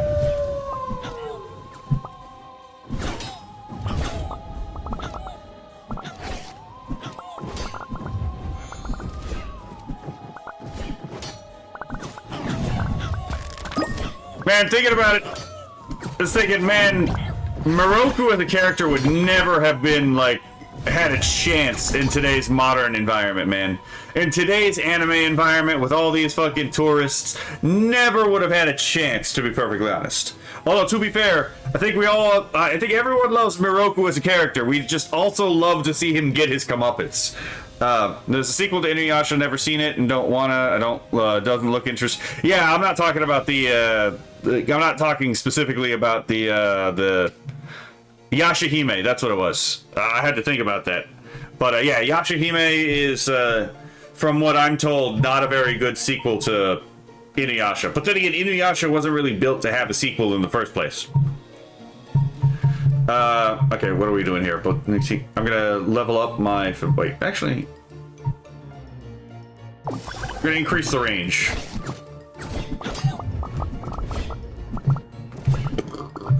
Fuck! Uh-oh. I have made mistakes! I have made mistakes! I need that pumpkin. Damn it, I was really hoping that that would have a healing potion in it.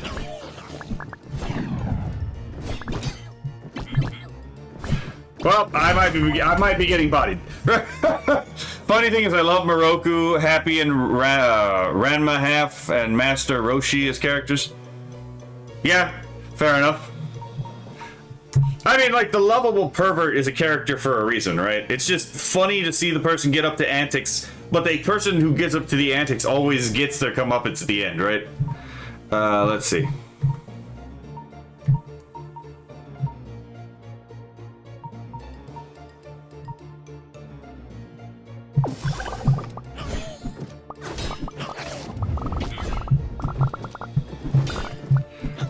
Oh, no. Oh. I'm struggling here. I'm trying to get to that damn bouquet. I may have been bodied. I may have been bodied.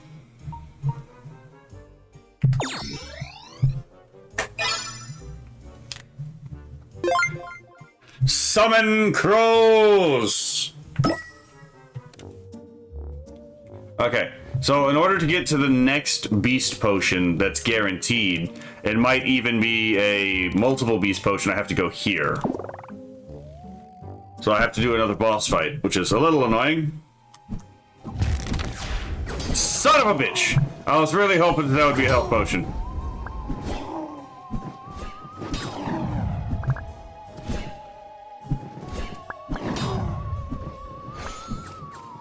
Health potion!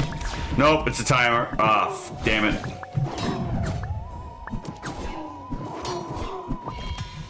Okay, let's see what we got here.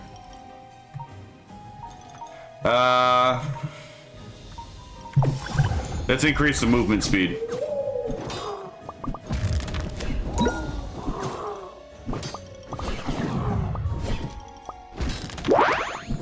It does provide some help. But I would really like a potion. I would really enjoy a potion.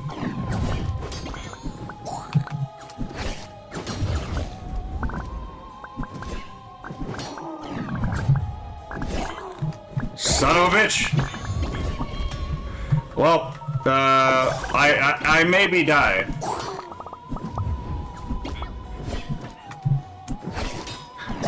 Oh! I mean, to be fair, this is harder mode, so they are a bit relentless. Son of a... you bastard! I definitely need a healing potion of some kind.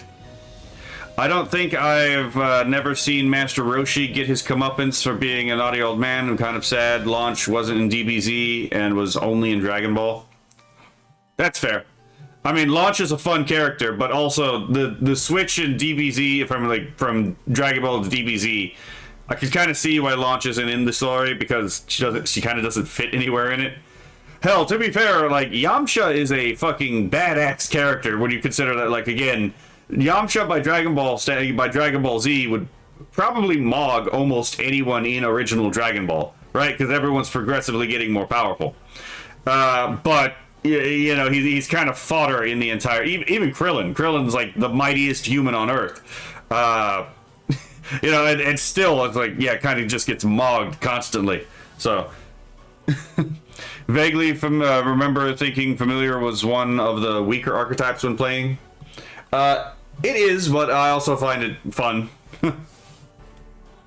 Okay, let's see. Damage taken by the witch is halved and reflected to the enemy. That's actually really useful. Fires projectile forward when swinging the bouquet. On hit, the bouquet has a 33% chance to summon lightning that deals projectile damage. I need anything that can reduce damage.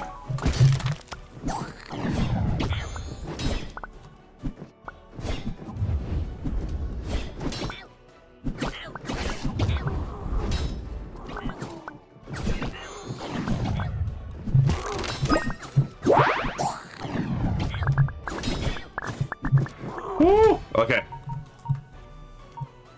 I'm might as well just summon crows at this point.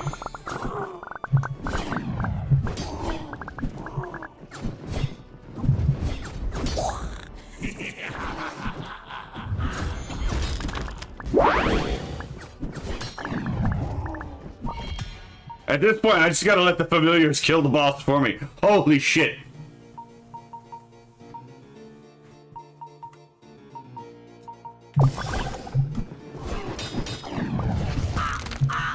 Oh, thank God, I got at least something.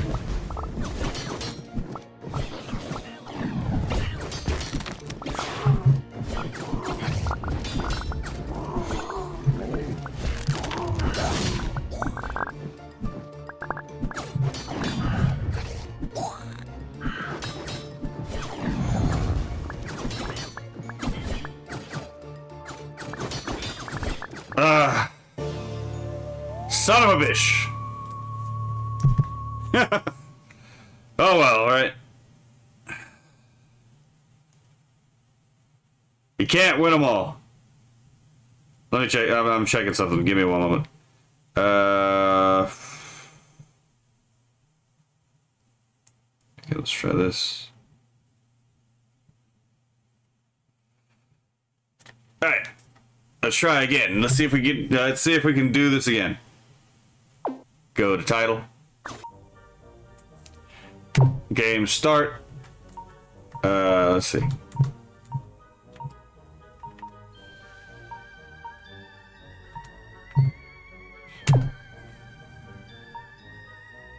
We shall go to story mode. Oh wait, I can get upgrades. Shit, I wasn't even paying attention to that. Okay. I don't like how I can use the key. I don't like how I can use the arrow keys to go down and it doesn't automatically follow the arrow keys. I believe in you. The more you play, the better you get at hard mode, and the closer to the big booty kitty waifu. Exactly. I'm not giving up, but I am recognizing it might take a bit, right? Okay, let's see. So we can increase HP, movement speed, critical damage, critical rate, dodge rate, gold, absorption radius. Well, so yeah, this is basically mean the baseline absorption radius would be permanently increased. Let's see. Attack radius, lifespan, increased attack speed. Let's see. Eye of the Beholder.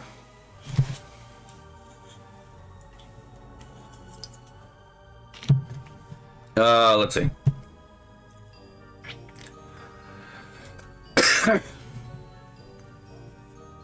If I have to guess, I have to get one. I'm definitely tempted to get either the movement speed or the experience gain is probably going to help a lot. Because again, that's how we get the upgrades to the character while playing. And the increased gold earned would probably be quite useful too, because the more we get gold, the more we can get the rest of these upgrades.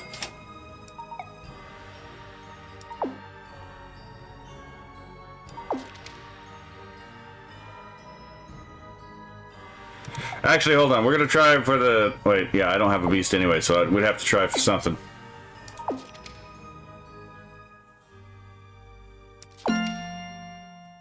We'll try hard mode again, right? Okay, let's see.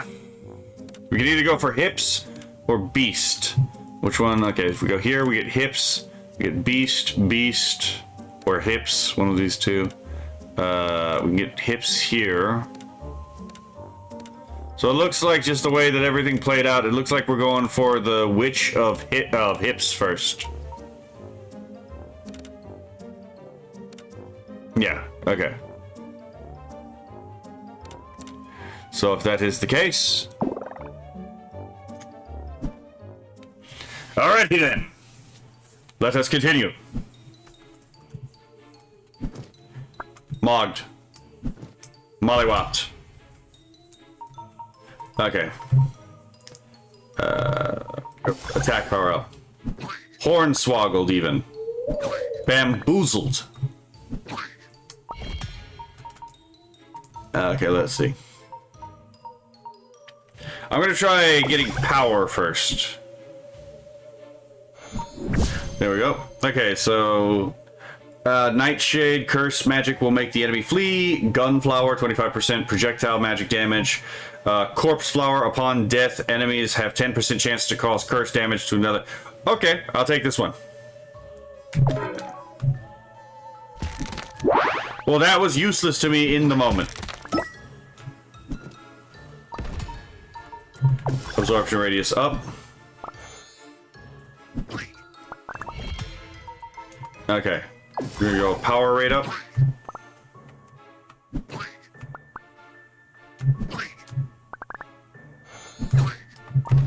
Oh god.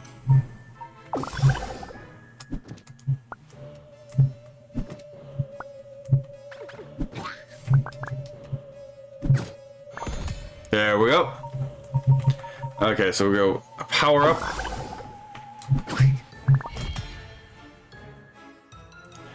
Okay, I'm gonna go with power up again. I'm just gonna max this out first. There we go. Oh, come the fuck on. Okay. We shall go, in this case, with range. So we hit harder, farther. There we go. Alrighty then. Take a shot every time I say, alright, already then. I'm kidding, don't do that. Alright. Increase the speed of the attack. There we go.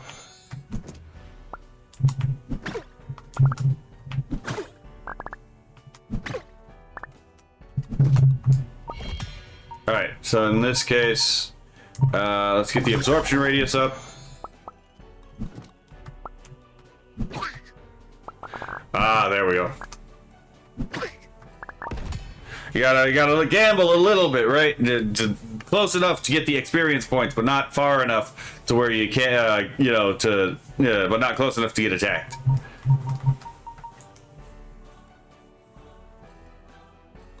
Would blackout if we'd black out if we did a drinking game with you. Probably, right? That's why I'm like, don't do that. I have many a purple tick. It all began when I was bit by the Lone Star tick, right? Oh, God.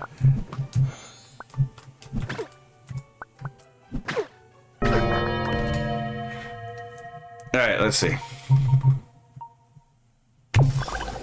Basically, it's about as hard as we can hit without getting some kind of, like, potion upgrade. Alright. Hip level, beast level. We shall go with hips.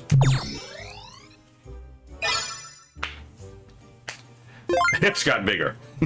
Those hips don't lie, right? Again, there's a reason why men love big hips, right? It's got those childbearing hips, right? The thing you're looking for in a wife. I think I'm familiar with potion. Whee! Oh god.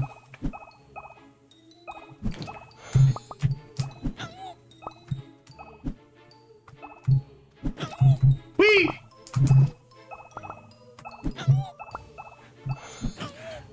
These damn mushrooms.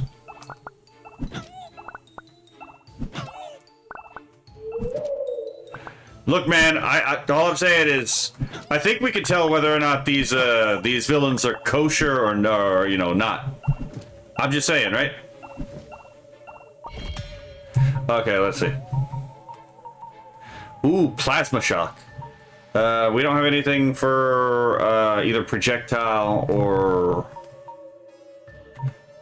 deals damage by deals explosion damage by casting a wave around the witch. Exudes plasma on the floor, dealing damage.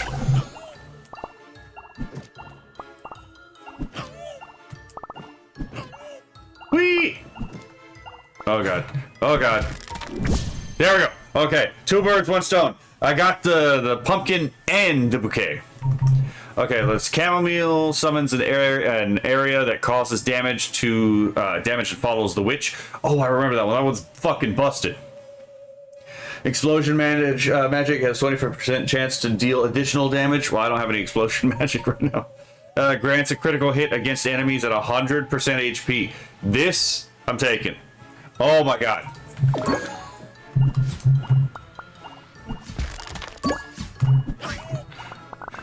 If you have not yet been accosted by the bouquet, you shall be hit with a crit. Attack range up.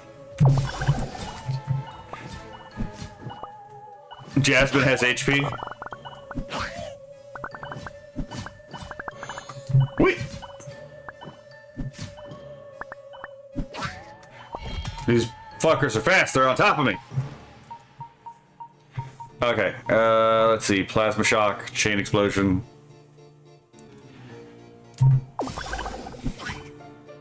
There we go.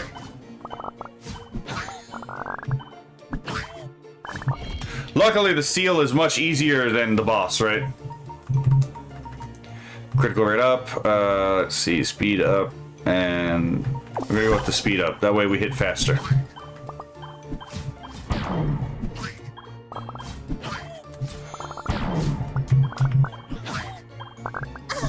Oh damn! I'm losing track of where I am. There's too much going on. Boom, boom, right? Okay, let's see. Attack speed up.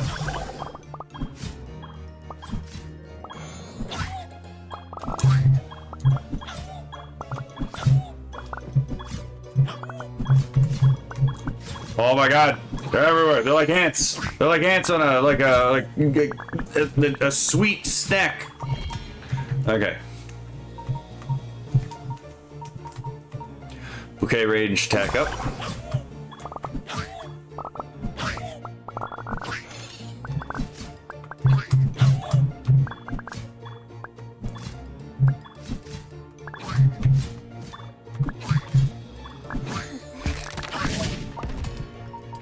Alright then. They do hit hard, right? Okay, let's see. Swamp of Mana is another area of effect one that was useful. Bouquet critical rate up, we don't really need that, especially because we got 100% crit for like enemies that don't have any damage. And then Bouquet speed up. I'm gonna go with the Bouquet speed up.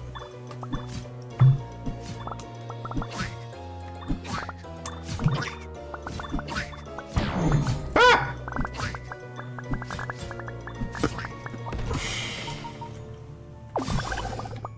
Alright, hit faster, hit faster. Oh, son of a gun. I took a gamble. I was really hoping that I'd get something useful. Oh, come on. Okay, there we go. I got something useful.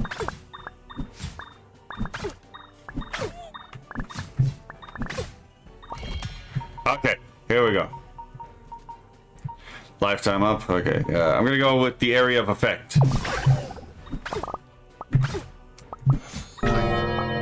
There we go.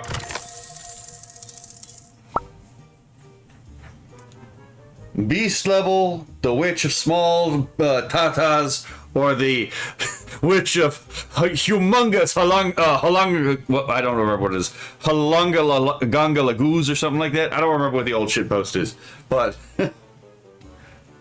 at least I get 2 from this one.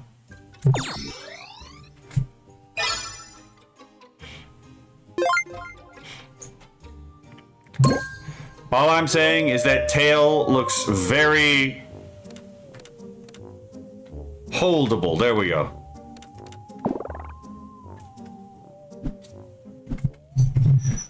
Alrighty then. Okay, that definitely helps.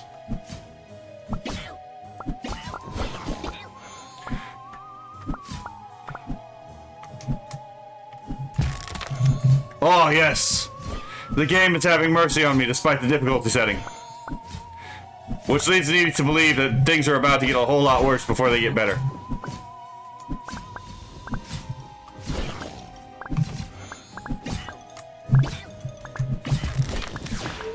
There we... Oh, okay. This helps to get to the bouquet. Ooh, mysterious cat.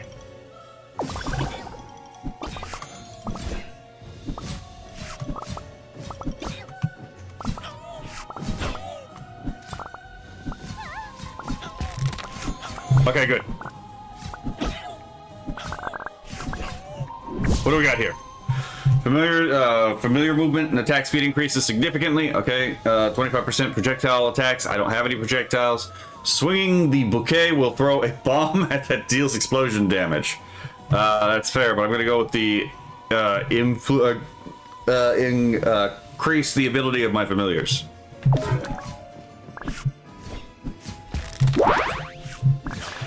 Ooh, okay. I'm gonna go summon crows. I'm gonna get a fucking army on my side.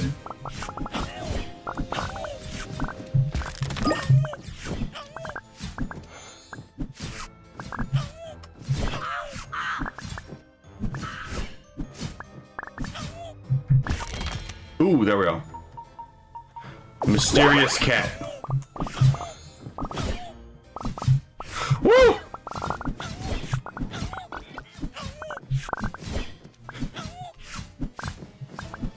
I'm getting... As per the game, I'm getting swarmed, but, Golden Tulip looks fun. Minge is good, too. All the familiars attack to the masses, right? Let's see.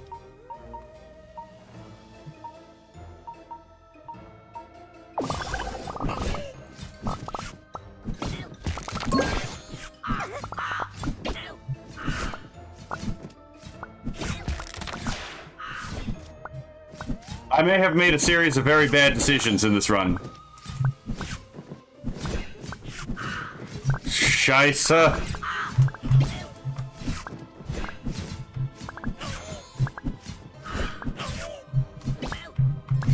Oh god, oh god, oh god, oh god. Damn, that one got me. Might need the arch increase if you get that again. That, you're fair enough, right?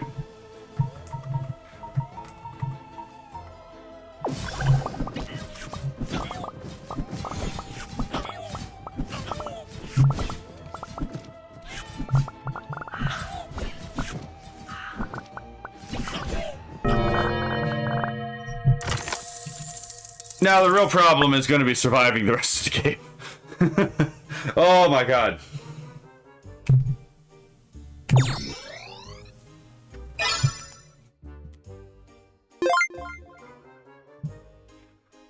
My thought. God. Ah, yes.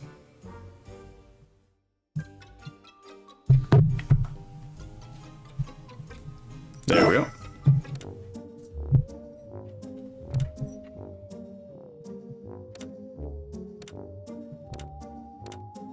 Alrighty then.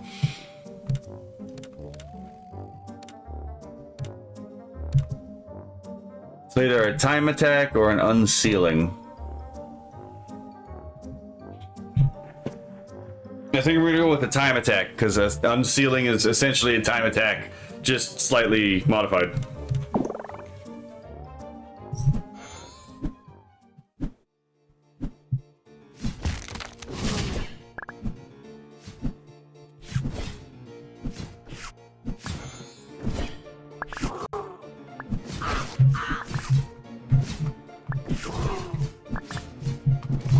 Uh-oh. Movement speed. I definitely need to be able to bob and weave. Oh god, bob and weave, bob and weave!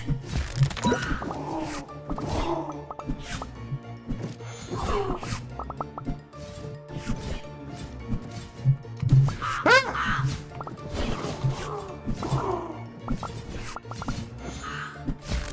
Okay, there we go. Oh god, oh god, oh god. Yes! I got a fucking life potion.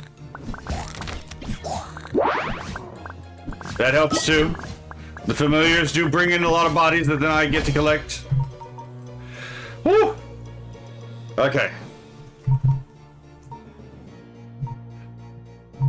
Yeah, angle attack up.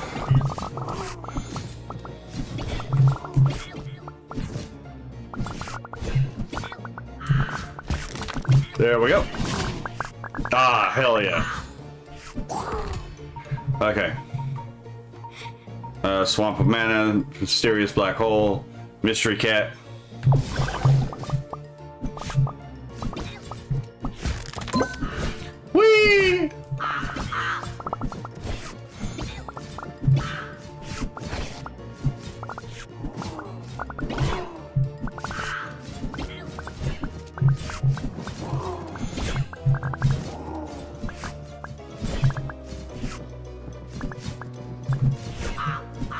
Oh god.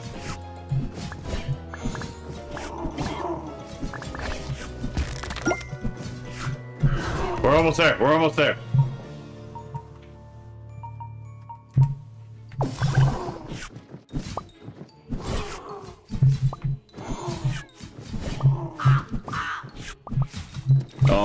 Almost. Alright, how do I get to the bouquet from here?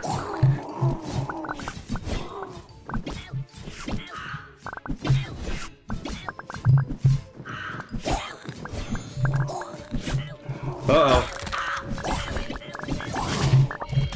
There we go. Okay, let's see what we got here. Okay, attack up. Huzzah! We survived! Somehow with more HP than when we got here. Uh-oh. The beast. The beast girl is calling me.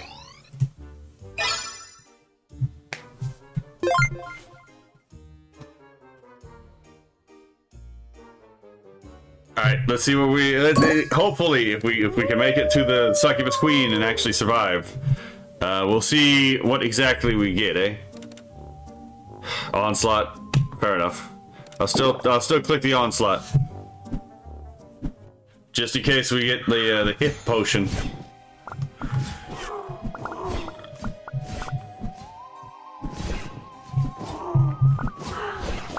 There we go.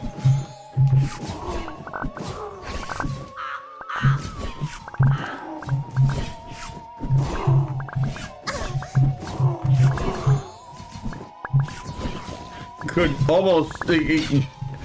I wish I had that, like, again, you make the enemy move slower thing. Okay, here we go. Alrighty then. Let's see. We got Empower Wolf. Ooh, hold on. Let's summon the wolf pack.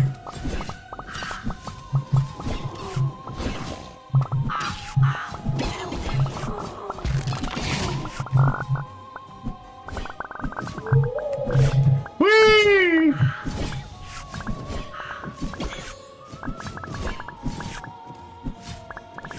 I must get to the bouquet. The bouquet gives me the possibility of possibly getting the healing flower. And the healing flower would be really fucking useful.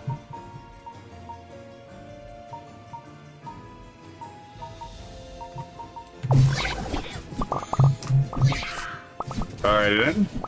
Uh-oh. I might not make it to the bouquet. I might make it to the bouquet. Fuck!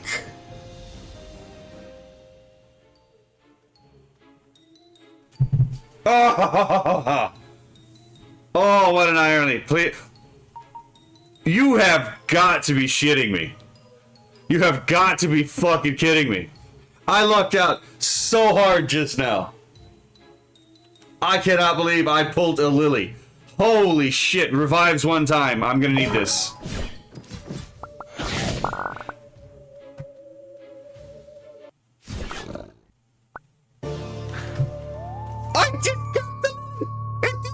I was robbed. I got that like the fucking moment I died. Where is my one revive? Ah. Oh my god, I got robbed.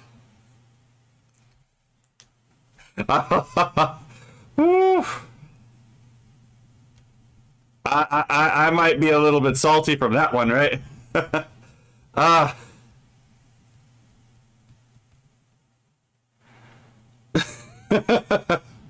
Ah. Okay, fair enough.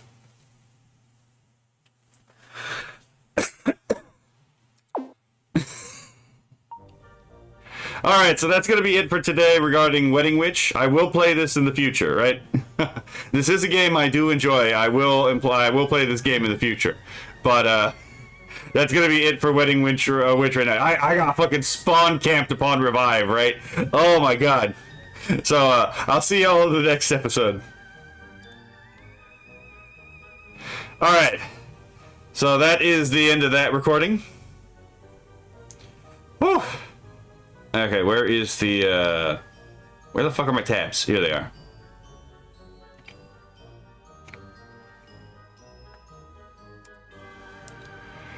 Okay, I could probably close out a lot of these windows.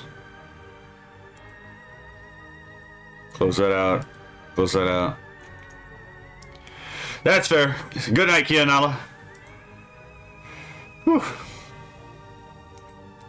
Alright, let me switch over the capture. Properties. And okay, and I shall put an end to the wedding witch. Stop this. Confirm. Okay. So, just a good night, Kianala. So just to like bring light to this, apparently tomorrow, which is going to be in a couple of hours at like 11 o'clock at CST, so like 13 hours, right? Rosa the Vampire is going to do a reaction to one of my original protest songs, which is Digital ID, and if you need to know what the point of Digital ID is in the song is, I think you can tell based off of the look in the image, right? So I will be using what may be the last of my minutes to probably watch the live stream, the premiere. But yeah, this is like the one time someone has reacted to something that I've made that I actually got notified of it because they actually tagged me in the comment section in the video. Feel free to tag me, right? I'm just saying, if you're gonna like watch my stuff on stream, feel free to tag me. I want to see what your reaction is, right? Yeah, I just wanted to bring attention to that. I'm very appreciative that, again, they were willing to do the thing. I think they took the VOD where this happened down, because I tried to cheat and watch and figure out where it was in the VOD. But now I'm gonna have to wait to when it comes out. Right? Saleby.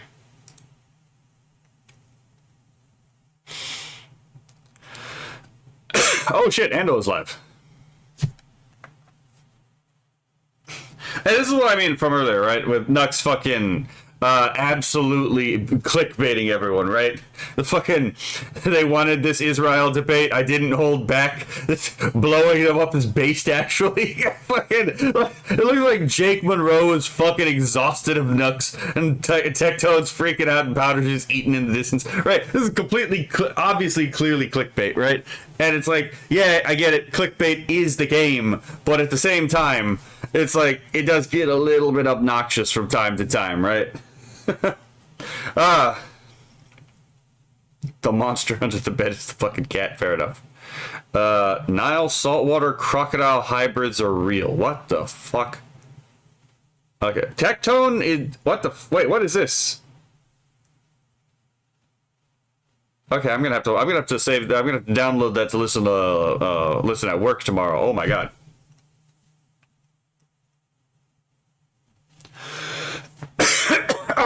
Whew.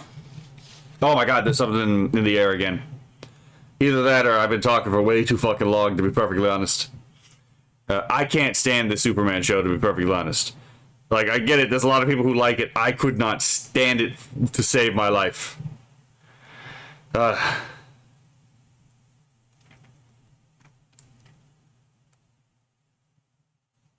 on. Is the immortality clip up? Because if the... Of course, this is a Gooner clickbaiter. I forgot about that. Hold on, let me check something. Because then maybe I can get the, Okay, let's try a different one, because I thought it was this one who did it. No, it was Oblee's clips, probably. Okay. Sonaway can smile now she stopped smoking. What the fuck? What? Okay, so it looks like the immortality video might actually be down. Okay, fair enough. Hello, Longbow. Bonus French answer. Oh my god. Fair enough. Actually, hold on. This might be interesting. Let me pause this. Because I can probably have some commentary about this. Okay. All right, so this is going to be an impromptu video, recording because this just popped up in my feed. It's Sutaway answering the question why I became a VTuber, and I might have some commentary on this. And ooh, a Lego assembly. It took me just till now because I saw the topic and I was like, hold on, I might be able to add some commentary to this. And then this popped up. I was like, oh, okay, hold on. There's this. All right, so let's see what she says, and let's see if I have anything that I think I can add to this. What was your inspiration for becoming a VTuber? Oh my God! Hold on, it's on like 3 times speed. What was your main inspiration for becoming a VTuber, and do you ever think about what life would have been if you have not become one? My main inspiration to become a VTuber is that back then I was putting my webcam, and what was always fucking bothering me is that everyone was so much more focused about the way I look, about complimenting my appearance, about being flirty as fuck, that I was like, okay, so whatever the fuck I'm doing on my streams, I don't fucking care about the game I play or the things I talk about. It's just like, you know, a bunch of fucking normies who are just, you know, coming on my stream because they see, like, you know, on the thumbnail a pretty girl. So I was thinking, I'm tired of this. I want... I mean, that's a legitimate concern. Let's be fair, right? The whole idea of, like, again, the appearances take over a lot. Again, it's like, they really, to be fair, let's be fair. A lot of people are watching Sotaway because, again, pretty avatar, right? So we've moved from pretty girl to pretty anime girl. Let's be fair, right? So there's continuity between these two particular errors in interfacing with Sotaway's material. But that being said, there is at least the thing where it's like, because you are using a V, and the reason why, oh, excuse me. The VTuber allows you to actually make your thing performative, right? Your actual interface between the game and the audience to be performative, because then you take on a character, right? You play a character. The VTuber is not actually you, even though you make the VTuber what they are, right? It's that interplay between the real and the fictional, which is where the liminal space comes in.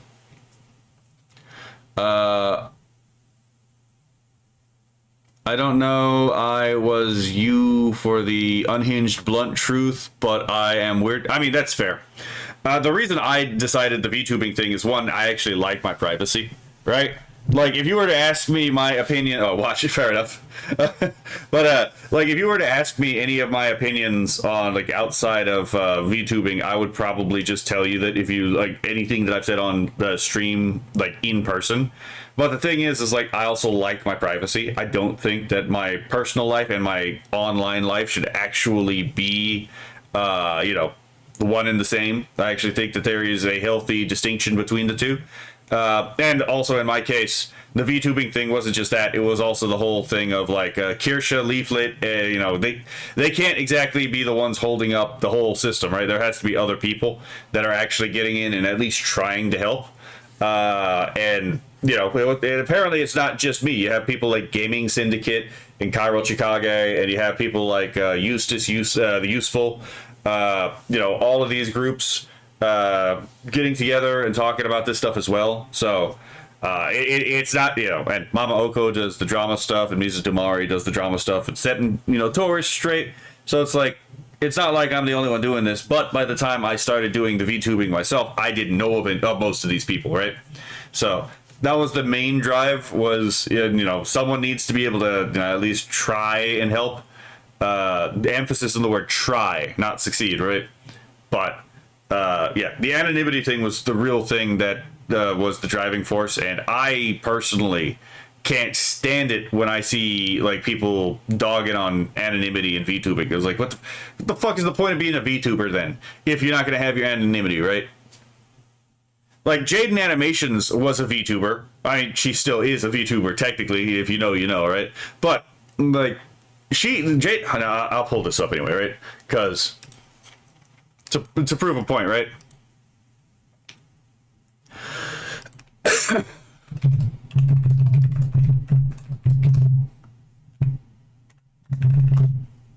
Whoops.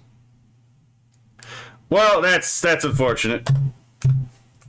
Let it be known, I did not do the past life reveal, right?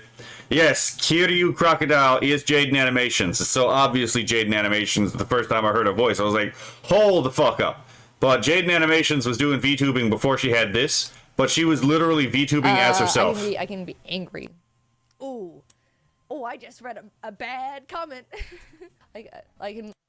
And to be fair, she wasn't bad, but her VTubing content is definitely better as Kiryu Crocodile than it was as just straight up Jaden Animations, right?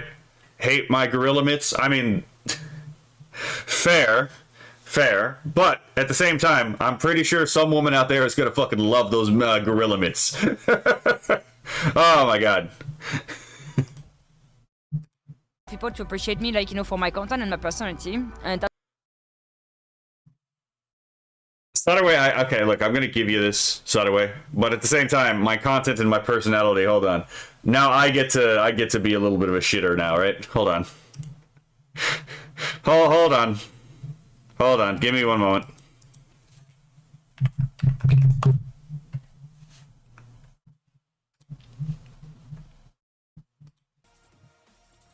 Matt, what the hell?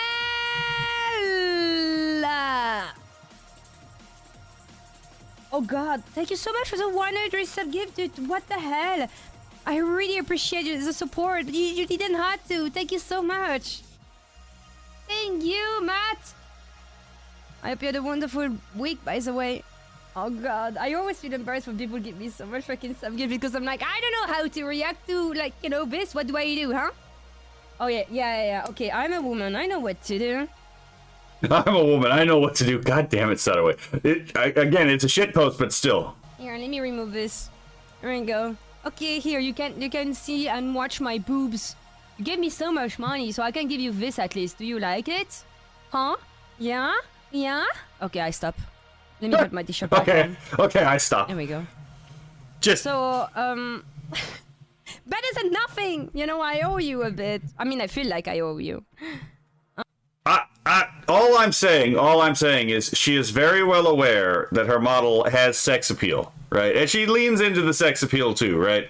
All you have to do is like look at the way her model is actually usually presented, and it's like, yeah, very obviously sexy and anime girl. Let's be perfectly honest. Let's not bullshit ourselves, right?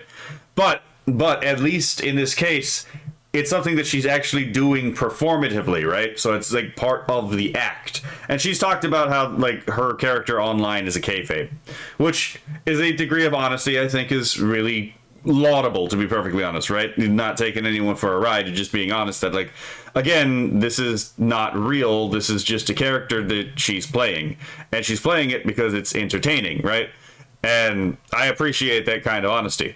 But let's be fair.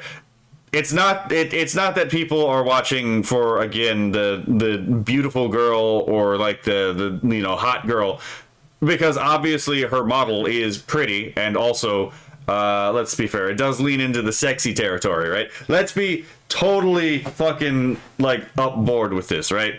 But at least when it's the model, it's a performative thing, right? It's part of the kayfabe. It's part of the play. It's built into the gameplay and the character building, right? So, but, you know, I just had to say that. I'm not trying to call it bullshit, but I'm like, let's contextualize this a little bit.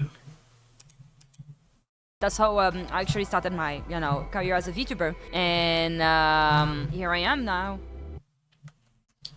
Okay, that was actually quite short.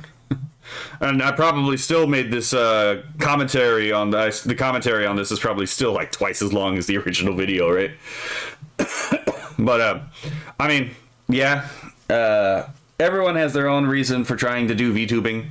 Sodaway videos, cool. I mean, yeah, it's just a short Sodaway video. I like Sodaway. There are times where I'm like, I just vehemently disagree with her, or it's like, all right, if I'm going to comment on a Sodaway content, I'm going to have to like do a little bit of clarification here, because maybe there's a little bit of clarification kind of needed. But in general, she has her own reasons for starting to do VTubing. I had my own reasons for doing it.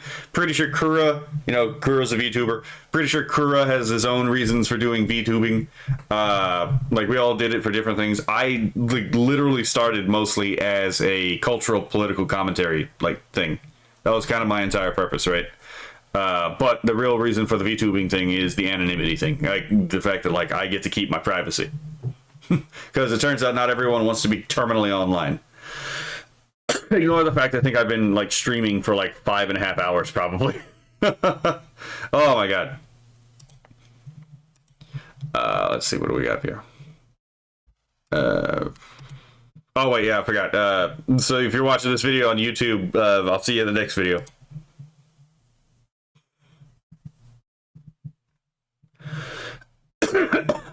Massive day for the unemployed. Fucking hell. Let's see if we can get another honey one.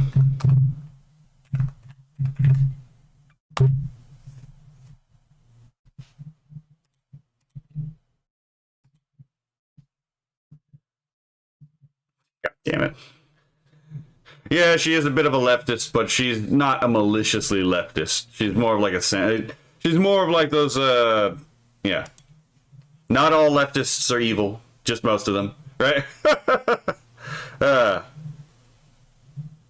AI in therapy. Okay, she's actually right on this one. Don't use AI as your therapist.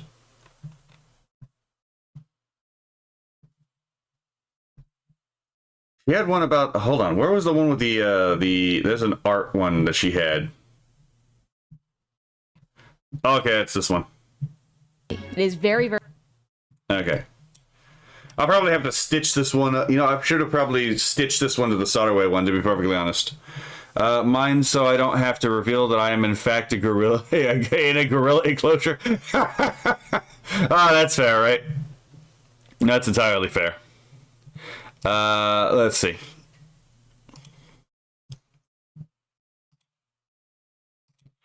Alright, so I'm probably going to stitch this together with the Solderway video in, retrospect. I probably should have continued, the recording for this one.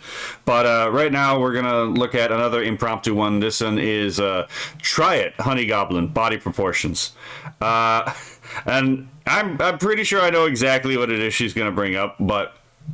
Yeah, if you've ever gone to art school, God damn it, Kura. I am Kurambe. Okay, that's funny. But, oh my god. But, yeah, it's in general, when you go to art school, you learn about, the ratios between different parts of the body and, the relative, lengths in comparison to each other. They don't work for everyone. So, for example, if you are dealing with someone who is hyperbrachyscelic, which is to say that they have very long limbs, right? Versus someone who is hypermacroscelic, which is to say that they have their limbs aren't particularly long. So you're talking about really short and really tall people, right? These proportions tend to break down, but I'm pretty sure that's what she's about to talk about. very neat. It's very, very cool. Just like how, for most people, the corners of your mouths, when you have a neutral face, so when you're not smiling, you're just like this, go to the middle of your eyes. This is true. For the majority of people, this is actually true. There's a lot of little, anatomy correlations and ratios in art that you learn. You don't have to go to art school in order to learn these. Sometimes you can just learn these through just observation. The corners of your mouth, if you go straight up, go to the middle of your eyes. You learn a lot about proportions in art school. Oh wait, no, I was measuring the wrong place. My foot is slightly longer as it turns out. Oh, I see. Oh no, you're measuring wrong. Gotcha. Where did you obtain this knowledge? Literally, art school. So it does turn out you actually do learn a lot about human anatomy in art school, to be perfectly honest. It is just a thing that happens, right? It turns out anatomy is kind of important for art. When you're in art school, a lot of the times what you do learn is how to make a character look like they're in proportion to themselves. So that means instead of a character necessarily like having a tiny head on their body, there is a number of head lengths that your body should be. I believe it's somewhere around 7 to 8, either 6 to 8. It depends on how tall the character is. But yeah, it's just a fun little fact. This is also so this is mostly true. If you're doing like fashion model designing, you're gonna probably use a 9 heads tall figure, which is freakishly tall, by the way. But I heard art and popped out of bed. That's entirely fair, right? But yeah, like if you're gonna do like a fashion model, like a fashion design, oftentimes the model that you use is like 9 heads tall. The majority of people outside of fucking like Nilo-Saharan peoples are not 9 heads tall. Let's be perfectly fair, right? Most groups just don't get that tall. But it's just the standard in fashion. There are people who are significantly shorter, though. And when you get to people who are significantly shorter, a lot of the proportions that you get taught in art school go completely out of the window. And this is actually what trips up some people in the art community when they freak out about like, oh yeah, you can't do this because it makes it look like a child. It's like, to be fair, neotenous traits actually are more common in people than people think.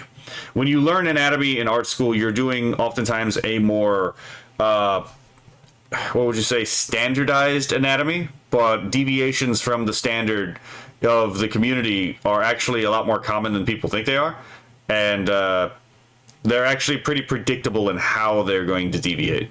So I learned the foot to the arm one from one of my classmates. It's just like, put your foot to the arm, and I was like, oh. Yeah, I kind of figured she was talking about this one. If you don't know what the foot to the arm thing is, it's in general, and again, there are exceptions to this, but in general, for most people, unless you're really fucking tall, your foot is going to be as long as your forearm. So like the part that goes from your elbow to your wrist, for most people, the back of the heel to the toe is going to actually, like the length of the toe is going to reach to the wrist. So, fun fact.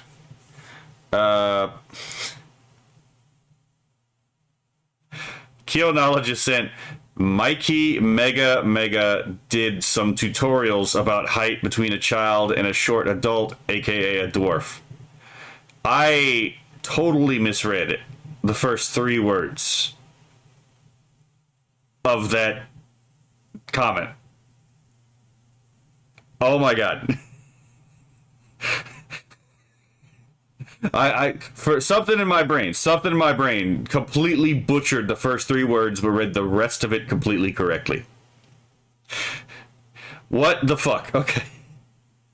My brain, for some reason, your arms and legs are about the same length. For the longest time, I drew really stretched out characters with long limbs. Yeah. Me being too curious and having to test. Again, most people do. And then she brought up the thing earlier about, again, like, if you're in a neutral face, like not smiling, not frowning, not stretching your mouth, the edges of your mouth will usually line up with the middle of your eye. Again, there are people that this is not true of, but, I think you figured out how exactly I may have misread those first 3 words, right? Look, man, I just got through reading like some of the most horrifying things imaginable. I think my eyes can, give me a little bit of comedy and levity, right? Oh, good lord. What? Magic. Anyway, enjoy. Honey, you're always smiling. Oh yeah, I forgot. But I have absolute proof about some of these claims in art school being wrong.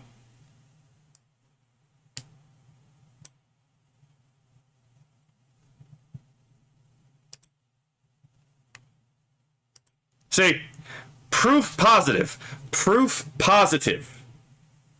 that both forearm and upper arm are foot length. Yeah, more or less. The bone at least is like foot length, but like if you ball your hand into like a fist, the arm goes up to like the shoulder. But anyway, What the fuck was I saying? Oh yeah. But I could prove again. I could prove that these proportions don't always work. And right here, the classic example of Hassan. Why did you make his head bigger than usual? Exactly, right? You gotta make Hassan's head larger than normal to even get it too small. I'm just saying, right? We have proof positive that just like the standard just doesn't always work. It is a statistical thing. It is not an absolute thing. You'll find people with very many neotenous traits. You'll find people with gerontomorphic traits, right? You'll find that they have different variations in a bell curve style across the population. Again, when you have these like limb variations, you'll find that this is occurring in societies as like a distribution in a bell curve. And it just turns out some people like, Mr. went to a German brothel, with questionable, services, happens to have a tiny head.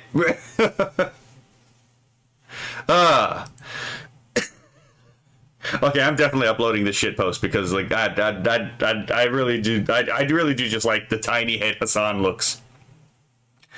But yes, the exceptions actually do prove the rule because they show that, like, again, these things occur on a bell curve. Like, they're not, like, absolutes. Slightly. That is true of real life, too. Yeah, right? Right? Tell chat a fact. Your foot is as long as your forearm. Try it. Yeah. Put your foot to your forearm. I'm pretty sure, hold on, someone said, the Kionala measured, let's see. That I'm right. Do it. I thought... Yeah, right? Right? Oh yeah, Nightwear Fantasy just tried it too, Some people's forearms might be a little longer. But that's a fun little proportion fact of your body. You get to learn that in art school, so... Everything is in relation to a proportion that already exists in your body. Yeah. If I remember correctly, I'm pretty sure like wingspan and height are basically the same in most people. Let's see. Kinal says, you draw what you know, and I have long limbs, so stretched out characters made sense even when they were proportional. I mean, yeah, that's fair, but also, what's the example?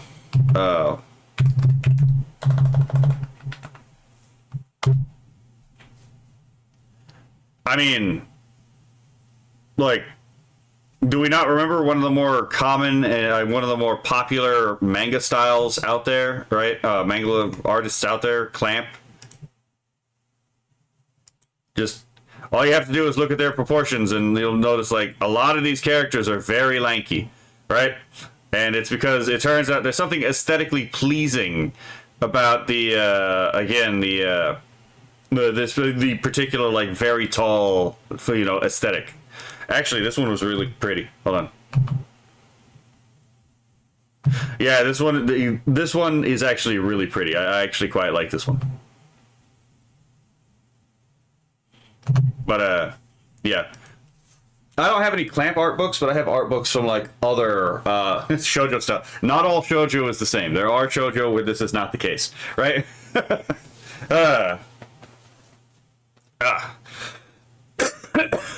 Oh my god. Yeah, I'm pretty sure it is just like something in the air and the amount of time I've been talking. Oh my god. I'm gonna see if I can find one more.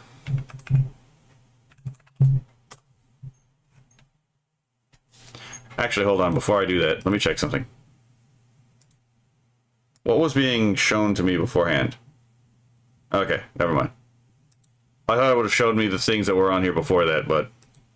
Okay.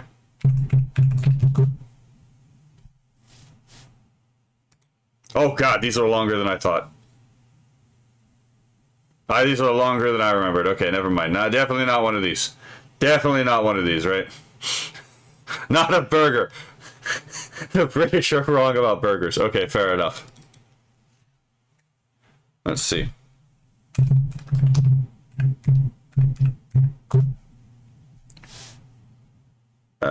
Organized inside.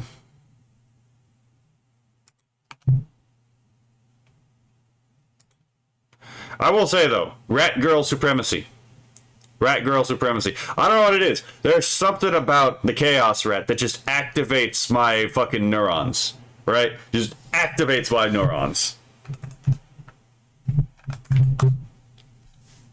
See if we can find another one. Wholesome. Oh my god, cope. Okay, let's see what's on Not So Say So clips. Is it just this one? Oh my god. They just... 11 months ago, they only have one fucking video. They're not on that grind yet. Yeah, this is another really cute, like, VTuber. I'm trying to look to see if there's anything small to react to. Fuck.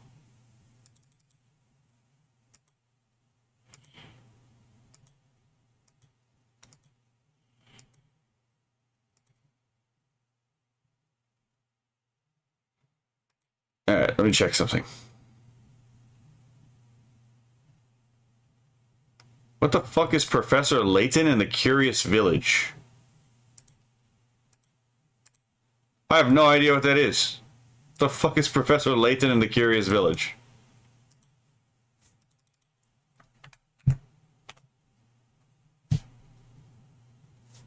Oh, it's a video game. Okay. Fair enough.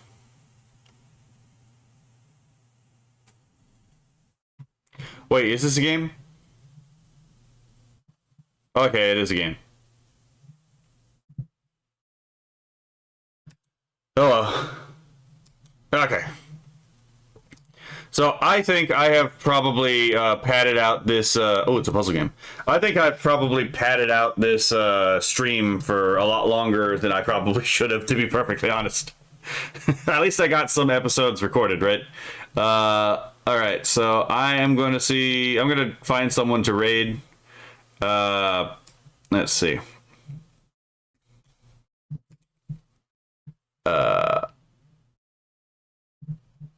Let me give me one moment, because I'm probably just going to hop off and watch a particular VTuber.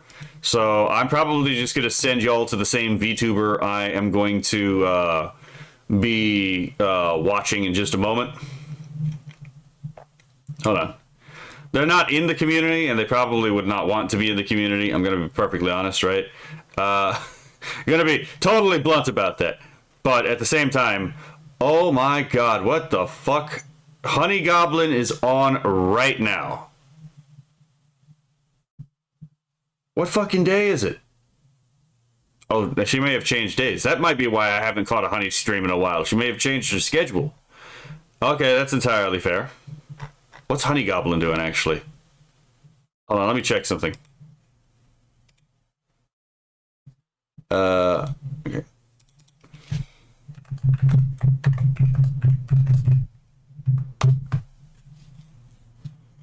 A day that ends in Y, right?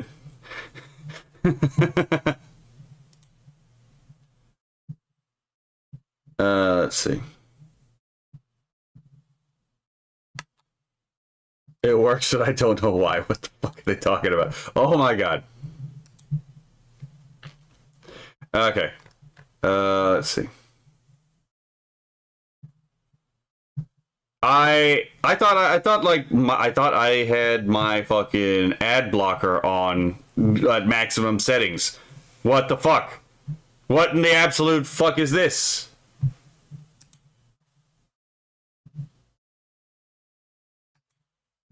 Alright, you know what, fuck it.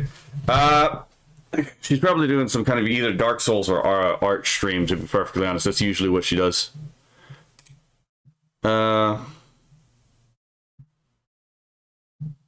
It would be fucking nice if I could actually get the chance to see it, but these goddamn... Okay, here we go.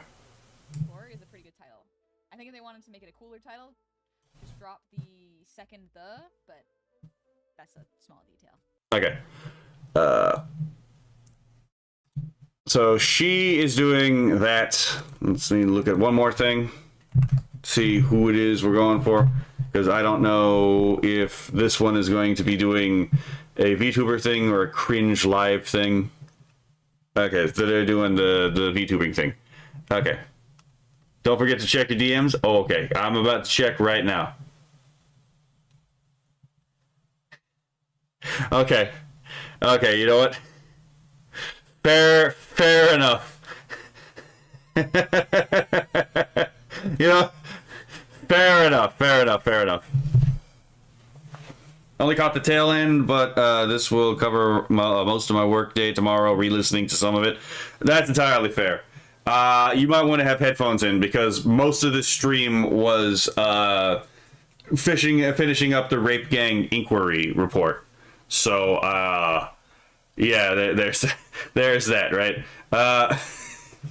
Does anyone have a funny raid message to raid with? I've never done raid messages, but like, if we get a funny raid message, Horrible is the artist. Wait. Horrible is. Wait. Oh no. Okay, never mind.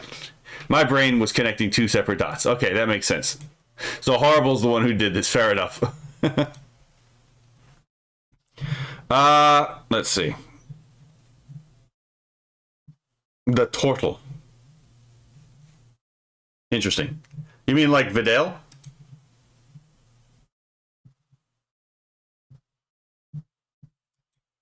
Great, but I don't know.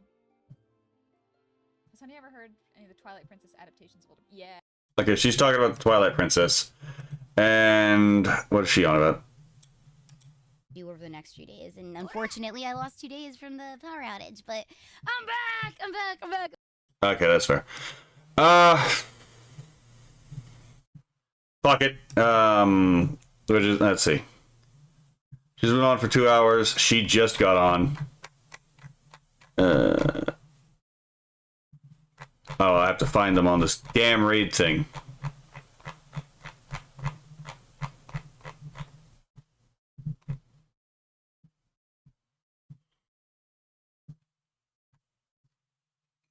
What the fuck is going on here? I think my my Twitch might be malfunctioning again. Happens from time to time.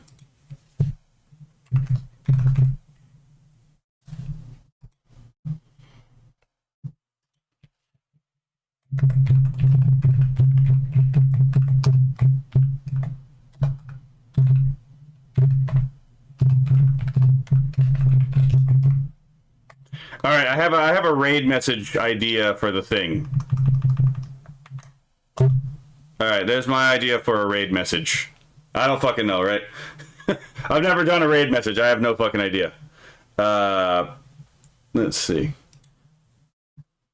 Let us do the Honey Goblin in this case, since I've never raided Honey Goblin before.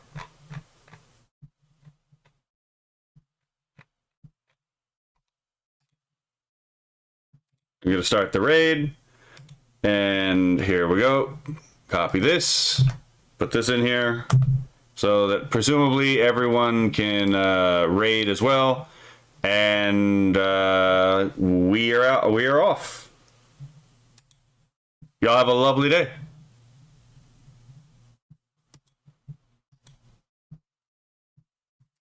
Characters into video games. Something about that just scratches a wonderful itch in my brain. So, DJ, thank you for the hydrate. And AcosmicOtaku, thank you for the raid. Welcome on in, Raiders. How was your stream? What were y'all up to? Oh, she's from Hyrule Warriors? Really? Imagine playing as Honey in a Zelda game. If you mod Minda to look like me, I wonder what that would be like. A little short stack following you around. Main difference is I'd probably keep offering you snacks.